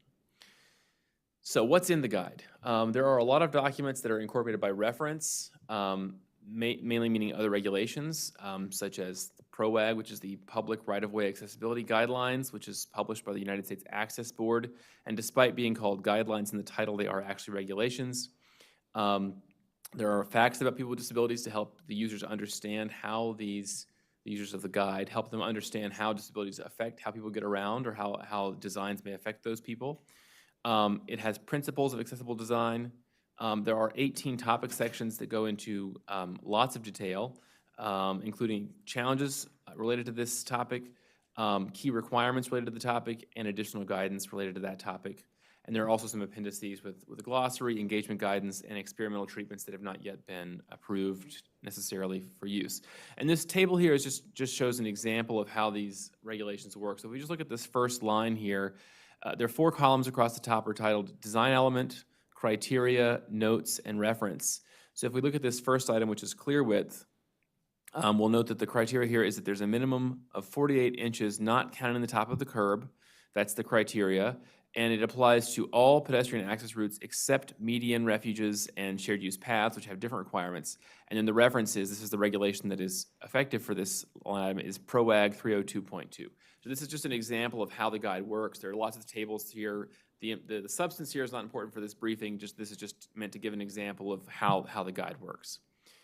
So these are the topic sections for the specific topics that are in the guide.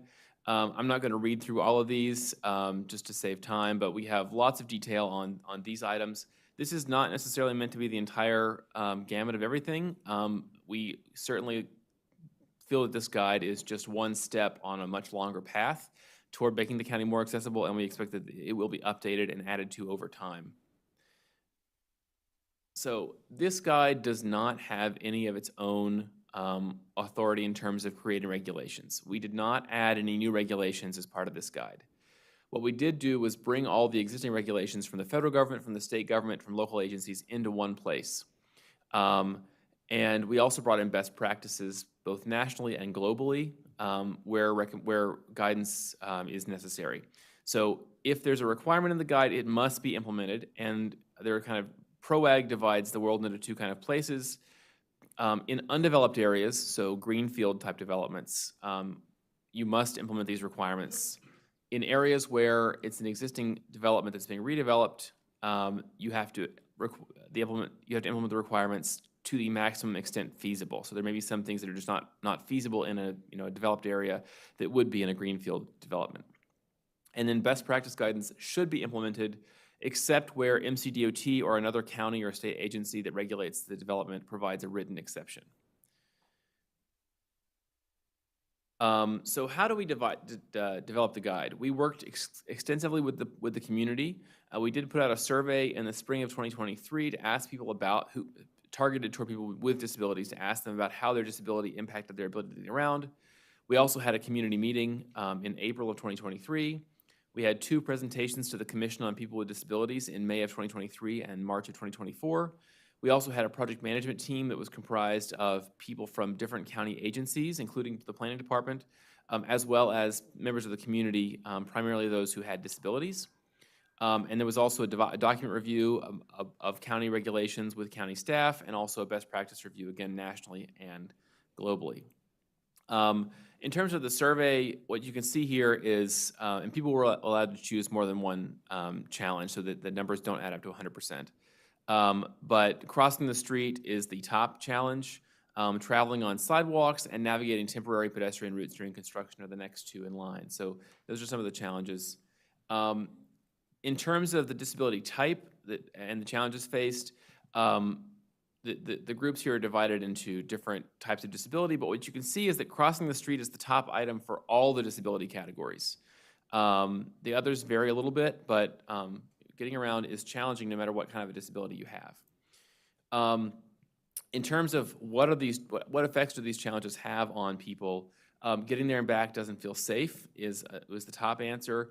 Getting there and back takes too much time, and getting there and back requires too much physical and mental energy are the next 2. So if you have a disability, it can take a lot of mental energy on its own just to sort of get out of the house sometimes because of how challenging the built environment can be. I'm not going to read through all of these, but this first comment here I think is very illustrative. I can do things, but it takes a lot of planning and a lot of emotional energy and stress while going there and back, especially the first time or if there is new or unexpected construction. So if you can't see, for example, and the sidewalk that you always use to get to the supermarket is blocked one day for construction, you may not even know if there is a sidewalk on the other side of the street or where the crosswalk is. Those are challenges that people face that you may not even think about when you get around, but that they have enormous challenges to overcome. Another comment, on weekdays, I feel locked into my neighborhood because the neighboring arterials are busy. The drivers speed and they don't stop for pedestrians at crosswalks. This is a comment that you could hear from pretty much anybody in the county, whether they have a disability or not. But if you can't see or if you can't walk very fast, these challenges that everyone faces become much more challenging for you.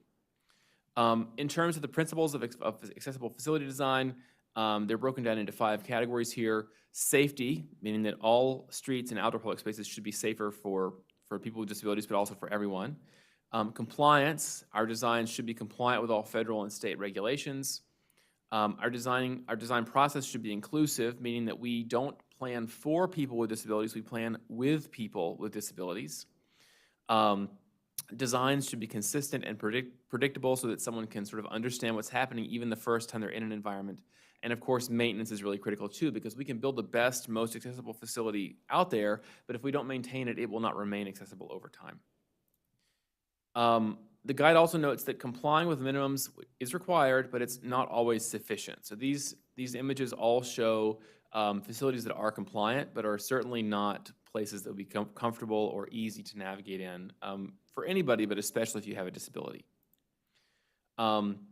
Consistency is really critical. People who have vision disabilities, of course, face challenges sort of understanding where things are when it's a different design or a new design, but also people who have intellectual or developmental disabilities can have challenges if we have unique situations that they haven't encountered before. They may take longer to figure out what's going on or may fail at the task of figuring out what's going on. I want to get into pedestrian access routes and circulation paths. This is something that's going to be critical, especially for development projects with new projects coming in. The PROAG, again, the Public Right-of-Way Accessibility Guidelines, which is a federal regulation, defines 2 different parts of what we would normally consider the sidewalk. The pedestrian access route, which is in the center of this image here, is an accessible, continuous, and unobstructed path of travel for pedestrians with disabilities within a pedestrian circulation path. So it's a subset of the sidewalk. The pedestrian circulation path, which is everything, including the PAR, is a prepared exterior or interior surface provided for pedestrian use in the public right-of-way. So this is the larger area, and it has less restrictive requirements than the pedestrian access route does. So again, this just shows that the pedestrian access route falls within the circulation path, and the pedestrian access route has more stringent requirements than the pedestrian circulation path does. In terms of clear width, this is an important consideration. The minimum width for a pedestrian access route is 4 feet. Except in areas of median refuges where it's 5 feet, I believe, and shared use paths where it's the full width of the path. Refuge islands and medians is 5 feet, so that's here. However, while the minimum is 4 feet, if you provide only a 4-foot wide path, you must have 5-foot by 5-foot passing areas every 200 feet. So effectively, the minimum width really is 60 inches, 5 feet. But we can have pinch points down to 4 feet. In terms of protrusion limits within the pedestrian access route, there can be no protrusions into the pedestrian access route. So this sign here on the right is an example of a sign that is protruding into the access route illegally. And it also shows the reason why this is a problem. Because if you're a blind person walking with a long white cane, you might find the bottom of the pole there, but you don't know that that sign sticks about 36 inches into the sidewalk and it's right at forehead height. Within the pedestrian circulation path, that's the remainder of the sidewalk, you can only have a maximum of 4 inches of protrusion between 27 inches and 80 inches. And again, that's so that someone who's walking at 80 inches will be well above someone's head, and below 27 inches, it's detectable by a cane, and it won't be at risk of hitting any kind of major important vital part of the body. There are some exceptions, but this is an area that we need to focus on as we work to make our sidewalks more accessible. Crosswalks were another area that was a top challenge. The big challenge we heard was that drivers don't yield to people. Drivers block the crosswalk, that there's inadequate crossing time, or that the crosswalk markings themselves need updating. To save time, I'm going to skip through these. But the guide does talk about some options for how to improve yielding rates at crosswalks. So it's not just about making sure the crosswalk has the right cross slope or that there's a detectable warning surface at the ramp, but also can we do things to encourage drivers to actually yield? That's not a design issue, that's an operational issue or an enforcement issue. But things like curb extensions, refuge islands, raised crosswalks, and other speed management treatments can encourage yielding. and this makes sense, if you're driving at 70 miles an hour, stopping is a big time penalty for you. If you're driving at 15 miles an hour, it's a lot easier to stop. You have more reaction time, and it feels like less of a penalty for drivers. So slowing drivers down does improve yielding. There's a lot of data out there that shows that. The guide also recommends restricting parking for at least 20 feet on either side of a marked crosswalk, so the drivers can see pedestrians waiting to cross and are able to react to their presence. In terms of refuge islands, a refuge island is only a refuge island if it's at least 6 feet deep. If it is 6 feet deep, you have 2 detectable warning pads, one on each side, and the middle doesn't have one. If it's less than 6 feet wide, it's not a refuge island, and you should not put detectable warning surfaces at all. This median refuge that's shown here on the right is a bad example. This is in Montgomery County, and it has detectable warning surface for the entire width. This is not a legal design, so this needs to be revised. In terms of guidance on crosswalks, the guide does recommend moving the county toward using ladder-style crosswalks, which is the bottom, and that's simply a continental-style crosswalk with bounding lines. This is the DC standard next door, but in Montgomery County right now, we typically use either the standard longitudinal bounding line crosswalks or the continental crosswalk markings. You may also see some diagonal striped crosswalks. That was the former state standard. Those are no longer permitted in the state, but they still exist. So you may see them in some places until they get replaced. The state does not permit the ladder-style crosswalk currently, but the county does not prohibit it. So this is something we want to move toward. And the reason is because those bounding lines make it easier for someone with low vision to remain in the crosswalk. If you don't have a very big cone of vision, when you're on that white bar, you can kind of see the edge of it, but when you're between bars, you might not be able to see the edge of the crosswalk, so you might wander out of it inadvertently. So those bounding lines help keep people in the crosswalk. There is some guidance on where to provide mid-block crosswalks and protected crossings. This chart also talks about the different walking speeds. So under federal regulation, we use 3.5 feet per second as the clearance time. That's how we calculate how long the hand has to flash before the pedestrian signal goes to steady, don't walk. But what you'll notice is that any of these disabilities that have a number that's less than 3.5 means those pedestrians may not be able to clear the intersection in the allocated time. They may still be in the crosswalk when the light turns green for the perpendicular traffic. So this is just helping to explain to designers how these different disabilities may impact walking speeds and when we might want to consider using a slower walking time to calculate the clearance interval. So the guide also talks about dealing with pedestrian crossings, including a requirement that we use accessible pedestrian signals at all signals going forward, that we have a walk interval of minimum of 7 seconds of walk before the hand starts to flash, but that longer is preferred. That we exclude the buffer interval from the pedestrian clearance time calculations, and that we consider enabling the use of long press functionality with our push buttons to allow a longer crossing time for someone who knows they need more time, that they could push the button for a longer period and then get a longer crossing time. This just describes how the guidance works in terms of how to phase the signals. This is from the Manual on Uniform Traffic Control Devices, 11th edition. These are just some comments on push buttons. I'll just point out this top image here shows a push button that's mounted on a signal mast, but the signal mast itself is on a concrete pedestal that extends out of the sidewalk, and this person in a wheelchair, because there's a lip here, she can't actually get close enough to touch the button to call for the walk signal. Now, in this particular location, the walk signal is on recall, so it comes up whether you push the button or not. But if you need the vibro-tactile indication, meaning you can't hear, or you can't see, but you can hear, or if you can't see or hear, you need to push that button to get the audible noise or to get the vibration. And for people who have that disability, they need to be able to get right up to that push button. So even though we have accessible push button at this location, it's not really compliant because of the sidewalk design here.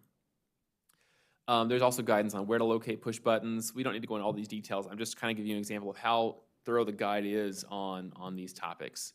The guide discourages use of apex curb ramps like this one here that is shared between two crosswalks because it sort of directs pedestrians out into the middle of the intersection. The guide recommends having separate ramps for each crosswalk wherever possible. It also recommends that we make crosswalks as short as possible through things like bump outs, which can also help with getting those landing areas perpendicular to the traffic movement, so it's easier for people to align. There are some experimental treatments or treatments that are emerging, including the use of tactile directional indicators like these. They're sort of longitudinal. They're bars instead of bumps. And these are to help get people aligned with crosswalks or to follow complicated routes in areas that maybe don't have good edge treatments. There's also a guide, some experiments here on using alignment bars like this one. It shows how to align it so that a person who has vision disability can kind of line up and understand which direction the crosswalk is, especially when it's not directly perpendicular to the curb where you're crossing. And it also recommends potentially using locator tones for locations where the crosswalk is particularly long or skewed to help people home in on the far side of the crosswalk. In terms of sidewalks, the big challenges we heard were missing sidewalks, rough, broken, or uplifted surfaces, sidewalks that were too narrow or that had obstacles. The guide does talk about where sidewalks are required. This is largely coming from the Complete Streets Design Guide. And I'll just point out that this sidewalk here in Tacoma has missing bricks. The guide stops short of banning brick sidewalks in the county, but it strongly discourages the use of sidewalks, brick sidewalks in the county. And this is something that I'm sure that the planning board is going to encounter more going forward as we work on streetscape designs and master plans. The guide recommends using a concrete surface for the pedestrian access route, and we can use pavers or bricks for the pedestrian circulation path, the area outside the pedestrian access route. And this can actually be helpful for people with low vision because that contrasting surface helps them understand where the accessible route is versus where the maybe less accessible route is. So the cafe zone can be brick and the access route can be concrete. I know that you, as members of a body that deals with the public, know that it is very hard to get agreement on things. I've worked in planning for 20 years, and I can tell you that you ask the public about pretty much anything and you will not get a uniform answer. But we've done several years of outreach to people with disabilities, and I can tell you that they speak with a virtually uniform voice when it comes to brick sidewalks. They do not like them, and we really should be moving away from them. My father has a disability. He's no longer able to walk, but when he was able to walk, he sort of shuffled. He couldn't lift his feet very high. And brick sidewalks, it just takes one loose brick being just 1/8 of an inch out of alignment for him to trip and fall. And there's a lot of people who have disabilities like that. If you're in a wheelchair, you may experience pain from bumps, and brick sidewalks are essentially all bump and no smoothness. They also cost a lot more to maintain, and they take a lot longer to replace and repair, so it's a challenge that we should be moving away from. The guide also has guidance on driveway crossings, including the use of potentially raised crossings, or what are called sometimes continuous sidewalks across driveways, to both improve accessibility and also reduce vehicle speeds and improve yielding.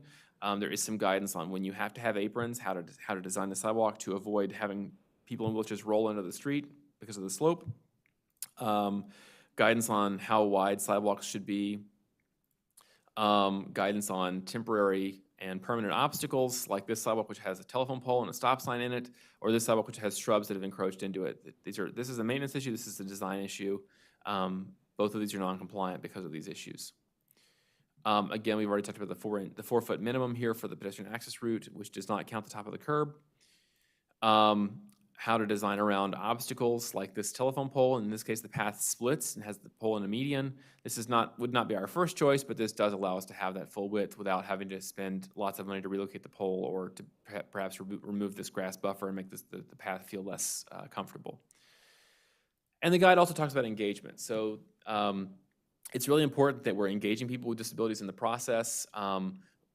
So if we have new designs or designs in an area that has a particularly large community of people with disabilities, for example, maybe there's a community center for people who have a vision loss, or a community center that serves people with developmental disabilities, these are kind of situations where we should try and focus really hard on specifically engaging with people with disabilities. So the picture on the screen here shows some of our outreach where we've actually developed tactile graphics for people with vision disabilities. So it's hard to tell from the image here, but these graphics are actually 3D. So you can feel the curb with your fingers. You can feel the detectable warning surface with your fingers. The sidewalk and the road have different textures so that you can read these plans with your fingers if you can't see them. So I know we have a lot of community meetings where we have big poster boards, but if you have someone who's blind who attends these meetings, they may not be able to understand what's happening. And so it's important to think through these issues as we work to engage people with disabilities, because they have to be included in the process or they'll be left out of the process. And that can lead to us having to spend a lot of money to fix things later. It's a lot easier to fix it in design than it is to fix it after construction.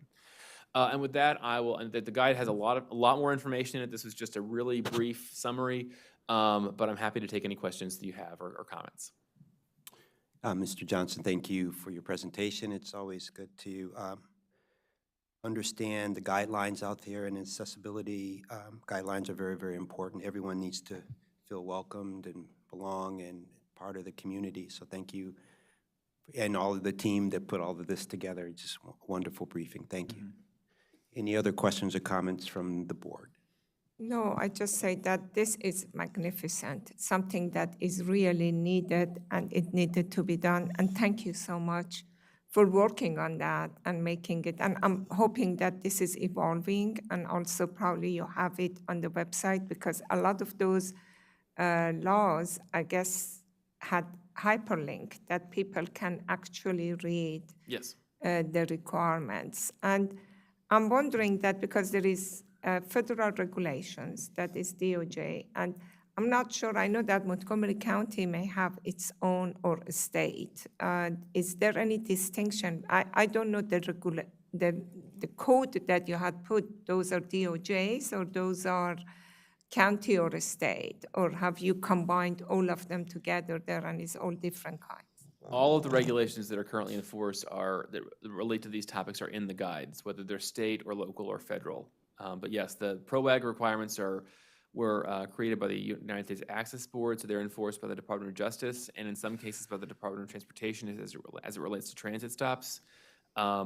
So they're technically not enforceable yet because they have not been adopted by the Department of Justice as part of their rulemaking. So the federal rulemaking process is very complicated. And the Access Board has adopted them, so they are effective, but they're not enforceable. That's a key distinction. They have also been adopted by the United States Department of Transportation as it relates to transit stops. They have not yet been adopted by the Department of Justice, and they have not yet been incorporated into the Manual on Uniform Traffic Control Devices by Federal Highway. It's not clear what the current federal rulemaking environment is looking like at the moment as to when these might get adopted, especially considering the new administration.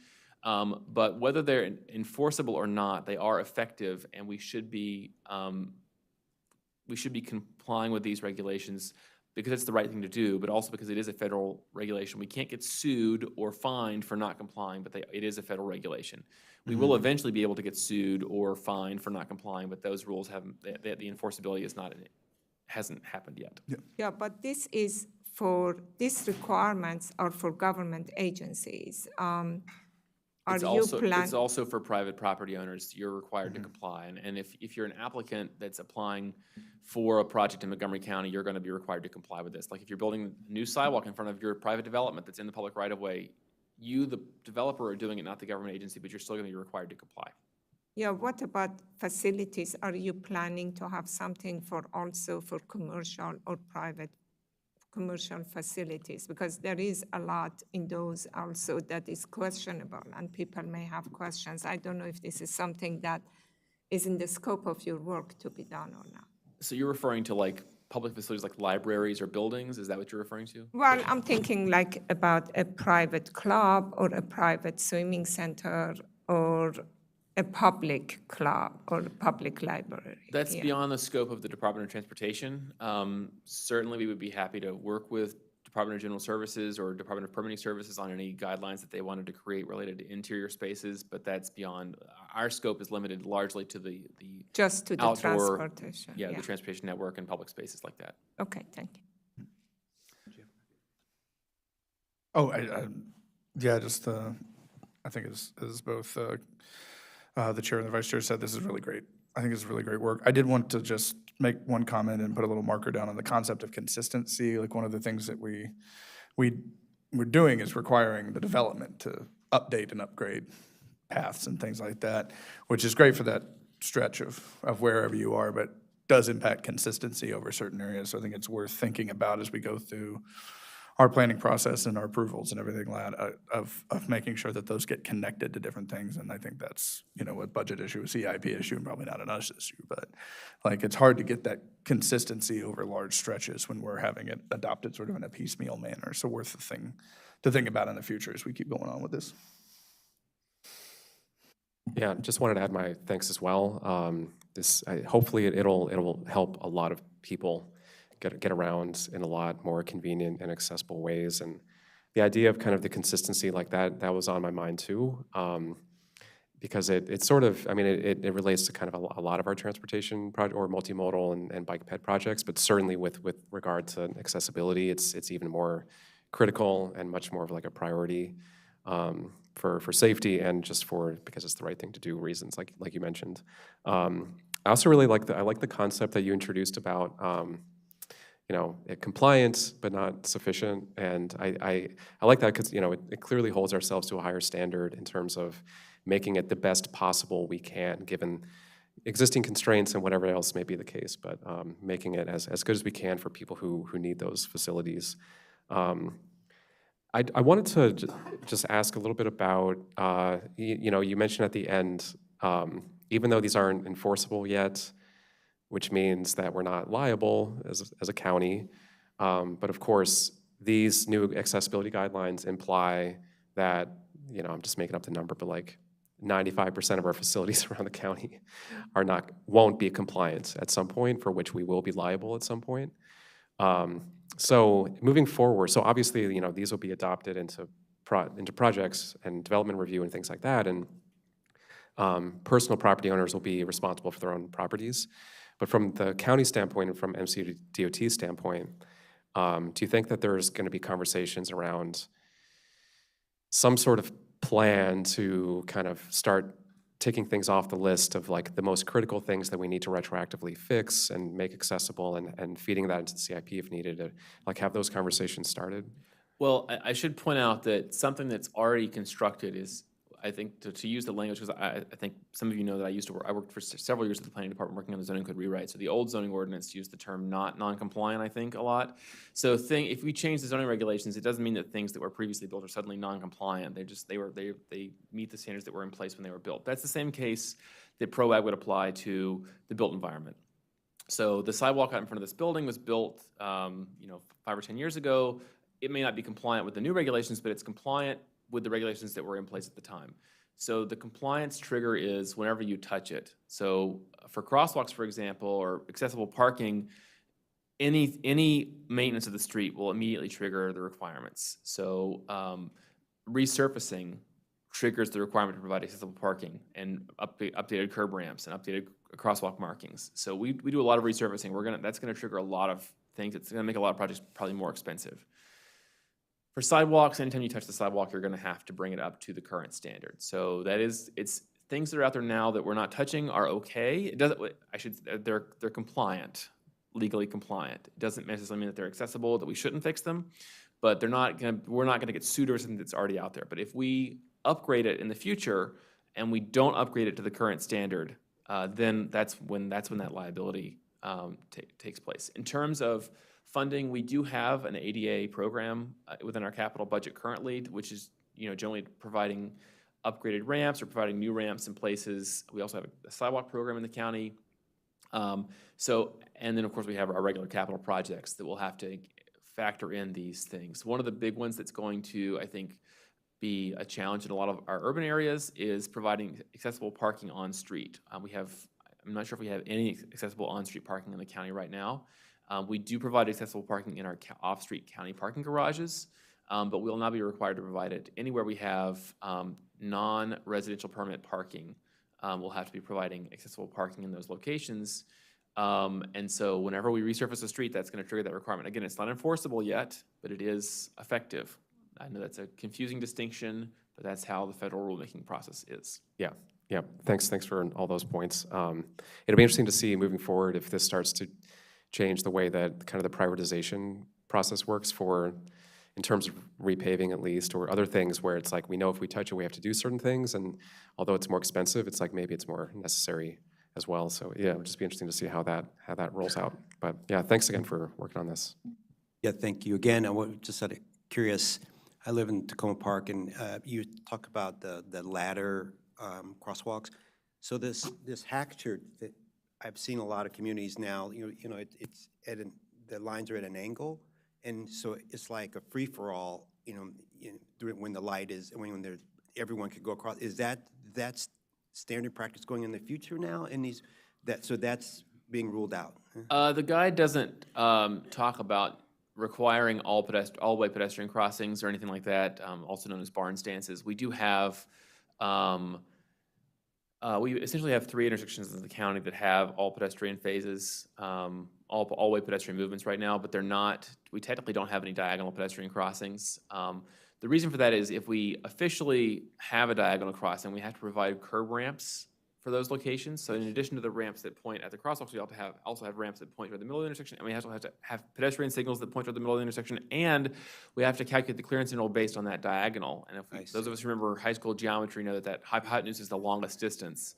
And so that requires longer clearance times. Now, at those all pedestrian crossings, some pedestrians have figured out that they can walk diagonally, but we're not legally saying you can. But the guide would say that if we do those diagonal crossings, then yes, we have to make them accessible for everyone. And DC has a couple of them as well. We have 3 that have all pedestrian crossings, but they're not diagonal like the ones in DC. And you call them a barn dance? A barn stance. It's named after I think it was like the traffic commissioner for the city of Boston was a guy whose last name was Barnes, and so they were called barn stances. Okay, great. Okay, I was thinking, okay, sorry. All right, thank you so much. This is really very informative. So we're going to take a 2-minute break and then start with our last item of the day, which is the Master Plan of Highways and Transit Ways, the 2024 Technical Update Work Session number 1. Thank you.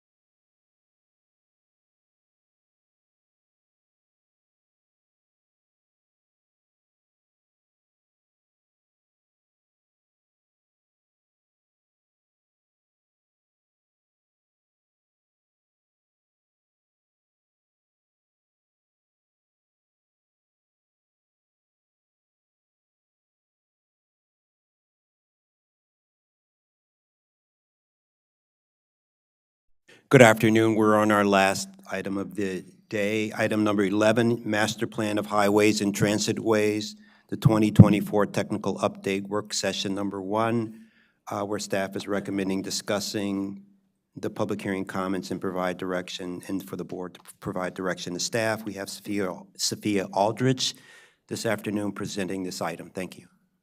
Thank you, Mr. Chair.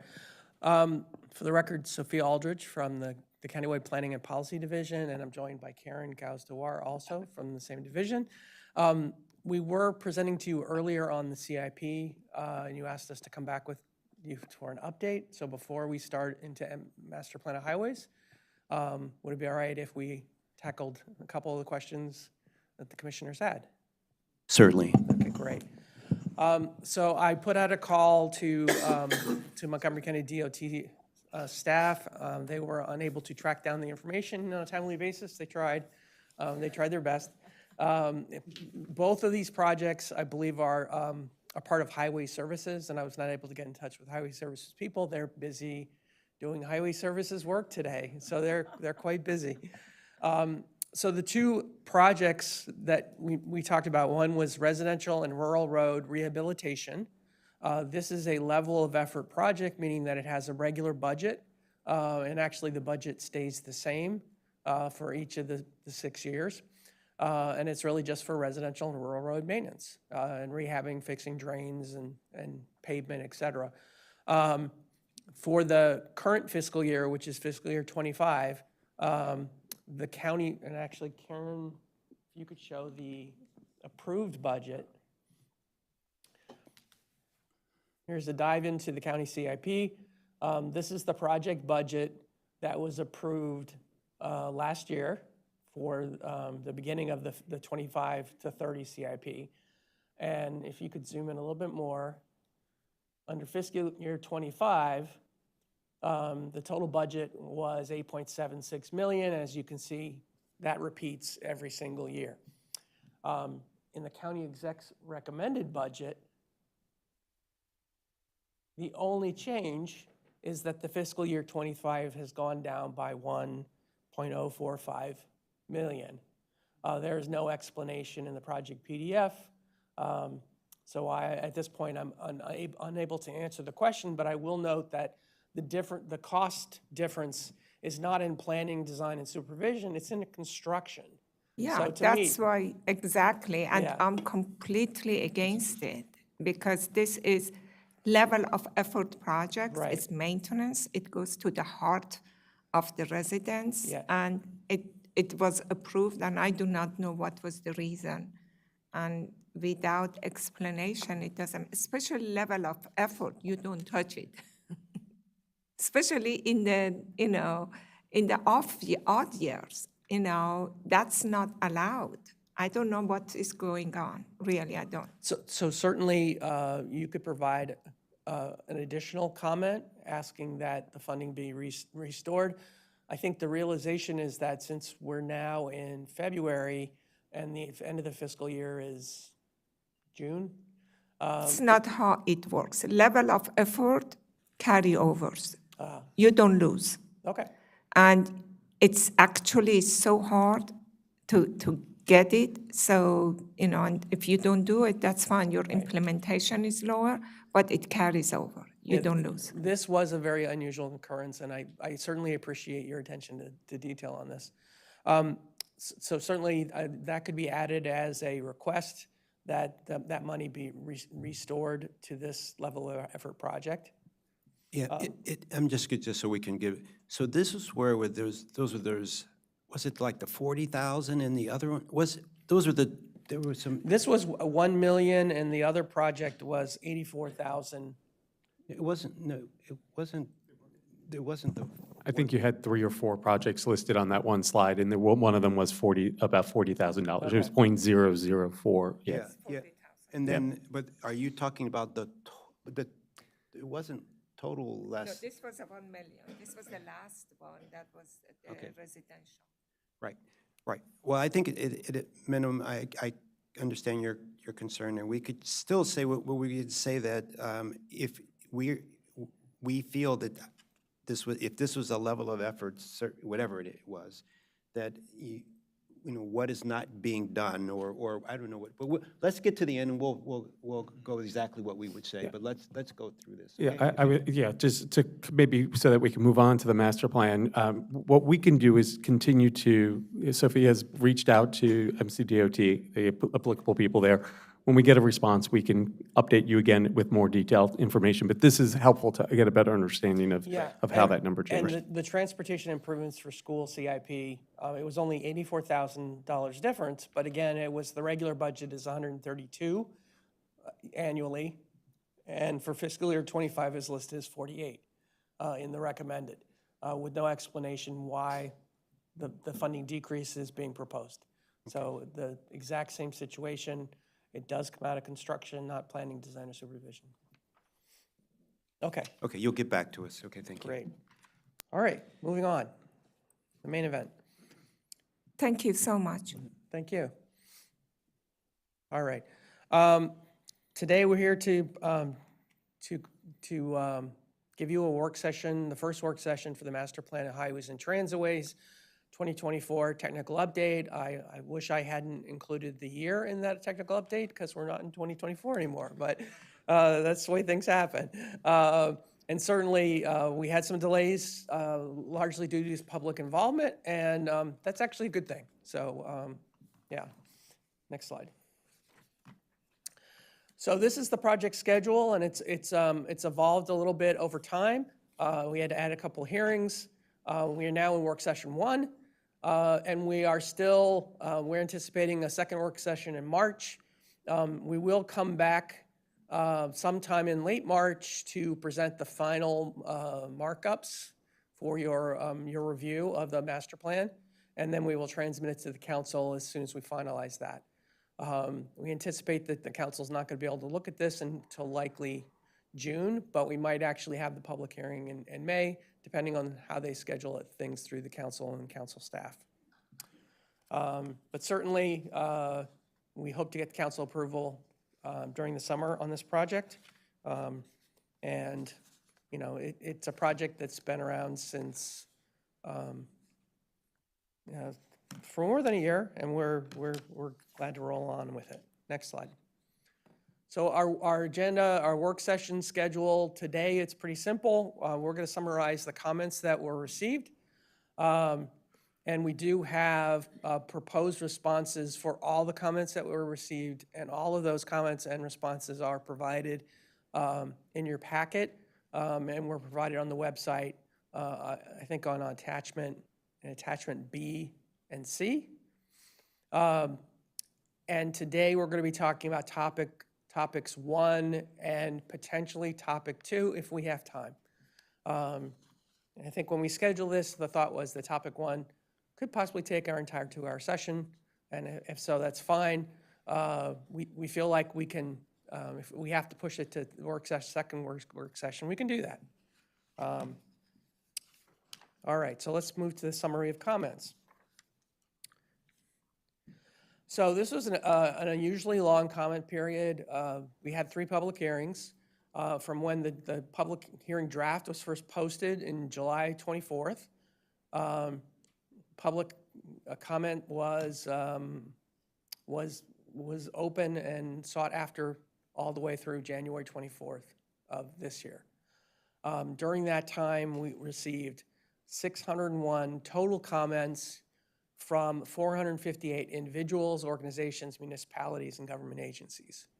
And what that means is that some of those groups of people or organizations commented more than once. The fact that we had 3 different comment periods, and some people actually provided written testimony, and they sent in a comment, and then they came in and they provided verbal testimony. So what we, you know, the 601 total comments reflects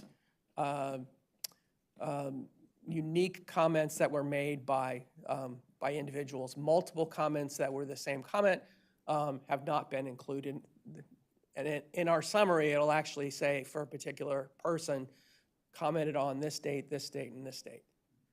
And in the correspondence package, all of those correspondence letters are there.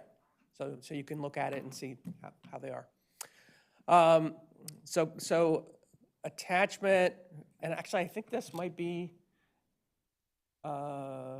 incorrect. I think attachment B is the copy of all the testimonies, letters, and emails, and attachment C is our comment and response summary. So my apologies for that mistake. All right, so in summary, this is a little hard to see, but it's also in your packet in one big table, the 601 comments. And, you know, as you can see, some subjects received a lot more comments, and as we'll get to, M83 was the big winner with 76% of all the comments received.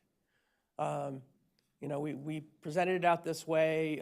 You know, these essentially became the general subject categories that we use to respond to questions and to group them.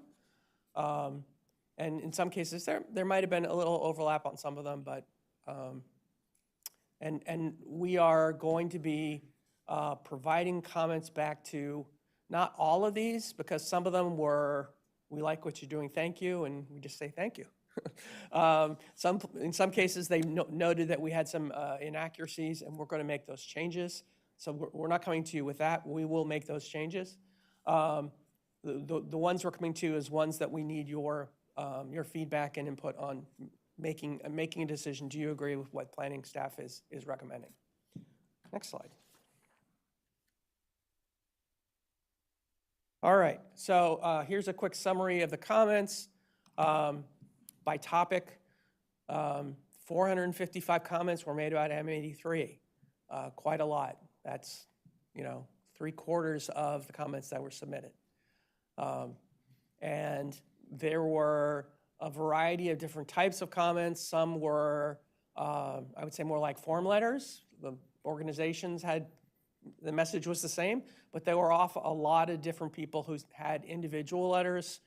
Some people have provided backup materials. Some people provided, you know, even like screenshots of their commute times. Some of it was very, very impassioned. We had a musical performance at one of our hearings. I mean, so there's a lot of stuff that went into providing comments on how people feel about M83, good, bad, or neutral. And so we can, you know, certainly go into that in a little bit more detail today. The second topic was general street classification. As part of our scope of work, we were supposed to really sort of verify that the conversion of our old street types to the complete street types that were enacted by the county code, that those translations were appropriate. And we came back with recommendations that are in this report. And we have 32 comments where folks either had agreement or disagreement with. I would say the vast majority of those comments come from two really involved citizens associations, Colesville and Darnestown. And they were pretty thoughtful about a lot of the locations that they looked at. You know, certainly when we get to topic 2, there are lots of things to talk about there. Again, more for the second work session. Target speeds, a lot of comments about the target speeds that are being recommended as part of this master plan technical update. You know, more than half of the streets today don't have target speeds, and this master plan would apply the target speeds as a master planning goal. And we had a lot of comments. Some comments were misunderstandings of a target speed versus a speed limit, but some of them were, you know, really like, I think that target's too low, or I think that target's too high. So, you know, when we get to that, we'll go into the details. There were 4 comments about travel lane reductions. You know, that they either did want, usually that they wanted lanes reduced on certain roads. And, you know, we'll have some response to that at the next work session. But our responses are in the staff report, so you can certainly read into that. Topic 5, area types and growth corridors. Some key questions there, but, you know, surprisingly only 4 comments. And sort of rounding it out at the bottom, transit, we had 21 comments. And, you know, I think we've At least in the staff report, we've addressed them, I think, pretty adequately, but we'll talk about that in our next work session in more detail. So, okay, moving to topic 1, the main event. So sort of diving into this M83 comments specifically, this pie chart just sort of gives you the for and against. There were only 4 comments that were not necessarily offering an opinion, but raising some concerns about some elements, technical elements in the study. We're not really going to discuss those today. They were actually pretty useful comments, but we had 169 comments to retain M83 in the master plan of highways and transitways. 282 comments were received to remove M83 from the master plan of highways and transitways. And I will say that every comment that we received, they were sent to me. I sent them to Karen. We logged them in. We recorded them. We transcribed them. We put them in the spreadsheet. So they're all there, and we've been working hard to make sure that we get everyone's comment. Yeah. But they're not unique comments, correct? It could be the same person saying something 2 times, 3 times, as you said, or these 455 unique comments. So in the spreadsheet, the 601 comments, if a comment was, the same comment was repeated 3 times, it's recorded as one comment, but it's listed and linked to the actual testimony that was provided. Right. So for instance, I want to get rid of M83, and you gave it at each of the 3 public hearings, that's only one comment. Right. But it's recorded as someone who was quite involved and came 3 times and said the same thing. Okay, thank you. Okay. Next slide. All right, so just in general, and this is just a very brief skimming of the comments. There were a lot of positions that were pro or con in terms of M83 extended.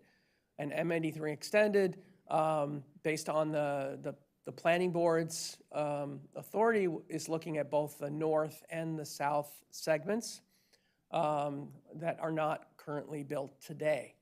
And so that includes the southern segment from Shady Grove Road to Maryland 200, and the northern section that runs generally from Montgomery Village Avenue up to Ridge Road and has a little section that is built near Middlebrook Road.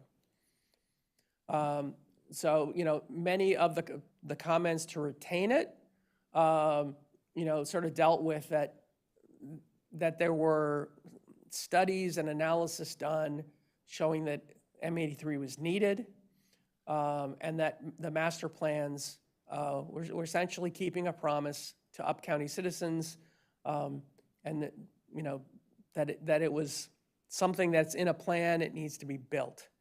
Many citizens said, build the road.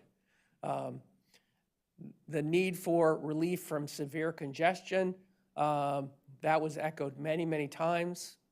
Sometimes when people would say, just to get to Wheaton from Clarksburg takes forever. Traffic is very severely congested.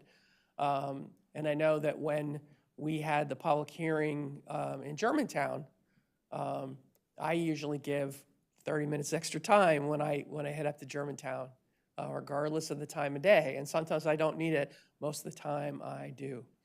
And it doesn't seem that the directionality necessarily matches up with what the peak flow is.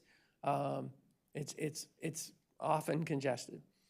The lack of alternative transportation options was certainly mentioned as a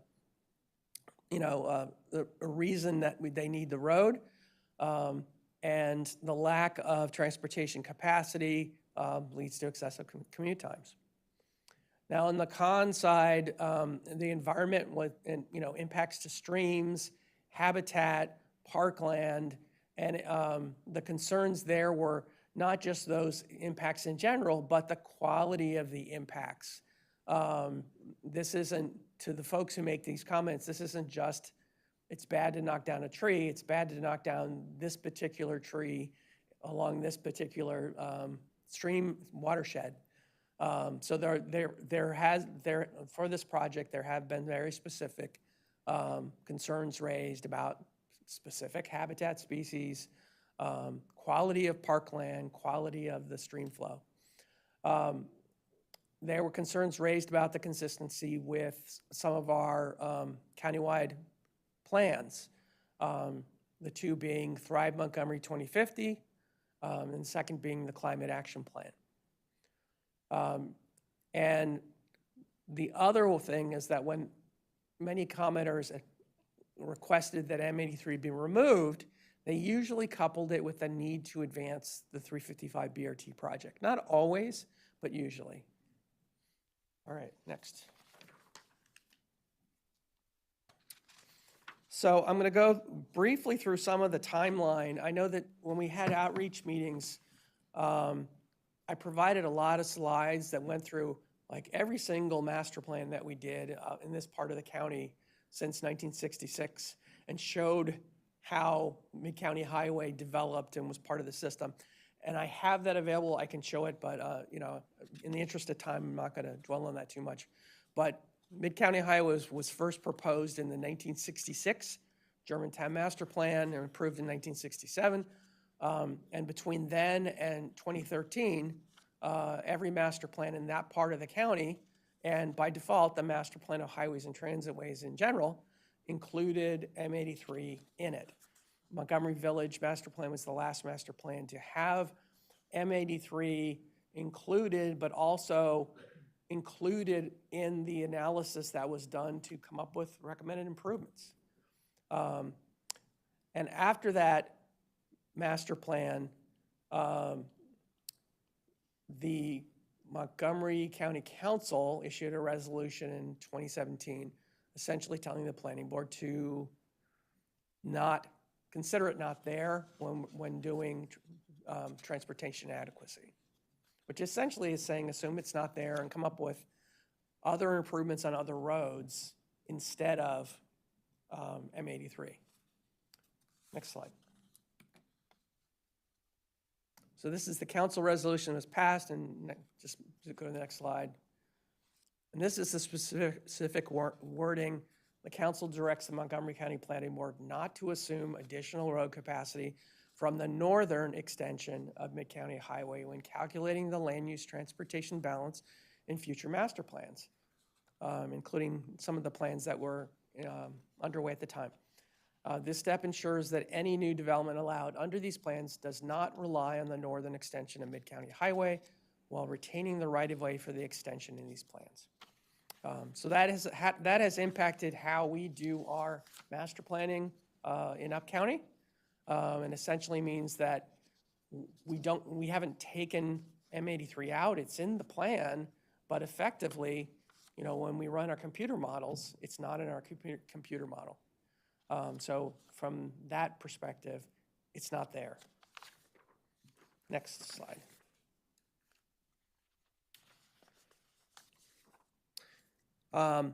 One thing I want to mention is that we have requested some presence of representatives from Montgomery County DOT, Montgomery County government, and from the State Highway Administration. And we do have folks here today who can help respond to questions if you have specific questions about this project, the timeline, why this project was or when was not advanced, what the position of the DOT and the county executive's office is regarding this project. But I do want to, before, you know, I guess when we get to a certain point, we can introduce folks and you can ask questions. In addition, we also have a representative from the State Highway Administration, I think is available on Teams online, from the Regional and Intermodal Planning Division. He's sort of our regional planning liaison, and he could answer any questions you have about the state highway system.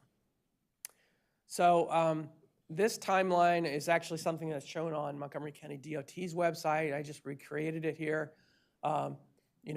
work for this started in 2004, and from DOT's perspective, it concluded in 2017. A lot of different steps.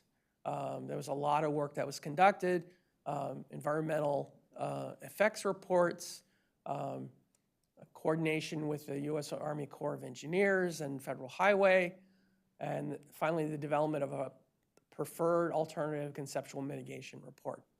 There are many, many studies in my office, in Dave's office, I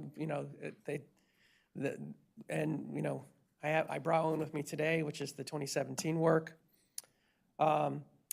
And next slide.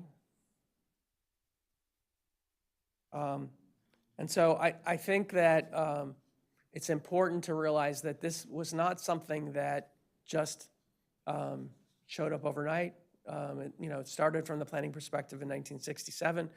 It took a while to get that to facility planning at DOT. But starting in 2004, some movement was made, became a NEPA study in 2006, eventually to an environmental report by 2013. And finally, in 2015, a preferred alternative was selected, which is preferred alternative 9A, which we've talked about in the past, which is the alignment that essentially now is the master plan alignment. It is the alignment that's shown as a dotted line on the master plan of highways and transitways. And on our old system, it was labeled as M83, which is actually a numbering system we don't use anymore, but it is, for the planned Mid-County Highway Extended. All right, in 2017, the county did a supplemental study, and the purpose of that was to look at other options to M83 or to supplement M83 or to replace M83. And as part of that, again, a fair amount of work was done on that one. They looked at 3 different scenarios as part of that study. The first was scenario 1, which was bus rapid transit on Maryland 355 with some significant road widenings, intersection improvements on a whole bunch of roads, which I'll go through in a few minutes, and without Mid-County Highway Extended. Scenario 2 was bus rapid transit on 355 and Mid-County Highway Extended as a reversible 2-lane road. So not the 4-lane kind of boulevard, but a small road that would possibly be southbound in the morning and northbound in the evening. And then scenario 3 looked at no bus rapid transit on Maryland 355 and Mid-County Highway Extended option 9A. So they looked at all 3 of those. They came up with slightly different metrics, and they looked at things like person throughput and VNT, et cetera. And scenario 1 performed extremely well. And the actual components of scenario 1 are the 355 BRT and 2 sub-alternatives from the original Mid-County Corridor Study, which were called Alternatives 2 and Alternative 5. And I'll go into more detail of those in a second. Next slide. So Alternative 2 was a series of intersection improvements at, I believe it's 16 locations.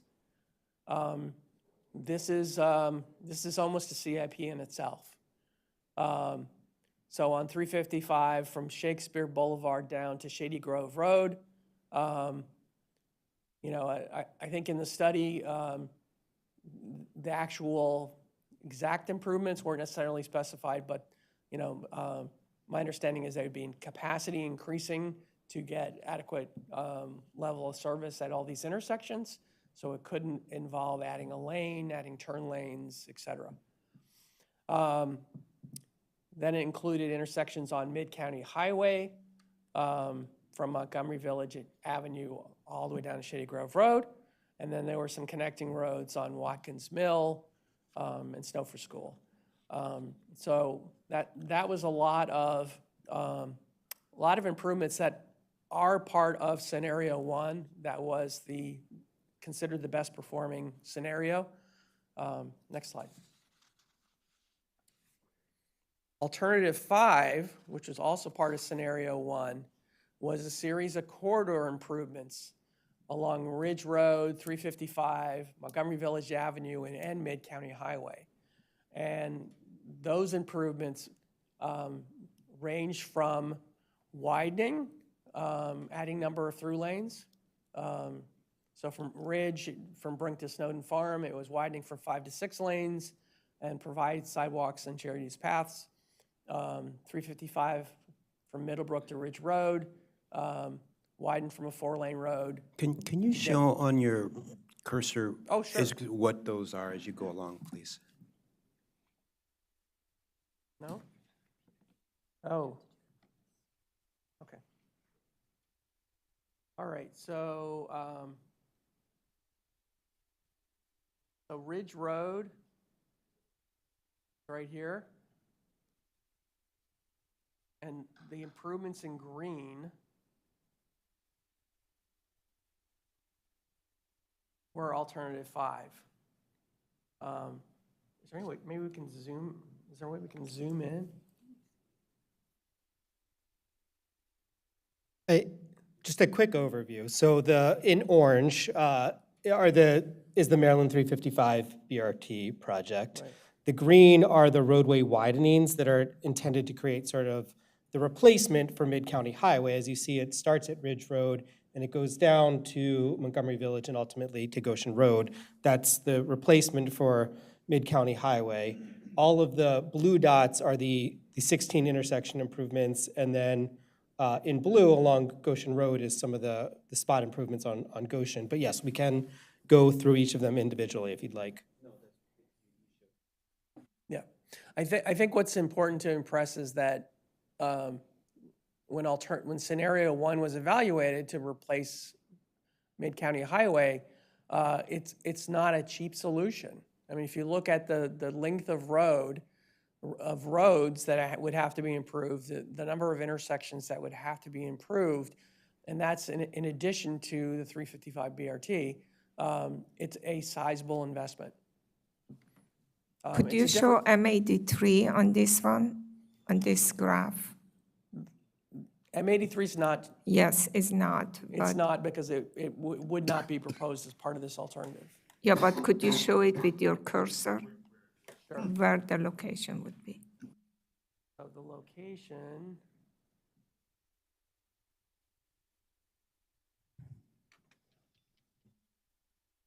So I believe this is Snowden Farm Parkway. Just want to see and look. Right there.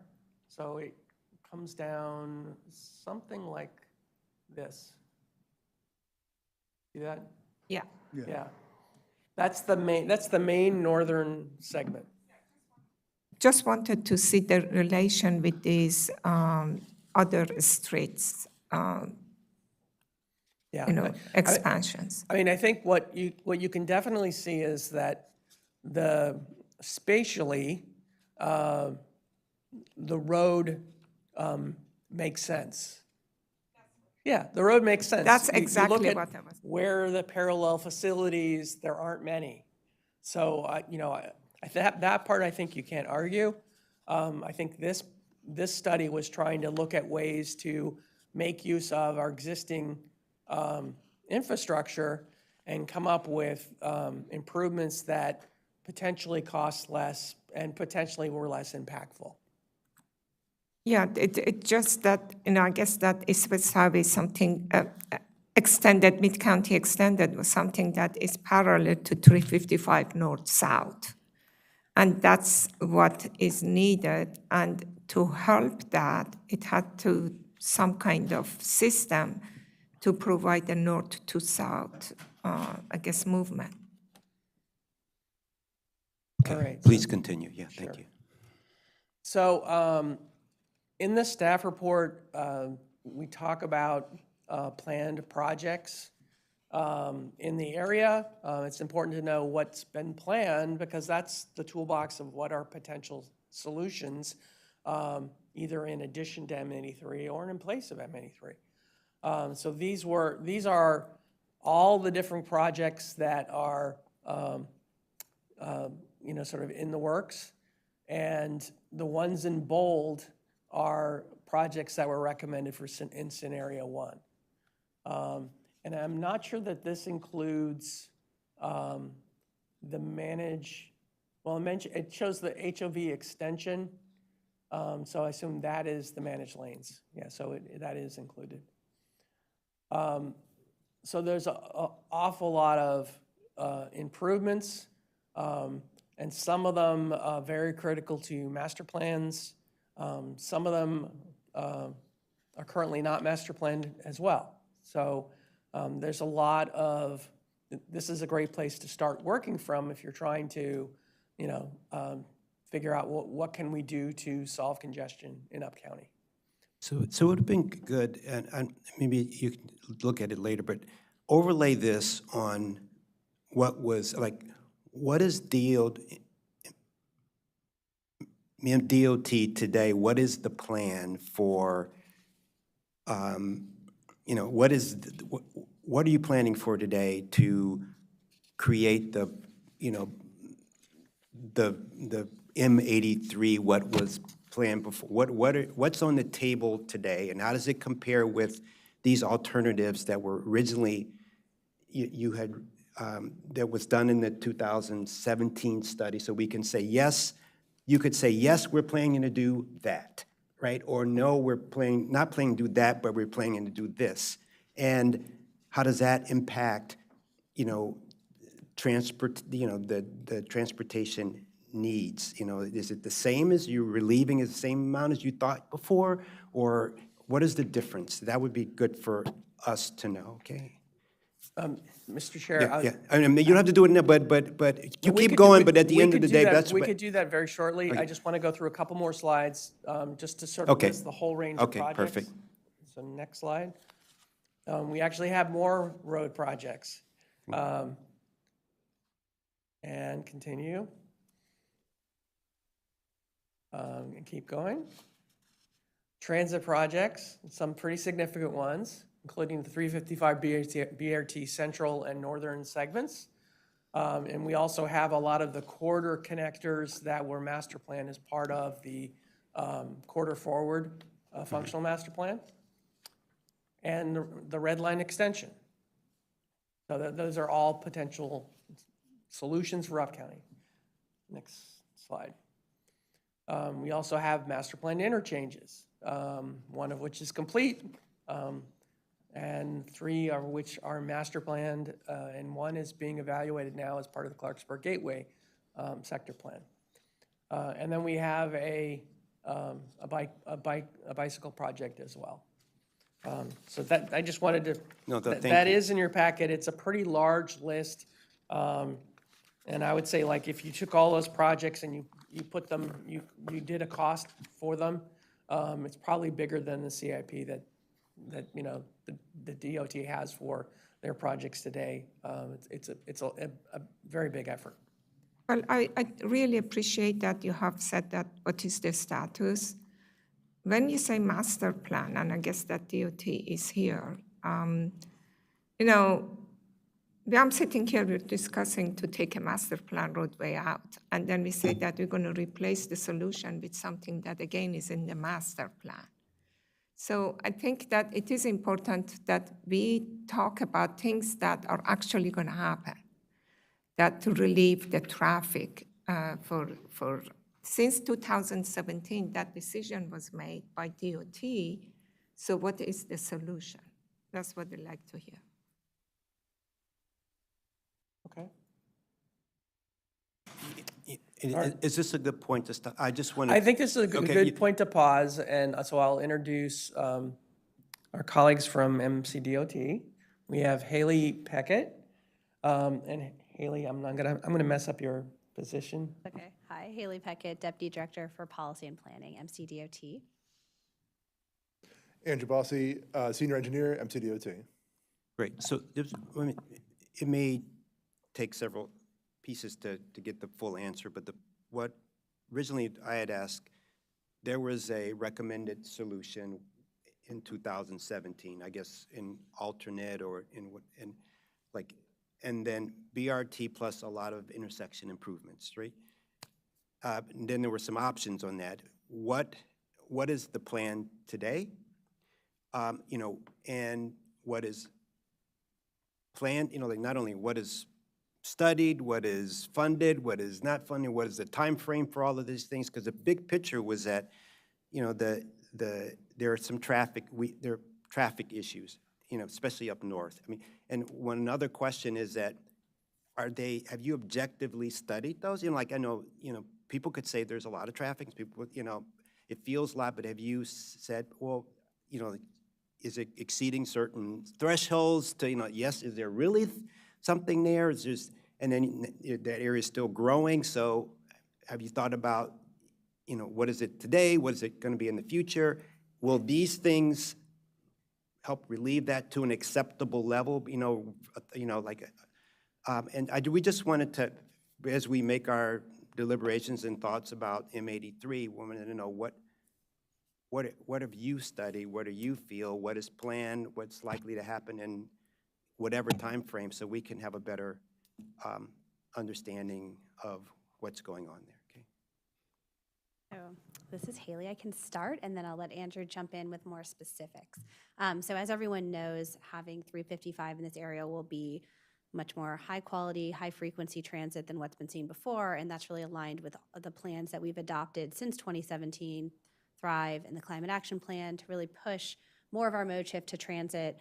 I understand that that's not the solution for everybody, for every trip all the time, but that is, the backbone of what we'd like to see. And I also want to note that we have planned last mile solutions in terms of a circulator. And if you look at our Ride on Reimagine that we just formally released, there is some new service envisioned for that area that can complement BRT, as well as connections to Boyd's Mark Station, as well as some bikeways and sidewalks. I will also highlight that since 2017, we've completed, I have a count of 8, but it probably could be counted differently, but projects on some of those intersection improvements and some widening, and that's a combination of state and county and developer projects that are adding capacity in different ways. I think we also know that the data in terms of what we see continues to evolve in terms of travel patterns. Things are changing with COVID and so forth. So we did an update in 2023 just saying here are some of the progress we've made in terms of transportation projects in the area. And I don't know that we have done or had planned to do specific analyses in that area since 2017, but I know I can let Andrew talk if I'm missing something here, but I think that aligned with our goals, these are the types of improvements and some of the plans we have. I think I forgot to mention Observation Drive. The transit and then the bike ped is the areas that we're moving to, as well as the smaller intersection improvements, rather than creating these new roadways, which would be consistent with our master plans and planning documents. But I'll add, there is one roadway, Observation Drive, is also presently on hold, but that's only because of the ongoing master plan. There was agreement from, I think, all parts of the county government to put it on hold while we figured out what the master plan was going to end up proposing for that road. The master plan is now almost to you guys at the planning board. They're still finishing it up, but it's getting toward the end. And I believe the expectation is once we have the master plan finished up, that funding will come back into the cycle with a future funding update, but it's not intended to sit on hold forever. That's intended to be coming. Could you tell us more about the 355 BRT? Is it widening? Is it a dedicated lane? Is it enough stations? Is it parking? How people are going to get to BRT? You see, if we are suggesting that 355 would take a good load, is it really happening, and how? So I'll say two things. First, 355, this is what we call 355 North. So our 355 project is split into 3 segments. Central, which is going from Rockville or Montgomery College up north to Germantown would be the central segment, and that's our first priority for design and construction. That will include dedicated lanes. We are we've entered into project development with FTA, and We are hoping to make significant progress. We have in the process of selecting a design build consultant. So that's significantly moving forward. It's contingent upon federal funding, or its progress will really rely on federal funding, and we all know that that has some uncertainties tied to it these days. In terms of what we are planning for 355 North, which is the segment that will be here, it is not envisioned as dedicated lanes, but there are built-out stations, and there are certain improvements, bus priority improvements that can include queue jumps and other things that would lead to transit priority.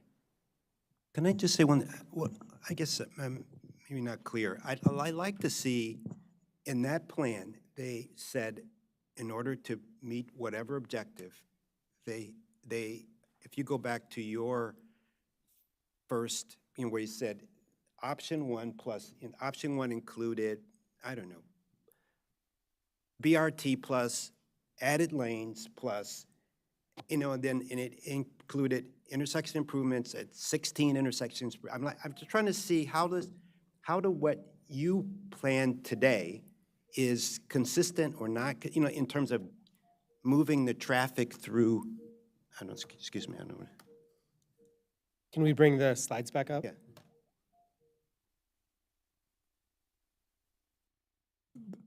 The one, no, we're seeing the interchange, that's what we're seeing there. We go to the map, The I one think with slide 16.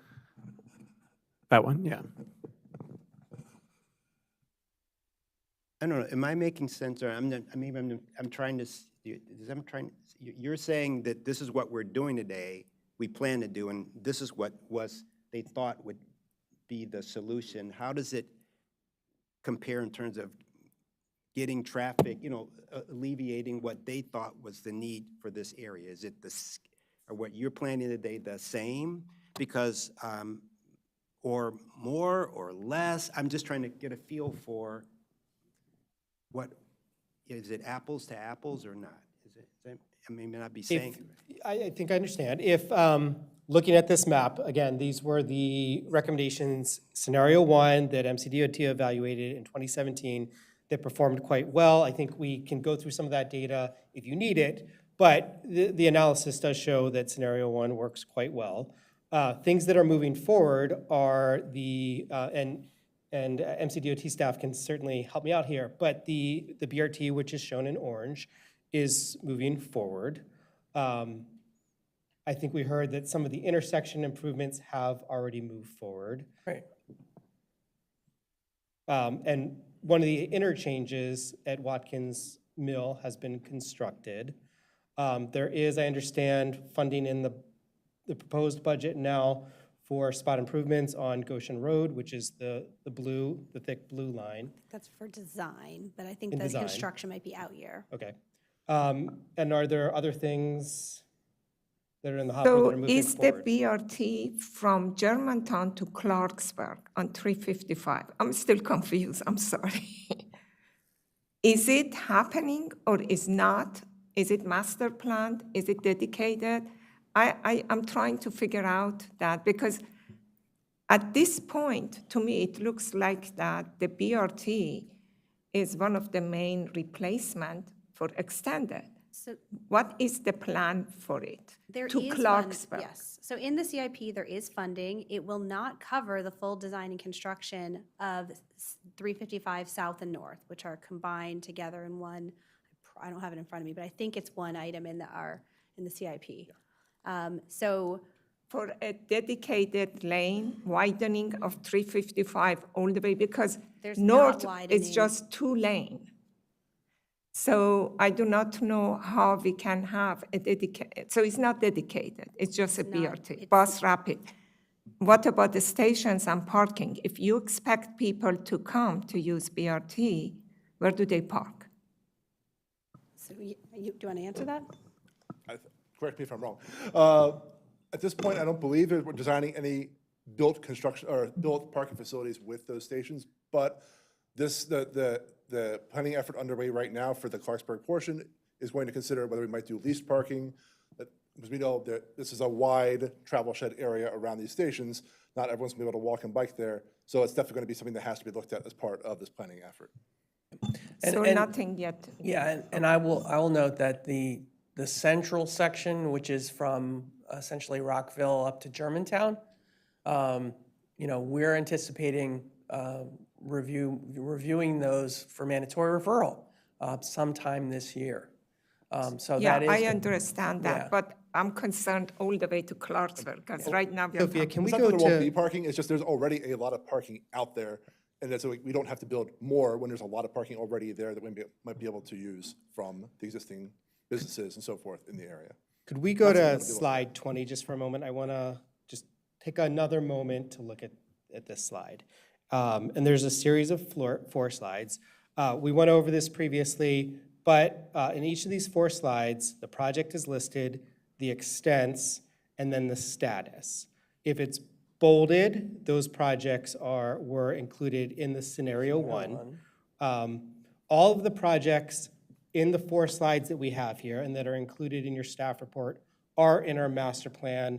I think with the exception of one project, which you see on this slide, is the Maryland 355 intermittent service road lanes. I don't think we typically master plan that. That's from Montgomery Village to Middlebrook Road. You see the status there. So for example, the I-270 HOV lanes extension is the master plan project. It's currently under consideration by MDOT as hot lanes south of I-370. Observation Drive is the next one. I'm not going to go through all these, but Observation Drive Extended is the next one. I think we got a brief overview of that. It is funded for 35% design. That would be from its current terminus in Germantown, the milestone area, from Waters Discovery Lane to Little Seneca Parkway in Clarksburg. If we go to the next slide, I'm just going to skip ahead real quick, and then maybe one more. These are the transit projects. So Maryland 355, the northern segment, that's from Germantown to Clarksburg. That's funded for design through FY28. The central segment is from Rockville to Germantown. That's funded for construction in FY29. Correct me if any of this needs to be updated. That probably sounds correct, but noting that the funding for construction assumes federal funding that we do not have in hand yet. Yeah, I saw all of this. The only problem is that a majority of the solutions are master planned. Master plan could happen anywhere from 10, 20, 30. Unless that we see funded for design or construction, that means that the time frame could be anywhere up to 30 years. I just want to also point out the obvious here is that nowhere in this list or in the CIP do you see funding for design or construction of M83. Right. So while these are contingent in some case, or how long it takes might be contingent on federal funding or moving from design into construction, there's nothing currently planned for. Exactly. And we are trying to take M83 out. So anything in master plan could be taken out. And I think also there's currently a bus service, a flash service on 355, is that correct? There is ride-on service, but Okay. it's not flash at this point. Yeah, and I understand, Mr. Sartori, that it's, my question was more is if what is planned, even if it's in the master plan, is it consistent with what was conceived of in 2017 in terms to get the, to reduce or improve and add multimodal things.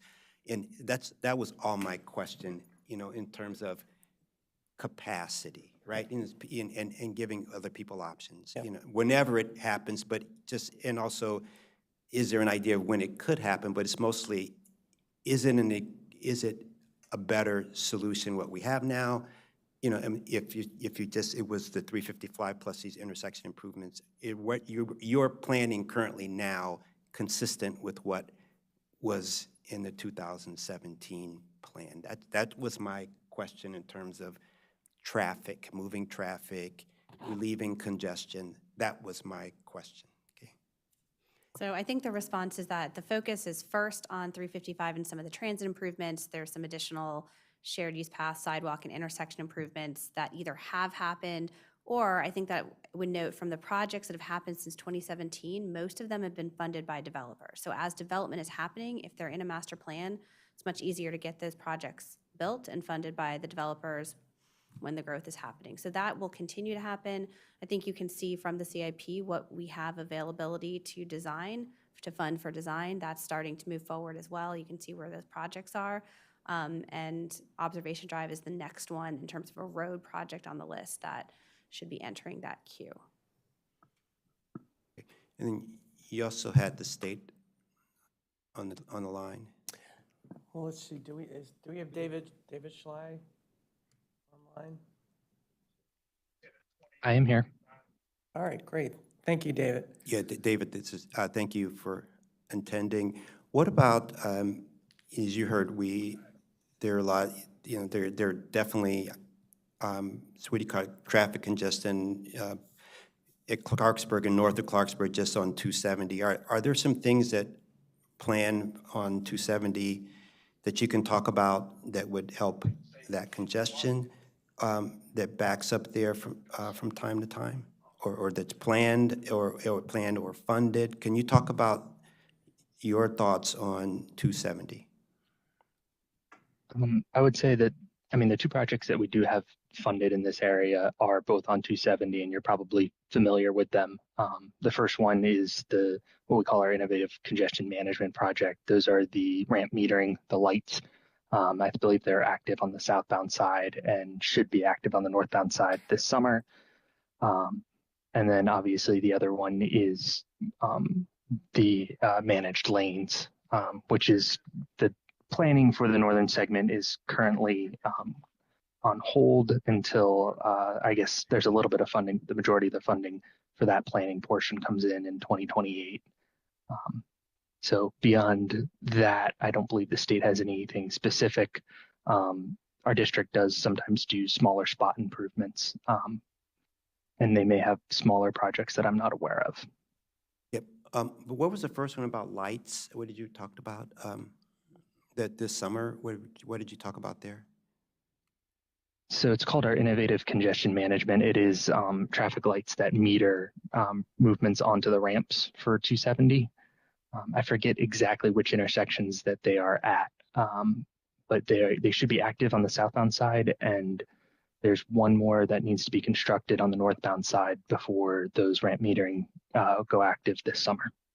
Yeah, I will mention that we were involved in coordinating with SHA as part of the ICM project, and there was some pretty quick construction activities that were conducted. This was sort of a fast track project from the governor, and they significantly increased some of the weaving areas by realigning a whole bunch of different roads. So there was a lot of construction pre-COVID that I think smoothed out a lot of places along the corridor, but was more of a quick fix.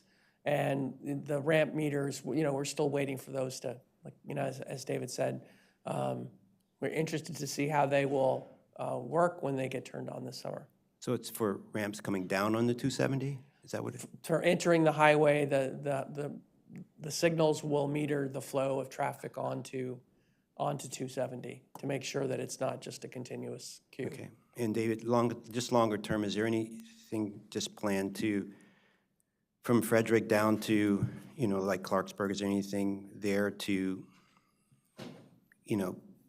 are there any lane widenings or no lane widenings? I mean, just in planned, whether they're funded or not, just out of curiosity, that's all. Not beyond the managed lanes, which I mentioned earlier is the second part, which I believe will run all the way up to I-70. I wish I knew off the top of my head exactly. How does that work? So I believe this would be an extension of similar to what they're doing below 200, so that the high occupancy toll lanes. Okay.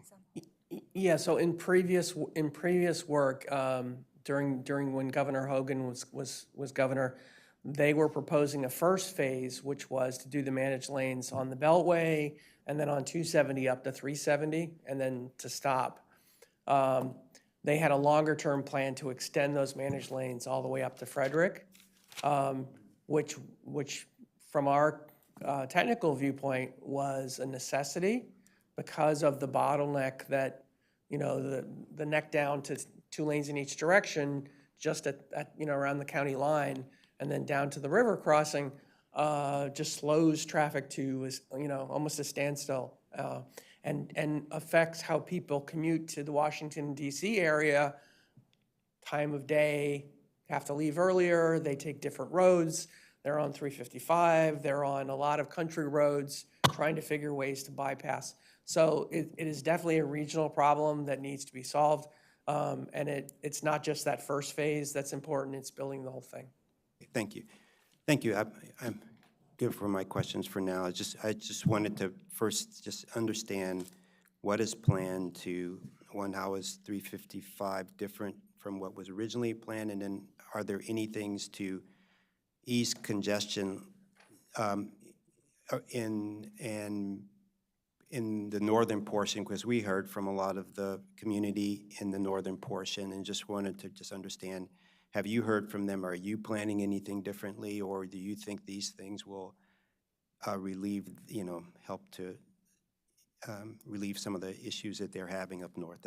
Those are my questions, and you can keep going with your presentation unless there are other questions. I will mention that the DOT has been working on their some corridor connectors, the pink and the lime route, which is start of a whole package of corridor connectors. So certainly as the planning board advances on the Germantown plan and the Clarksburg Gateway plan, some of those connectors go right through there to the Germantown Transit Center and to the MARC Rail Station. Some pretty important connections that are worth investigating. It was really envisioned as sort of the replacement to the Quarter Cities Transitway. And so those transit improvements, getting you to the existing transit hubs that do exist up there, it certainly should be part of any solution. And of course, I always mention that Corridor Forward recommended an extension of the Red Line. That is something that is very important to folks who live in Up County. Getting down to Shady Grove Road is enough of a challenge. So the idea that you actually could extend the Red Line with the station to Gaithersburg and the station to Germantown, whether it's feasible or not, or whether it's cost prohibitive, I don't know, because the studies haven't been done. But it's something that it is master plan and probably needs to be pursued as part of the long list of solutions which we've sort of laid out here. Thank you. Okay. So next we're going to go talk about right-of-way status. So in just considering whether to keep Mid-County Highway extended in the master plan of highways or not, one very important consideration is that that the county has assembled much of the right-of-way through dedication, and we're only able to do that because it's in the master plan of highways and transitways. So we developed a sort of summary of how much is assembled, just to give you an idea of how close we are. And I will note that a fair amount of the road actually is proposed to go through parkland, so that right-of-way doesn't exist today, but it is acquirable or obtainable, certainly at an environmental and certainly at a cost. So what we did is we divided up the corridor into three sections. Two of them are the northern segment. We broke down the northern section from north of Germantown Road, where there's an existing small little section of Mid-County Highway, up to Ridge Road, and then the southern section from that same location off Germantown Road down to Montgomery Village Avenue. And each of them crosses the Stream Valley individually, so they have their own environmental impacts, their own bridges, their own costs. And then a southern section, which again wasn't the focus of any of these Mid-County Highway studies, but was master plan, and that is to extend Mid-County Highway from Shady Grove Road to an interchange connection with the ICC, Maryland 200. So as we look at this, we summarized it by public ownership, existing roadway, areas where we have dedicated right-of-way, or areas that are now in private ownership. And why don't we go to the next? Can you just define, if you go back to this slide, so public ownership means we have access to, who is the public in this? A public entity owns it. It's either Montgomery County or the commission. Okay, and then go down to dedications. That means that a developer or someone built next to it and dedicated that to. They did some kind of subdivision or some kind of development plan, and as part of that, they dedicated the right-of-way or a portion of the right-of-way to the segment of M83. For the purpose of the road. Right, but if somehow, if M83 went away, they get this land back, is that, or? Which we'll get to, but yes, Okay. yes. And then private ownership is the private owner, it goes to a private owner's property or something. Well, it's land that is not dedicated and is owned by someone else, and it would have to be acquired. Okay. So, just one They're going to be acquired or dedicated, sorry. yeah, either way. Either way. So if they develop it, it would be dedicated. We don't have to purchase it. But there is no plan for development yet. It has not been dedicated yet. Okay, thank you. Right. And just one quick clarification. Sections of the alignment that have been dedicated, and we'll get to this a little bit more in the next couple of slides, but if the highway is removed from the master plan, that doesn't necessarily mean that we are going to lose that dedication. It takes an abandonment for that to occur. But it could happen. Correct. That means Correct. that although it's there, we cannot use it unless we get it back. The abandonment is just a process that it could go ahead. Yeah.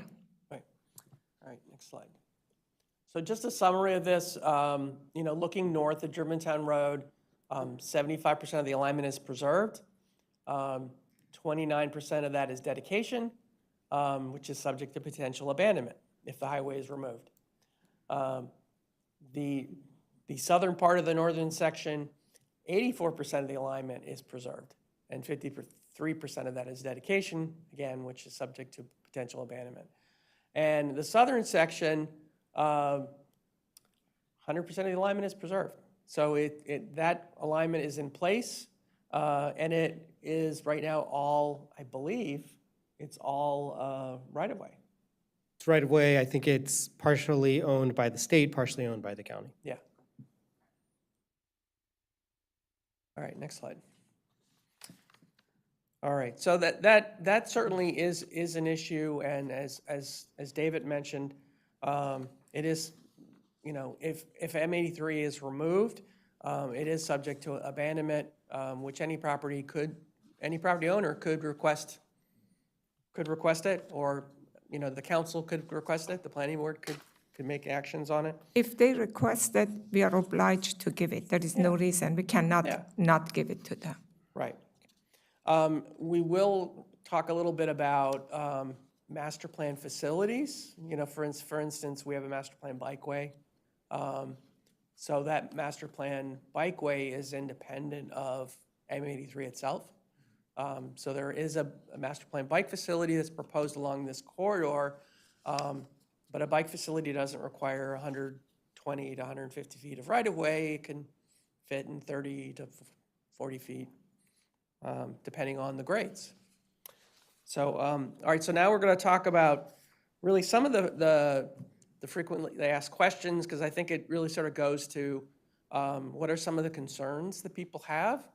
So the first one is, Is the planning board able to require new dedication as part of preliminary plans if the county council removes Mid-County Highway Extended from the master plan of highways and transitways? And the answer is no.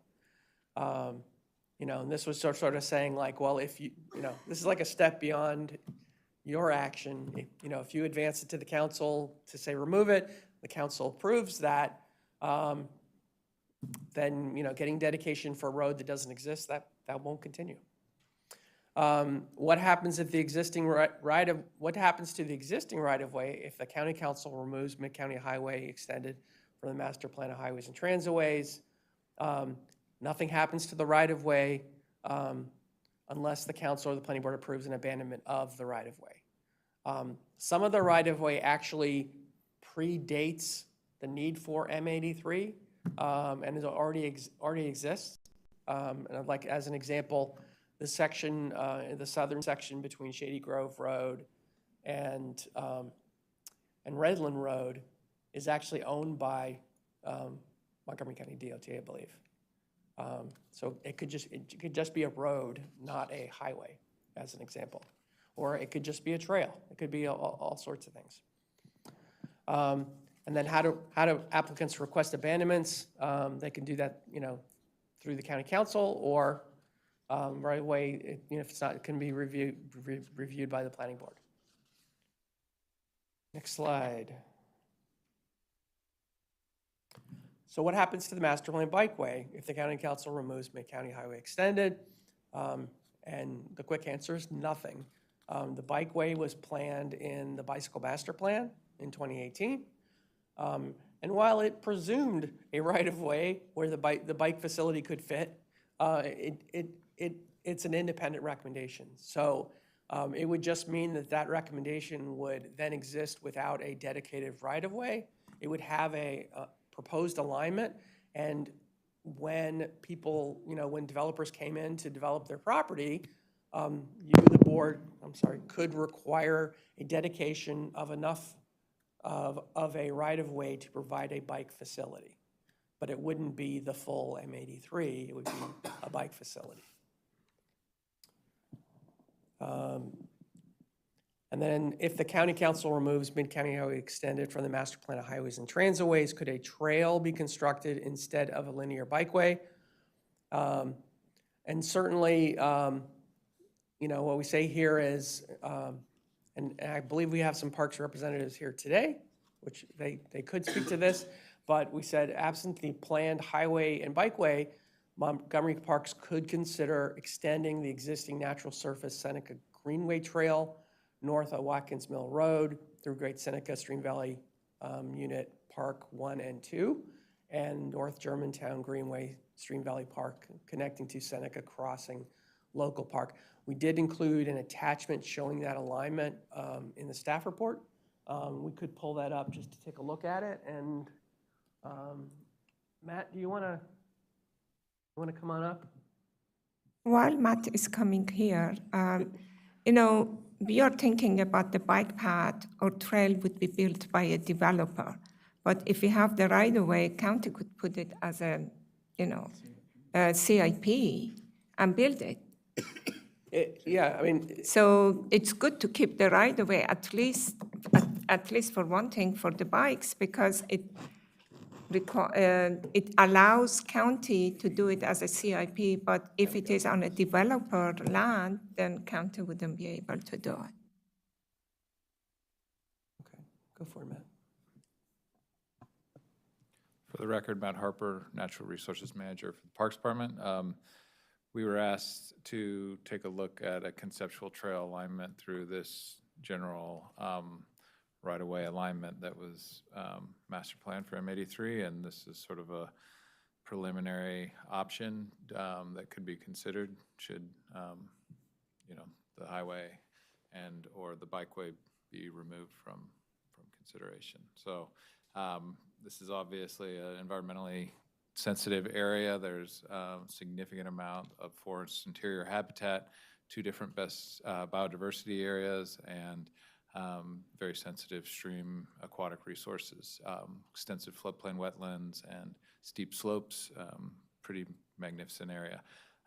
So I would suggest that this is preliminary, but we do believe something is possible and could be a good opportunity to showcase some of these natural resources. Is it all the green on the parkland? I think in some areas it's not parkland. Yeah, that's not parkland, is it? Or is the whole green on the parkland? The green is parkland. I know, but I don't see a connection right south of Brink Road. Is that park? My eyes cannot see. So Watkins Mill Road, so No, if you the existing trail is in sort of the red color or maroon. And the conceptual alignment that we looked at that follows, Yeah, you I know, know, in but general, is the it green M83 here? alignment is in that neon green. Yeah, that's, okay. Here, I don't see this to be a park. Right up at the. So Seneca Greenway Trail stops at Watkins Mill Road there, and that's where it would sort of, could potentially pick up there north of Watkins Mill Road. Between, I think what we're asking is between the Seneca Crossing Local Park and the North Germantown Greenway, is there parkland that connects, that the potential bike path could run its entire length through parkland, West or is there a towards- gap right there? In the western direction? Yeah, it's going west. Yeah, I think it would run along Ridge Road to connect into Ridge Road Rec Park. Okay. And those sections there would likely be, if it was done, those would be hard surface connections. What I think is interesting is that, you know, the bike facility that was recommended is not the same as this natural surface trail. They're likely different users. And there are different benefits to the use of both of them. So, you know, the bike facility that is master planned is master planned as a hard surface. That doesn't mean it couldn't become a natural surface trail, but as you can see, if they were to put one, they might actually choose a different alignment, which is more meandering, probably because it's, you know, the actual Mid-County Highway Extended alignment would likely require a lot of grading.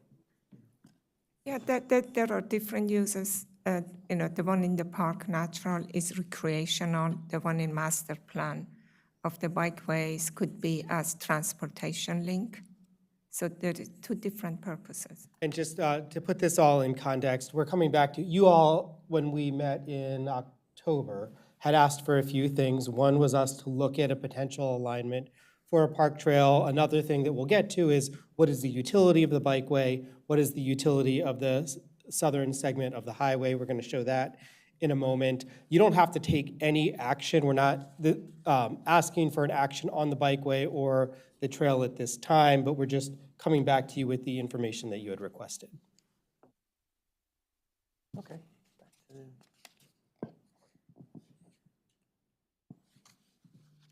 All right. And I think we'll move on to master plan transportation adequacy because Dave brought it up.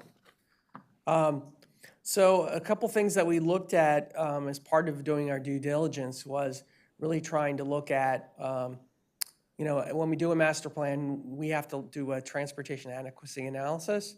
And typically for the master plan of highways and transitways, because it's a functional plan, we don't do traffic forecasts generally. And that's why originally the whole idea of M83, leave it in, take it out, wasn't in our scope of work because we would have had to do a much more extensive technical analysis to do that, you know, from the technical perspective.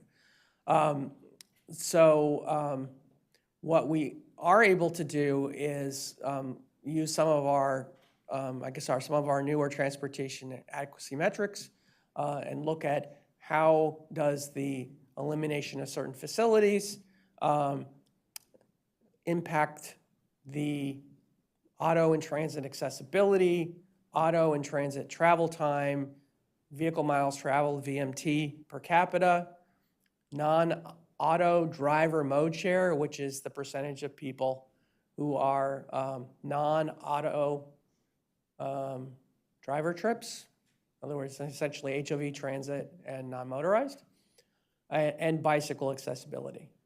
I think one thing that is really important is that we only looked at this for the southern section, and the reason is because in all of our transportation adequacy that we've been doing since 2017, we have assumed that M83 is not there for transportation purposes. Next slide. So looking at the southern segment, we have this sort of accessibility tool, which I think Dave could explain in better detail than I could, but we modeled what happens to the rest of the network if we take out this southern section of M83 extended, and then we looked at all of our different metrics. And what we found is that, you know, there are limited impacts countywide, but there are more impacts in the Durwood area. Certainly, Shady Grove Road is a road of extreme concern for many folks who live in that part of the county. Getting, you know, not just to Metro, but getting to 370 and to Maryland 200, it's a challenge. And what we found is that the removal of this southern section would reduce the number of jobs that are accessible within a 45-minute travel time by automobile by 5.5%. Now, it had some pretty insignificant impacts, certainly for transit, job access by transit. It actually had some positive benefits for increasing the non-auto driver mode share, which is something that most of our master plans have goals that we want to try to achieve.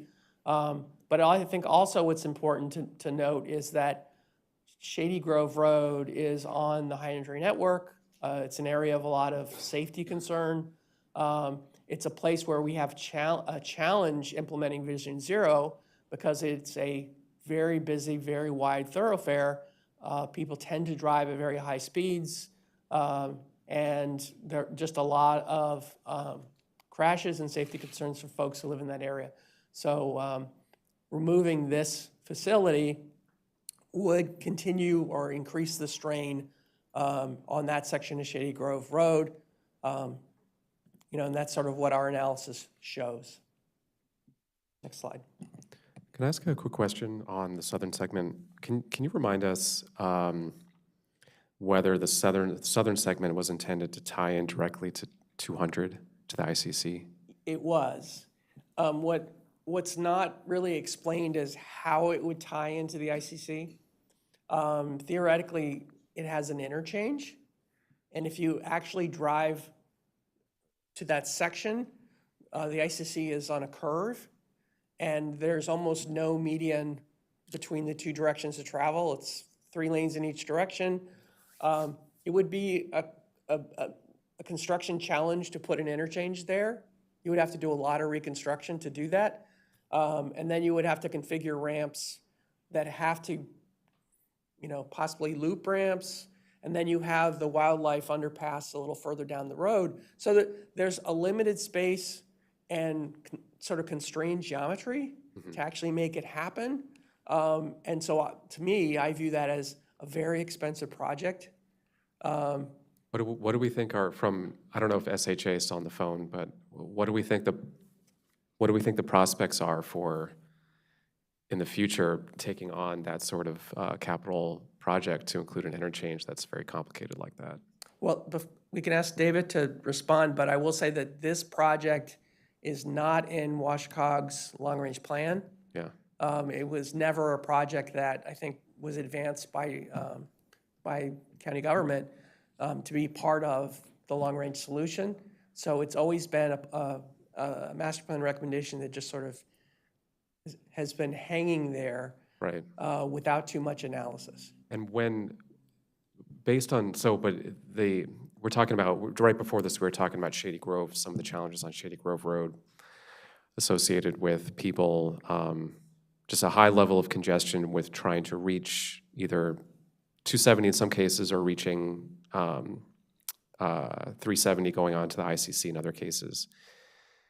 I don't know if before I don't know if in the before times, there was any modeling or analysis about the benefits to Shady Grove Road of this particular segment and how it related to any sort of either volume, congestion, or safety measures. Is there any information related to that? Because we can hypothesize about the potential impacts or benefits related to the sort of Shady Grove related challenges, but I don't, it'd be helpful if we had some sort of more clear nexus.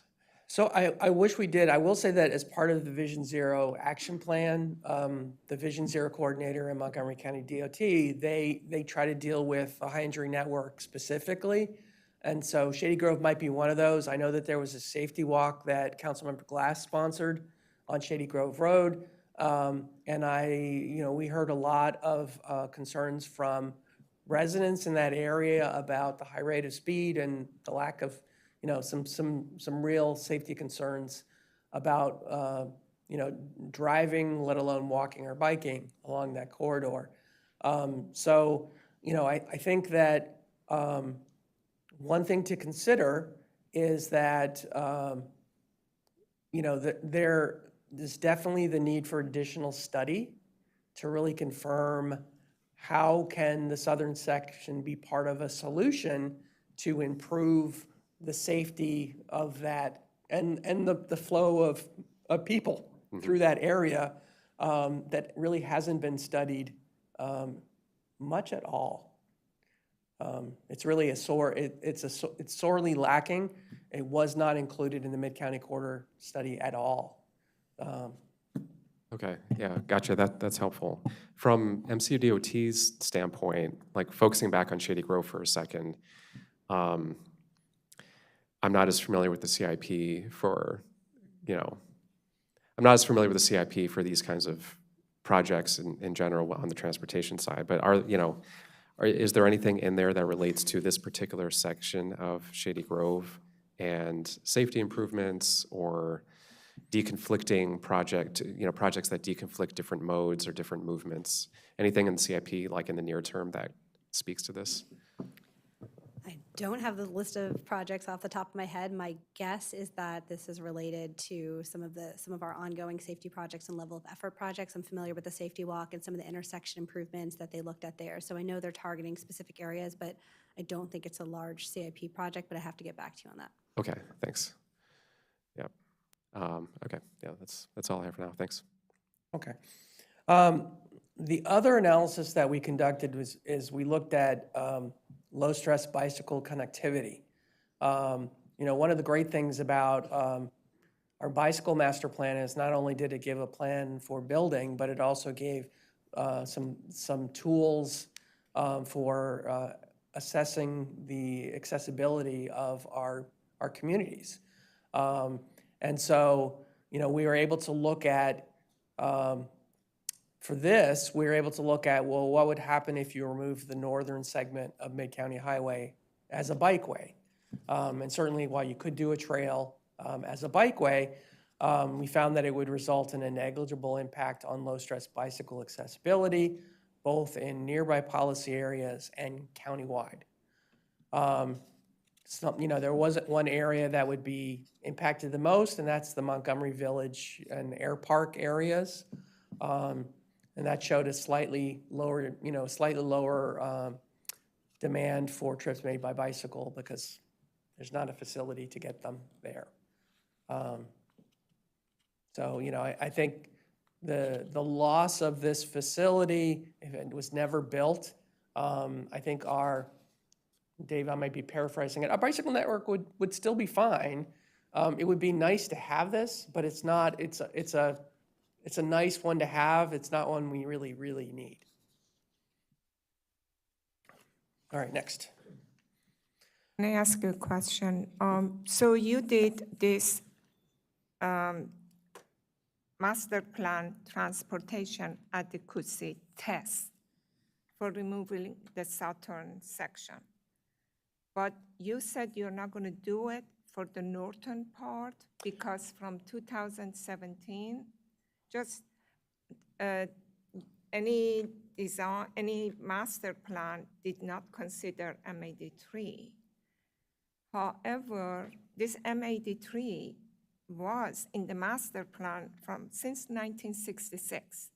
So from 1966 until 2017, any roads that are plenty of them, including all the people that they got their houses in Clarksburg, this was there. So why can't we do the same thing? Why are not, or is it part of your recommendation to go ahead and do that? I don't understand that. Okay, so, the county council resolution basically constrained the ability of this board and this planning department to use M83 extended as a capacity tool for relieving congestion. So we had to find other ways to do that. So in our transportation models, when we look at level of service and capacity, these sections are not in the model. So That is since 2017, Yes. not before that. I Yeah. understand that. So the impact of taking it out, well, it's already out. So there's no impact. The difference in impact on transportation, we have not assessed since that time. And that's because of the resolution. And I believe that we'll get to this, Yeah. but the resolution had a couple of parts, right? The part that we just spoke about was we're not to assume that the northern segment exists. But it also says preserve the right-of-way, and that is because a lot of development has already been approved in the area.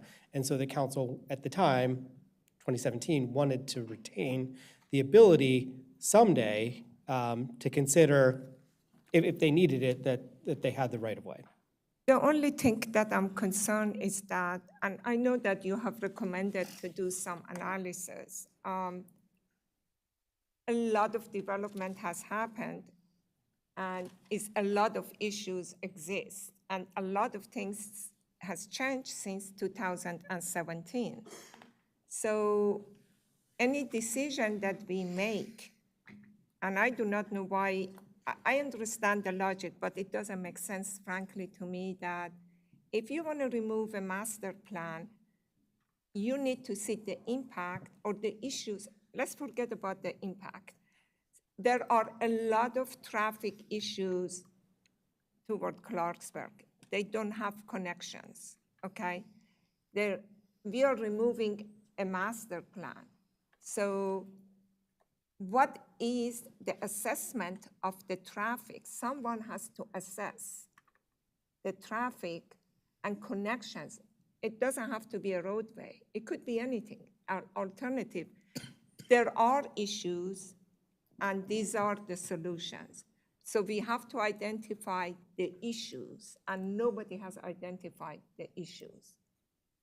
The traffic transportation issues. And we are not doing this transportation adequacy test, that's fine, but it should be something else to frame the issue. That's what I'm asking. Well, can I just real quick, when we were looking at scenario alternative one, and on the map we saw kind of the intersection approach, the sort of the road section approach of different projects. I mean, that was based on analysis at the time, right? Yes. To evaluate existing conditions and things to relieve congestion. So can you remind us what year that was done? Was that 20? That was 2017. 2017. And the study concluded, I think, in February. And Okay. then the council took action during the summer. Okay. Or September.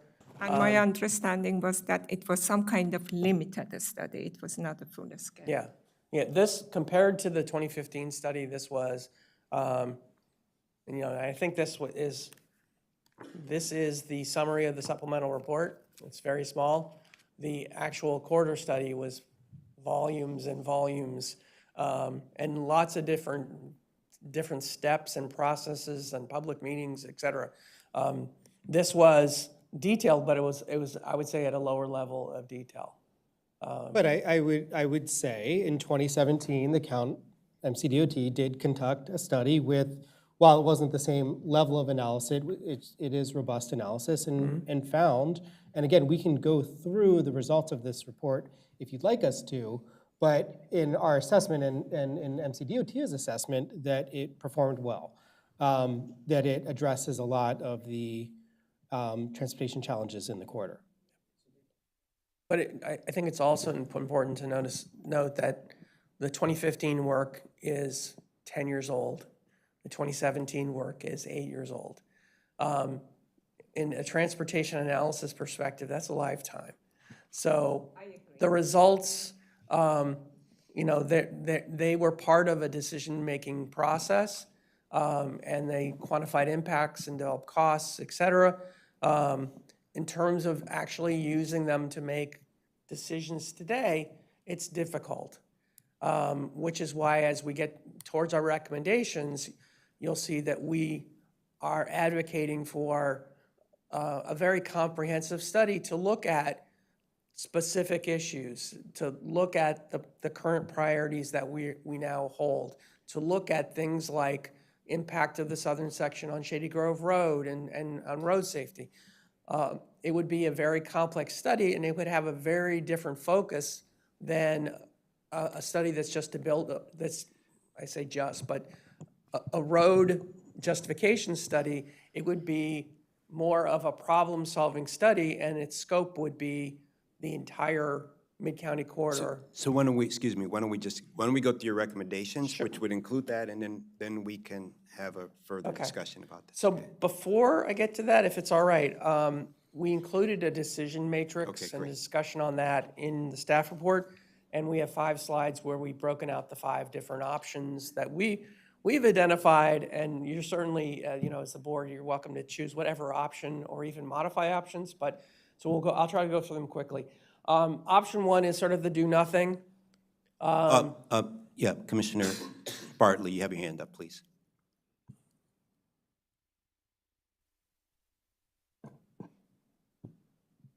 I'll let him go through his options, but you know, I was going to discuss the first con on this option, but I'll let him go through all the options. But one of the things that I'm concerned about is after the fact of improving Clarksburg to Germantown transportation connections and trying to remedy it now before Clarksburg was overdeveloped.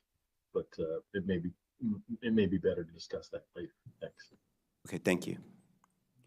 Okay, so option 1, which I think is something that we certainly would not be recommending, is sort of the status quo. The advantage is that the right-of-way is available. You can continue to preserve it. This assumes you're doing no action. You know, that would be no action on M83. So, but you would still have other activities in the county continuing. You would still have the 355 BRT project continuing. You know, the con of this action is that it's not enough.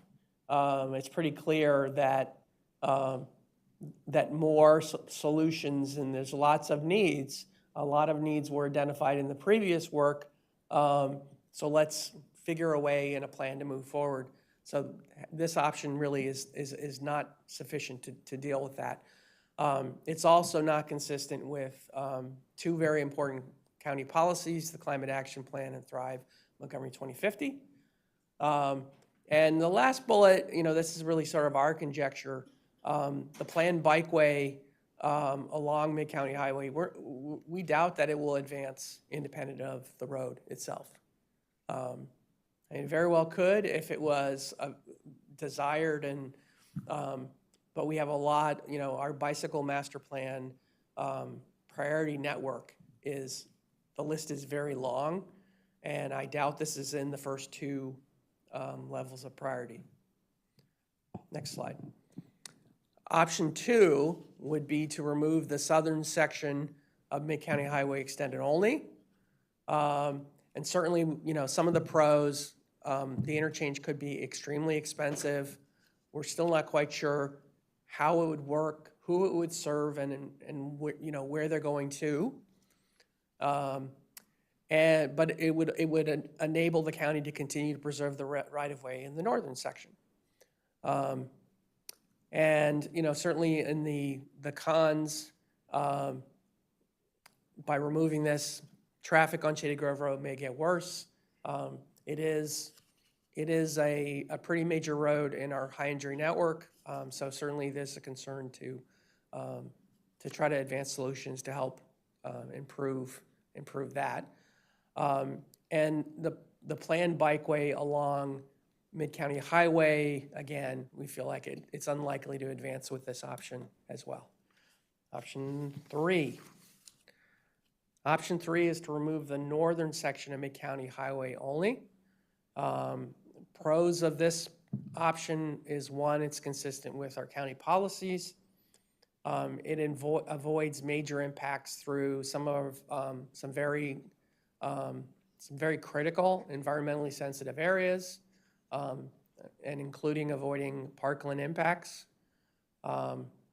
And if this was removed, it's more likely that a trail would be constructed instead of a bicycle facility, which in that case, the right-of-way dedication may not even be needed of any kind. The disadvantage of this is that the existing rights-of-way could no longer be preserved in these areas, and with abandonments, there wouldn't be the ability to develop a future transportation facility along this alignment. Option 4 is to defer a decision as part of the master plan of highways and transitways until a comprehensive corridor study can be completed. And with this, the pros are, again, we're trying to make a decision that's consistent with county policies, and we have the ability to evaluate whether other master plan recommendations can address existing and future transportation needs. And I think what was really important is there are existing transportation challenges, which are probably the ones that cause the most frustration today, but some of the future transportation challenges are also, I would say, equally as important. But they hinge on funding at either the county level or more likely the state level to advance some pretty major projects like the Managed Lanes project. When that's going to happen right now, we don't know. Again, deferring the decision does help to avoid some parkland impacts. The con of this is that not making a decision as part of this master plan could be seen as maintaining what essentially is a false promise to the community. You have a master plan facility. It was master planned in 1967. It's still not complete. And there's been plenty of opportunities to put it in the CIP and build it. It hasn't happened after all of these years. Besides retaining the right-of-way, what benefit does it have? It's really just a sort of reminder that here's a road that, maybe this is what you're promised, but you're not going to get it. To me, it's a little frustrating that, one thing that we look at very carefully, and I described in the staff report, is that the whole master planning to project implementation process is a very long process. We master plan facilities, that goes through planning board review, public feedback, and then council review. When a facility gets master planned, then if it's a transportation facility, it gets handed over to DOT to go through their process to do their own facility planning and essentially lead that towards construction. For M83, that process has gone through a cycle and has come back with studies. The project was suspended. So at this point, the project is unlikely to be built as most of those studies, and essentially, a new study would have to be done in order to advance it. I think one of the cons of this option is if you don't make a decision, there might be less pressure to develop implementable solutions. M83 is still in there. That's sort of been I don't want to say it's been the excuse, but it's sort of been the, you have a big project. And, if you take it out, which is the flip side, maybe there's more pressure to actually come back and implement something, and not just implement something in 20 years, but implement something sooner, and have sort of a staged implementation so you are dealing with existing problems and long-range problems. The last option is to remove Mid-County Highway Extended from the Master Plan of Highways as part of your recommendations, and to recommend to the County Council to fund a comprehensive corridor study to develop transportation solutions to address, again, existing and future transportation needs, some of which a lot of people were looking for M83 to be that solution. The purpose of this study would be to come up with alternative solutions in that regard. So those are the 5 options. And, there are probably some more pros and cons you could add to each of them. So, it could be a difficult decision, but I think we'll just move to, unless you have some more questions, we'll just move to planning staff recommendations. All right, so we broke this out in a couple pieces. So as part of the topic 1, Mid-County Highway Extended, planning staff recommend the following. The first is that the northern section of Mid-County Highway Extended should be removed from the Master Plan of Highways and Transitways, as it is inconsistent with Montgomery 2050 and the Climate Action Plan. So that's the first part. The second part is the southern section of Mid-County Highway Extended should be retained for the time being. And part of that is because it really hasn't been studied, and there are some traffic and safety concerns in that part of the county. And then the third, I think most important part of this recommendation is that a comprehensive study of travel needs along the Clarksburg to Germantown corridor is needed, as there are insufficient transportation options for Clarksburg today, and there may be insufficient options in the future if the highway is removed from the master plan. And so we'll note here is that if this study finds that additional transportation options are needed, the county council would have to request the planning department to conduct a master plan amendment to the master plan of highways and transitways, or some other master plan to consider revising the transportation recommendations in the master plan. So, sort of the difference between option 4 and 5, with the recommendations that we're recommending, which is option 5, I believe, you take the action to remove it. The follow-on is a study, and the improvements that come out of that study, they could be added back into the master plan of highways, but there would be a period of time when there would be no solution. So those are our recommendations, and happy to turn it back to you, Mr. Chair. Let me just start, so thank you for presenting this.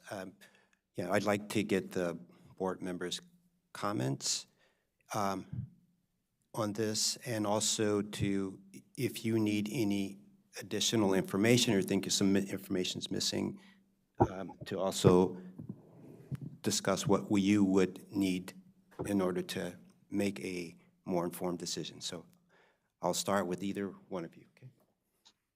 I haven't heard from you. Oh, Sean. Sean, Mr. Bartley, why don't you go ahead? Yes. Thank you for the presentation, and thank you for the options. I particularly like the 5th option. And the reason why I like the 5th option is because the history of this mid-county highway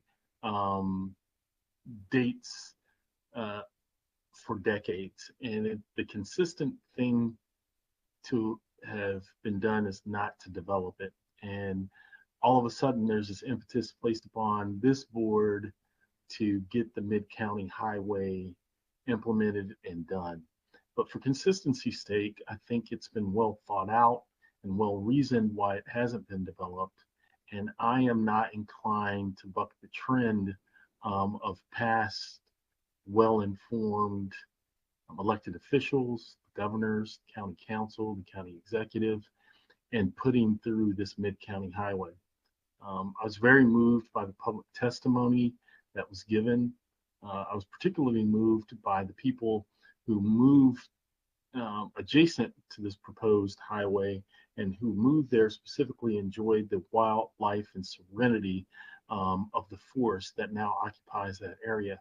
Of particular note for me were the minority community members who had moved from dense urban areas to a more suburban rural area.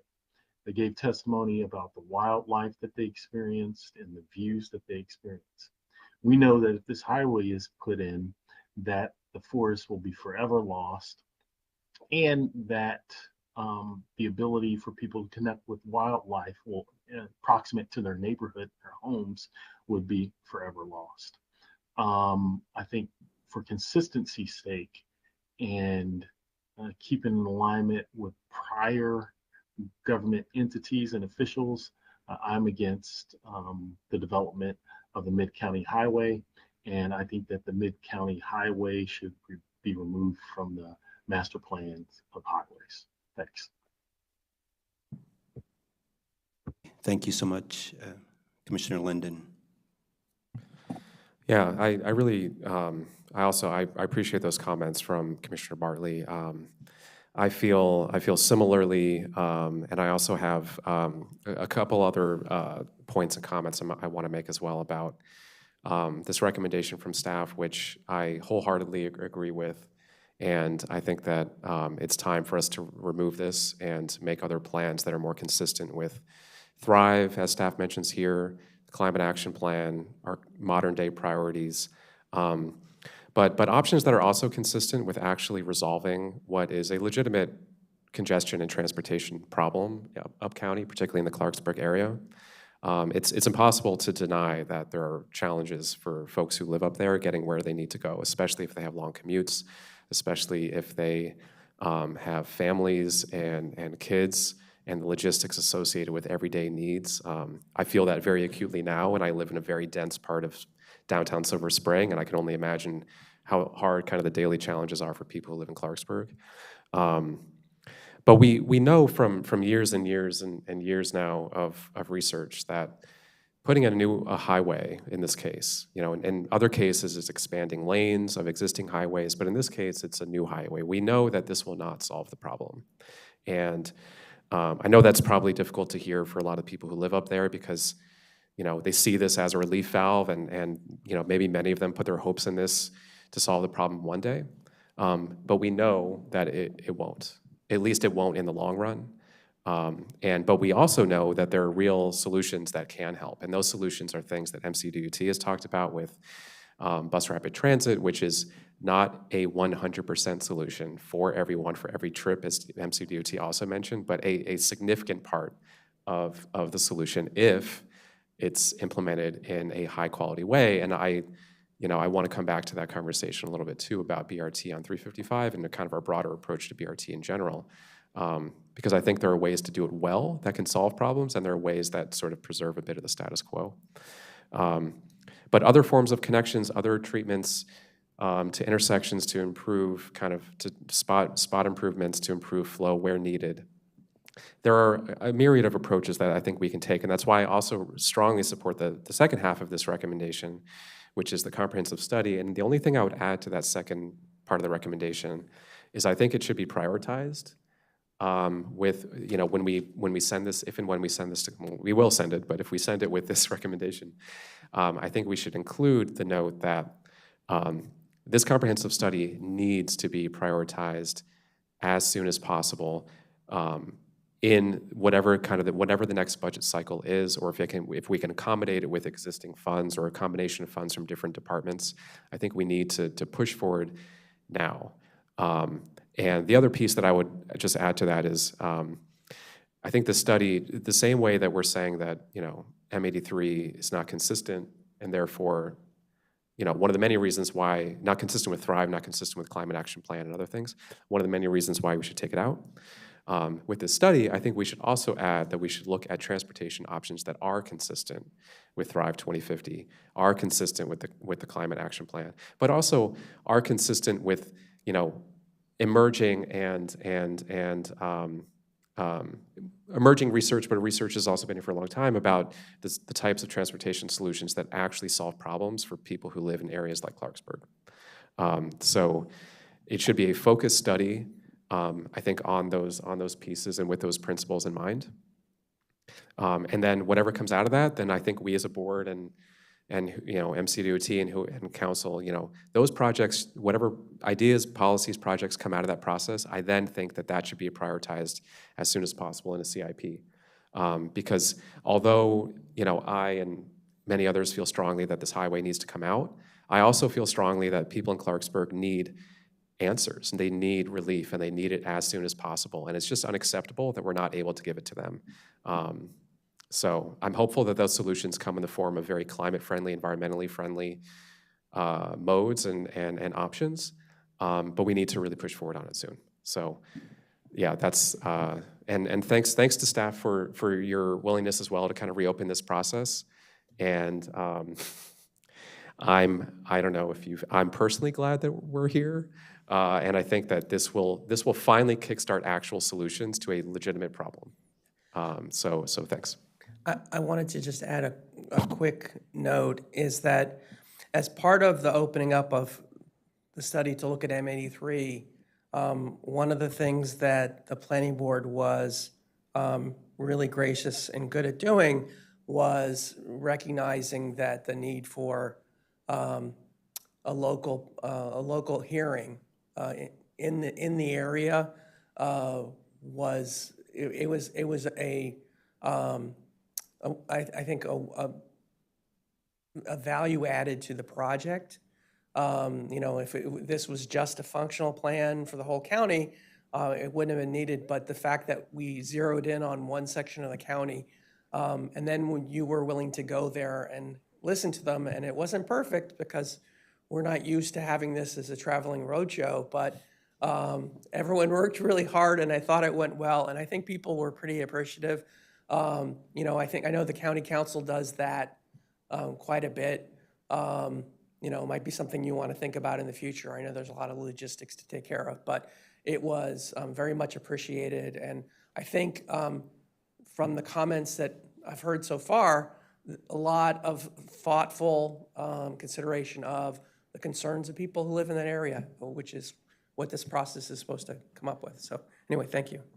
Yeah, definitely. And sorry, I just remembered one very quick thing, and then I want to pass it over to Commissioner. Yeah, pass it over to Commissioner Petaway. The thing I meant to say this and I forgot. You know, we're going through the Clarksburg sector gateway sector plan right now as well, and I think we should continue to talk about some of these transportation issues as part of that process. I mean, that plan is you know, largely focused on, you know, land use and the ComSat property, and we can talk a lot more about that. But it is an opportunity to think about how a lot of these issues relate to each other, and also think about some potential alignments for future transit and station locations that can be proximate to what could and will be a lot more people and jobs coming to that area. So I just wanted to mention that too. If I could just, before we move on to the Vice Chair, I want to get clarity on where you stand. I think Commissioner Bartley, you were clear. You said you preferred option 5, which was to remove it completely. You kind of talked about it in that way, but you said you preferred the planning staff recommendation, which was which is option 3. I just want to make sure. Thanks for prompting that. So I support the removal of the entire alignment, northern and southern section, and I say that because it seems like at least partially the reason for retaining the southern section was to prompt more conversation and thinking and study about solutions on Shady Grove Road. I'm hopeful that that can be included in this comprehensive study we're recommending in general for transportation solutions. So maybe I should note that as part of my suggestion too, that I would like to specifically note that transportation challenges proximate to the southern section should also be included in the study that we're suggesting to take place, so that we're not missing the boat on that. I join Mr. Linden. Thank you.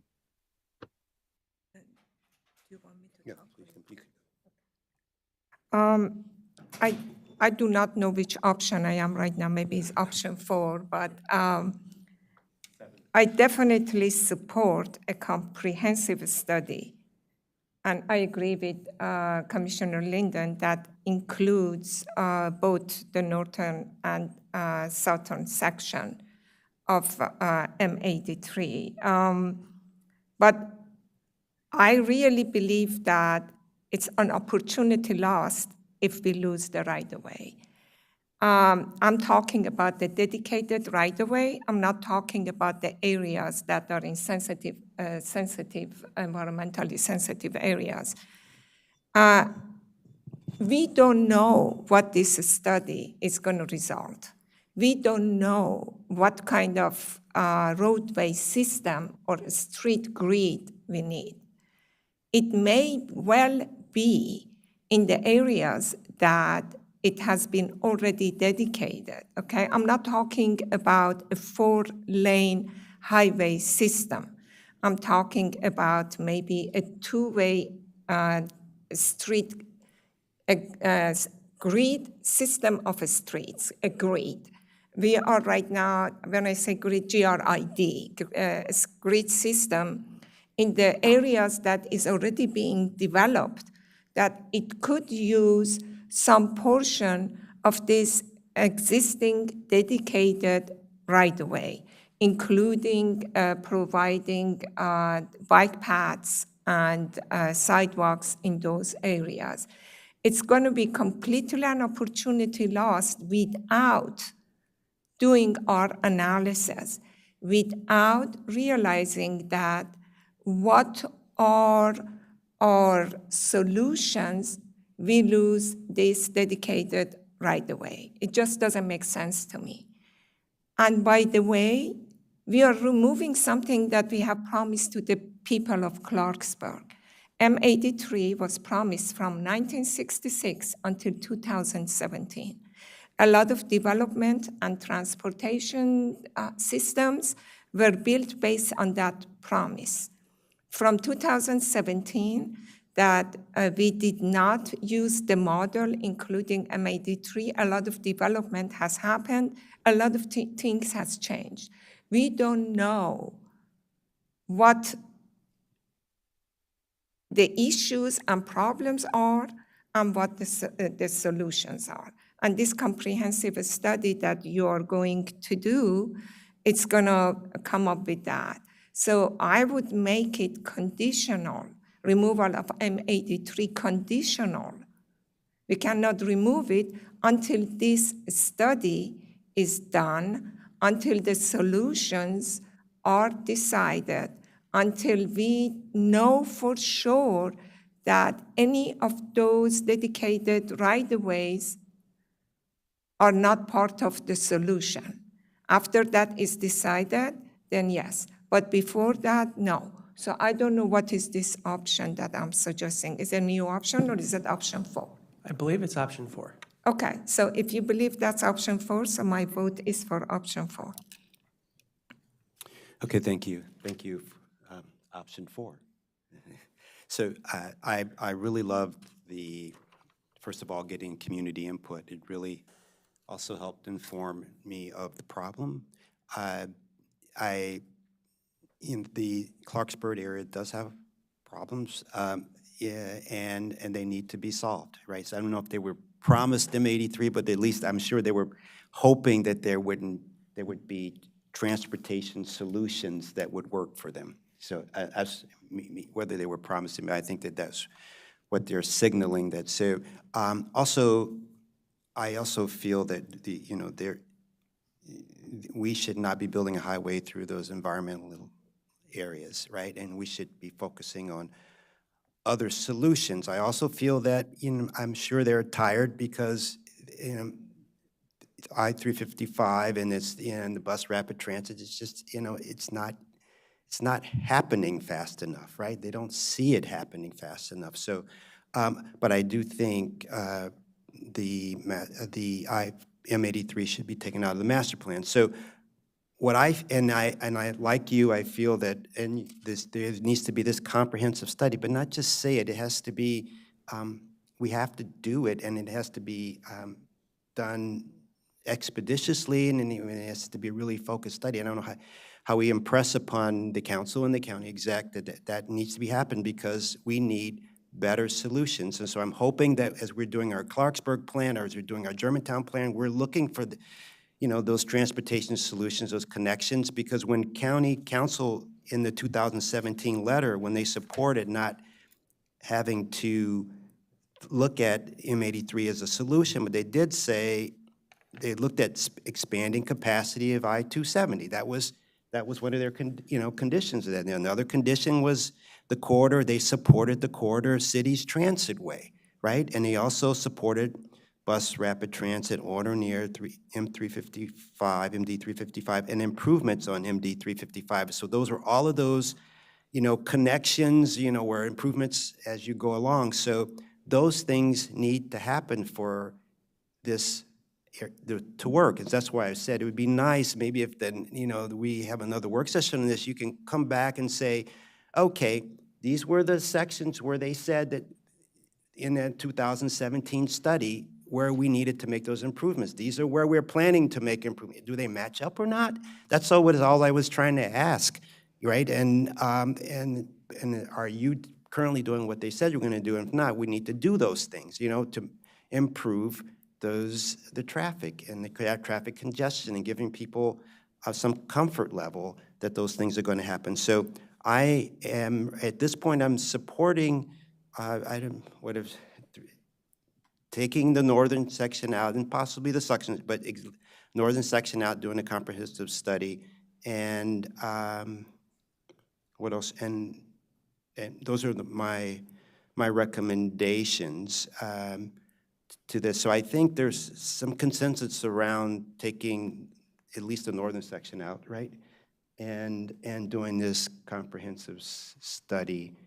But I would also like you to come back, just, we're doing the next work sessions when? 2 weeks from now, 3 weeks from now?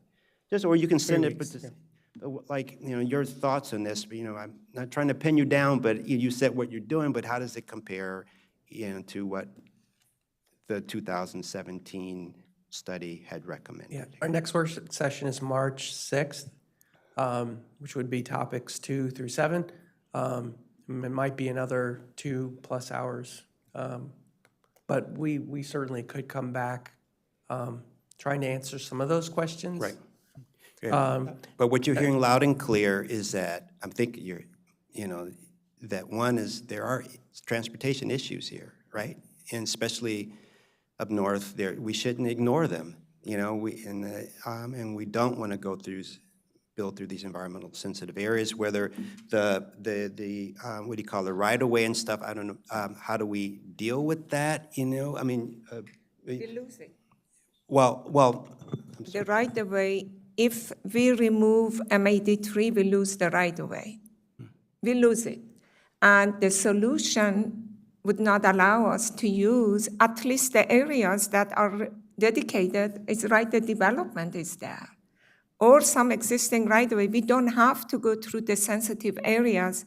We don't have to build a 4-lane highway. It could be just a street grid with other connections, just make the traffic easier for the community. But if you lose the right-of-way, it's gone. Well, I mean, is there anything to do between now and that work session? I mean, like, how big of an issue would that be? I mean, just, is there, because... Sorry, is the I mean, like, question about the loss, it's a potential loss of the right-of-way? But my thinking, ideally, if you were doing these connections, I think Vice Chair was thinking you lose the right-of-way because you may need that for cross connections or this or that. I'm sure. That's part of the study that they're going to do. When they're going to do a comprehensive study, my understanding is that it's going to frame the issue and it's going to come with the solutions and recommendations for master plan.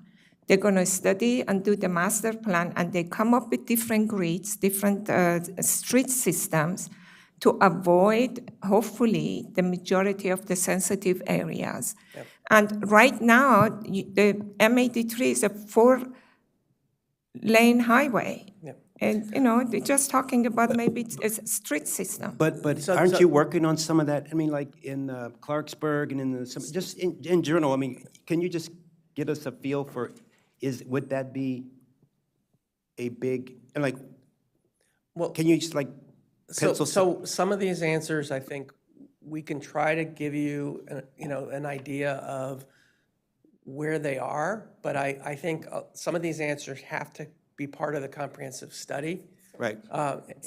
And one thing I will mention is that, not having full implementation of a BRT system so far, it would be wonderful if Veers Mill was done. But even Veers Mill has an interim plan and then a full master plan. And the interim plan costs less. So there's lots of work that needs to be done in order to advance these projects. And there could be short-term solutions to get something rolling that get something on the ground faster than sooner or later. But I do want to mention that the difference between 4 and 5, and Vice Chair Pedoine is correct. If you defer the option, what you can do as part of your study is you could look at M83 as a parkway. You could look at it as a local street. You could look at it as a busway. You could look at it as all sorts of things. If you take option 5, it's not a transportation facility at all. And so that part of what can you do is not in your comprehensive study. So that's the reality of the difference between 4 and 5, is if you take M83 out, it's not part of a potential solution. And I think staff's recommendation, of course, again, is to remove M83 at this time from the master plan, whether it's a 4-lane highway, a 6-lane highway, a 2-lane highway, 2 lanes of BRT, a 1-lane road. All of these require substantial impacts through environmentally sensitive areas. That's not what I'm talking That is about. the concern that staff has. I know, but I may not be clear. It may not be a complete through highway through the M83. You may just need the sections that is dedicated, okay, or some part of the right-of-way that is not within the environmental system and park as a solution for some kind of a street system or grid to provide connections through those street grids and not to go through the environmental area. I mean. That's what I'm talking about. I don't know how and what, but that study needs to be looked at, and until we haven't looked at it, we cannot rule it out that if that could be part of the solution. So I think to come back to the environmentally sensitive areas piece, I mean, much of the current alignment is in these environmentally sensitive areas. There's no opportunity there to connect at all to a street grid. The other parts of the alignment that are closer to Clarksburg, we can just track the alignment on the map. It's not really adjacent to any sort of grid up there either until it connects to, Snowden Farm Parkway. I cannot design or decide that on the dais. This is something that needs to be looked at. Maybe it doesn't appear to me that everything can be studied, and I think there's always options to study potential connection solutions. But I think the point here is that the purpose of retaining this right-of-way, to me, signals an intention to view this as a transportation solution for the people of Clarksburg. But the portion of the alignment that's closest to Clarksburg and outside of the environmentally sensitive areas does not appear to provide any connections to anything at all. And so it's impossible to provide connections once we reach North Germantown Greenway, Stream Valley Park. Moving south from there, it's not adjacent to anything until we get to other subdivisions that are also adjacent to sensitive areas. So the value to Clarksburg and connections to people moving out of Clarksburg is at the very northern edge of the alignment, but it's an incredibly small piece of the alignment. And I don't think it's worth, delaying this decision based on No, on no, that. I don't think so, but we're not delaying the decision if 2 weeks from, like, I'm saying, like in this northern part, right here, if, just humor is, if, just come, what do you think, I don't even know what the street grid is north of this green, I don't know, I can't point to you. Just, if you could come back and, with Commissioner Padua and just say, we looked at, I'm not sure, it's not needed for a street grid. It's just, are we talking about this short piece here? Can you see Josh here? But Chair, I don't think it's something that they can do in 2 weeks. I really don't think it is. Either we have to decide to do it or not.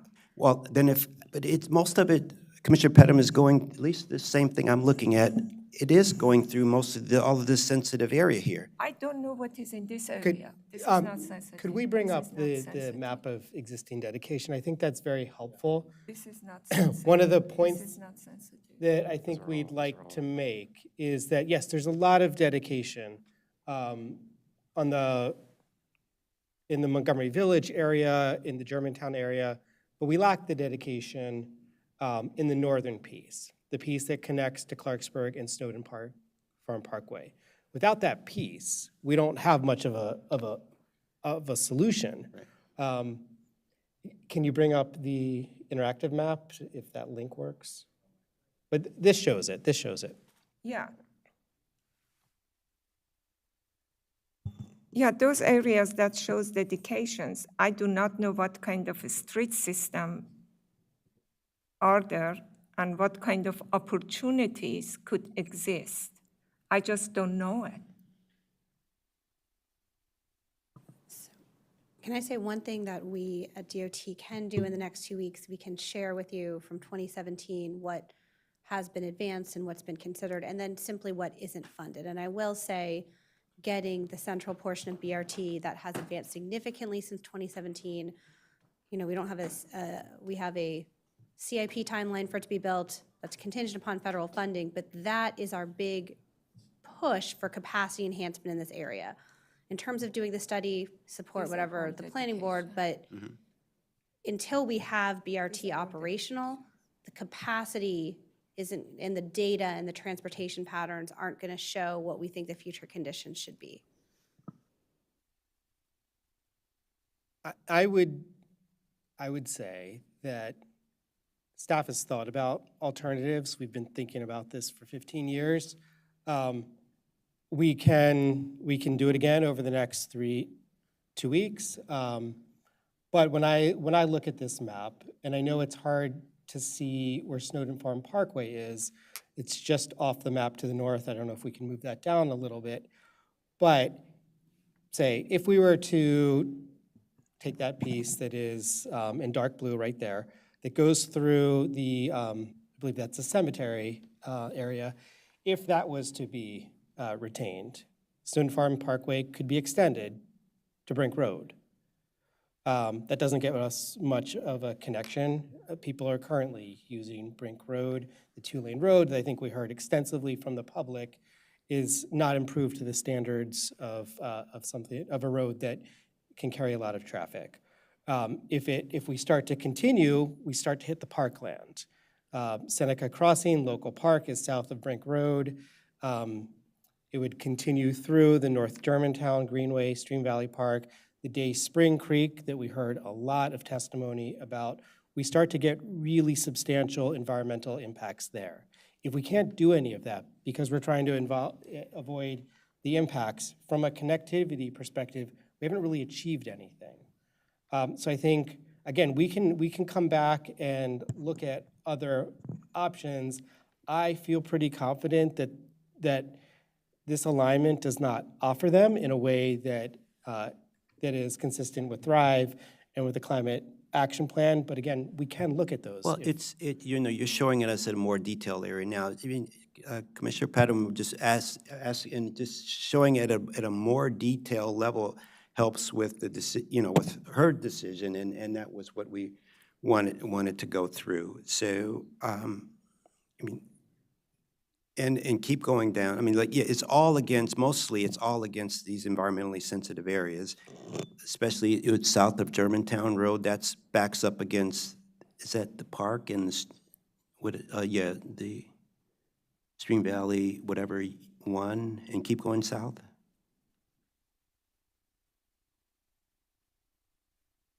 And that goes through that subdivision right there, right?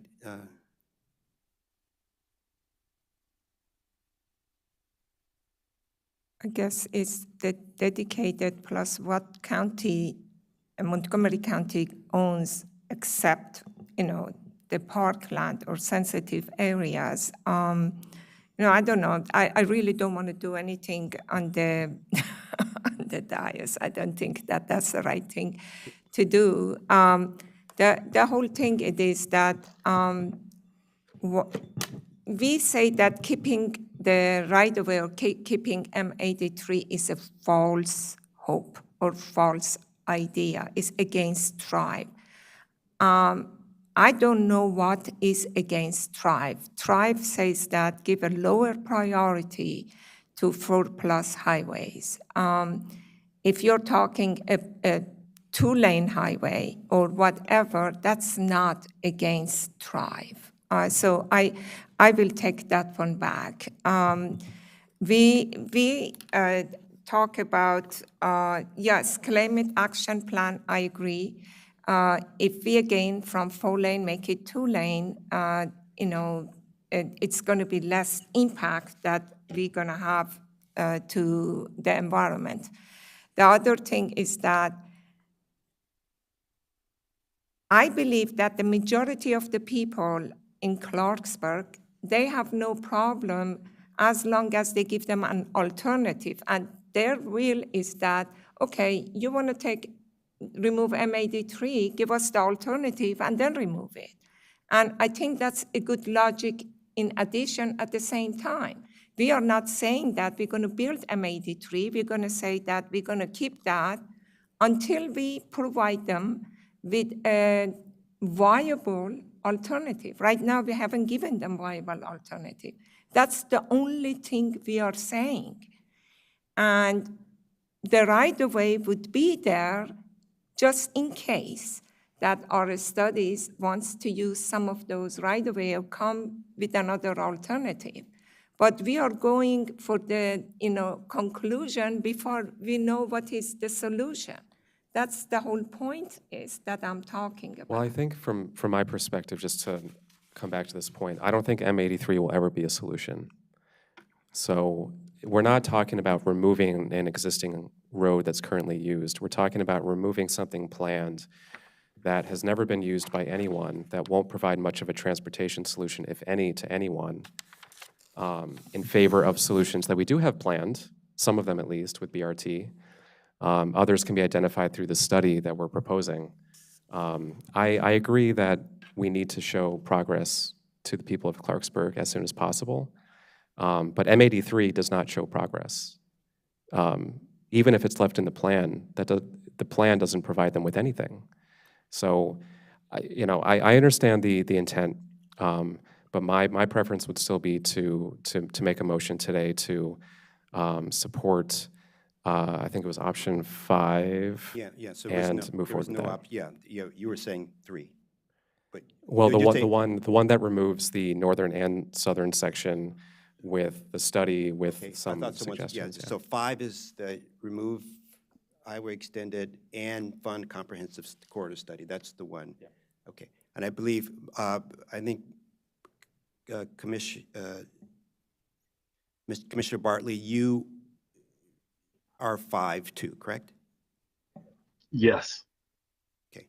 Yep. And I would recommend moving to 5 with specific and given that staff is saying that there's no specific need for those right-of-ways for major need for street grids and all that other stuff for excess, like that. So I would, if that's your recommendation, I would support. You've looked at it, I would support that.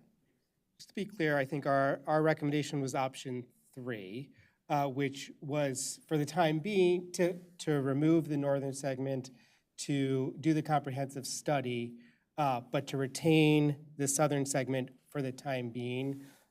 So I just want to be clear that we had a somewhat okay. different recommendation, but it seems the board Well, is let me say, coalescing. well, okay, I was just going under your table. Your table said remove the northern section of Mid-County Parkway extended only. It didn't say anything about a study there. At least I didn't see it in this table here. And decision matrix for You're table right. 8.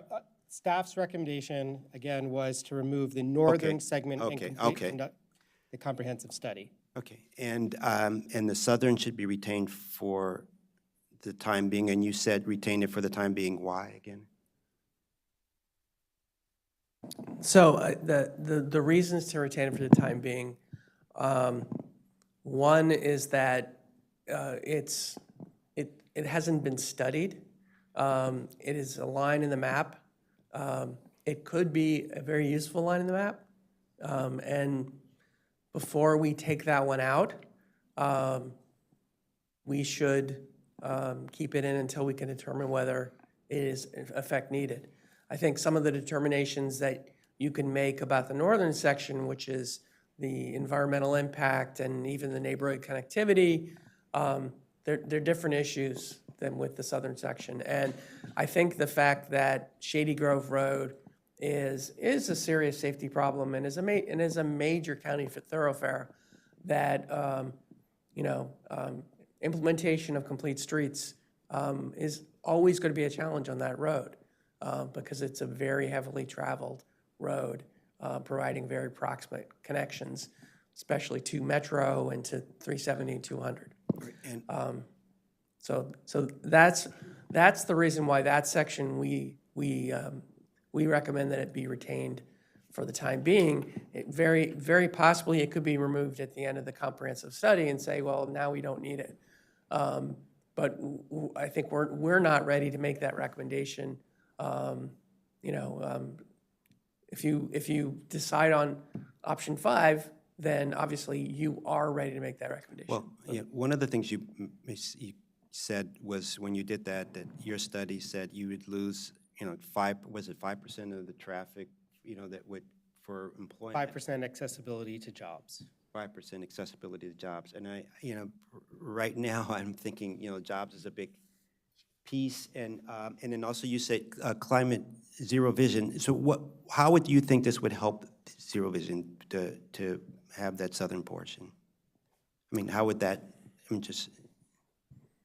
Well, I think right now Shady Grove Road is on the high injury network, and it is a road that carries a lot of traffic. People are probably traveling at a high rate of speed than they should. I know that we recommended master plan target speeds for Shady Grove, and people who drive that road probably laughed when they saw that because they're like, how are you going to get people to go 35 on that road? And people talked about people driving 55 on that road. And if you're taking Mid-County Highway and you want to get to Maryland 200, you use Shady Grove Road to make that. Yep. And there are a bunch of neighborhoods, like for instance, some of the side streets like Epsilon and Tupelo, and some of those getting out onto the highway is a challenge. It's very, very difficult, even with a traffic signal. Okay, so I would be open. I'm just talking about other commissioners. I would be open to considering. That because we are interested in traffic. Like pedestrian safety. We're interested in also. Big thing now, getting people to their places of employment, and at least it's not saying it's going to happen, but at least we could study that happening. Commissioner Bartley, would you be? Now that I look at it, I would go with staff's recommendation for those reasons, for safety and in allowing maybe a better way for people to go up and down to get to their employers. Commissioner Linden? Sean, did you want to say something first? No, I am going to stick with my original position, and I think Mr. Linden articulated one of the concerns that I had is that, M83 is not going to alleviate the problem, and that we need to look for different solutions. So I'm still going to stick with my guns on option 5.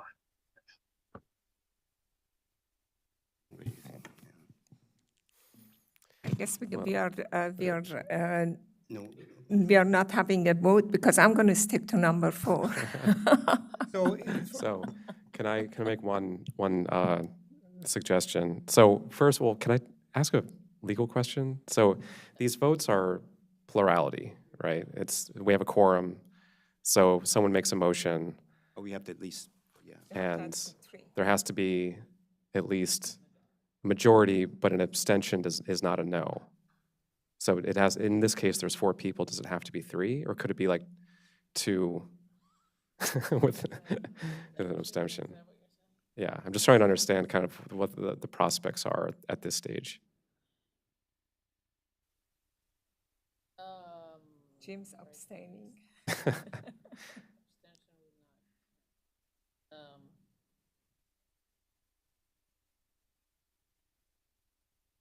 I think you could vote of 2.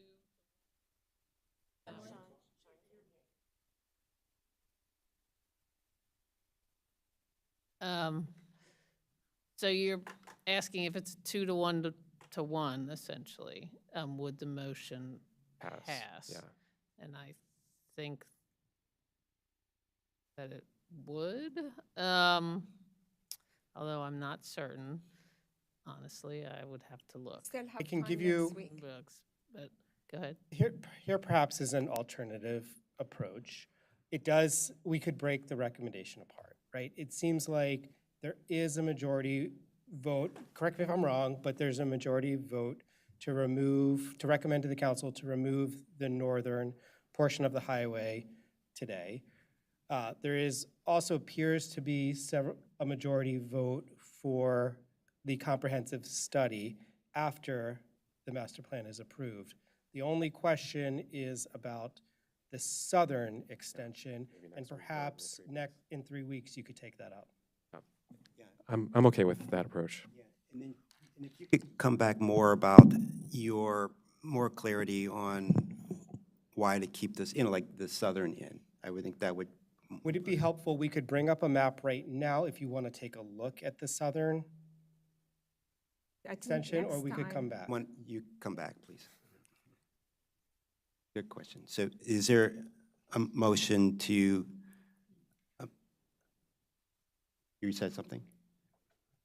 Okay, is there a motion to move forward with removing the northern section of Mid-County Highway extended and a comprehensive study of travels needed along Clarksburg to through the whole system, I would guess. No, just Clarksburg to Germantown, in that northern section. You could do a comprehensive study of the northern and southern segment. Okay, and, okay, northern and southern section of M83. Yeah, I'll move to support planning staff's recommendation to remove the northern section of Mid-County Highway Extended, since it's inconsistent with Thrive Montgomery 2050 and the Climate Action Plan, and also support a study that looks at additional transportation options, both in the northern section and the southern section, with the intention of expressing urgency and priority, both to that study and the policies and projects that come out of that study. All in favor? Aye. Oh, there's a second. No. I'll second. All in favor? Aye. Aye. All opposed? Well, I want to say that I oppose to removal before the study, comprehensive study as outlined, is done and the solutions are, identified, for a few reasons. One is that we don't want to lose the right-of-way. I don't want us to lose the, dedicated right-of-way. And also, this is a promise that had been made to the people of Clarksburg, and if the promise is being removed, it has to be a viable option before that promise is removed. That's the right thing to do. And I understand that M83 as proposed is not going to be built, but the solution may be something totally different in different areas and much narrower. And we still may have some bikeways included. We don't know, and I don't want to decide it in here. It could be conditionally M83 removed after these studies are done and the solutions are identified. I believe that's the right thing to do. So I oppose how it has been voted. Okay, thank you. It's 3-1 on this. And what we also said that next week, well, 2 weeks from now, you come back with more details on why you want to keep in the southern portion, the impacts on Vision Zero, and the transportation to, to other areas, because it did reduce the transportation and employment in the area. Also, MCDOT will come back with, with the map showing, what they plan to do it and how it's different than what was in the 2007, how it's similar or different than the 2017 study. Is there anything else that we're missing here? I appreciate all your time that you put all of this together, and I appreciate the community for their feedback throughout the whole listening and process, and thank you for your time, and we'll be back in 2 weeks for our second work session. Thank you. And this ends our planning board meeting for today. Thank you.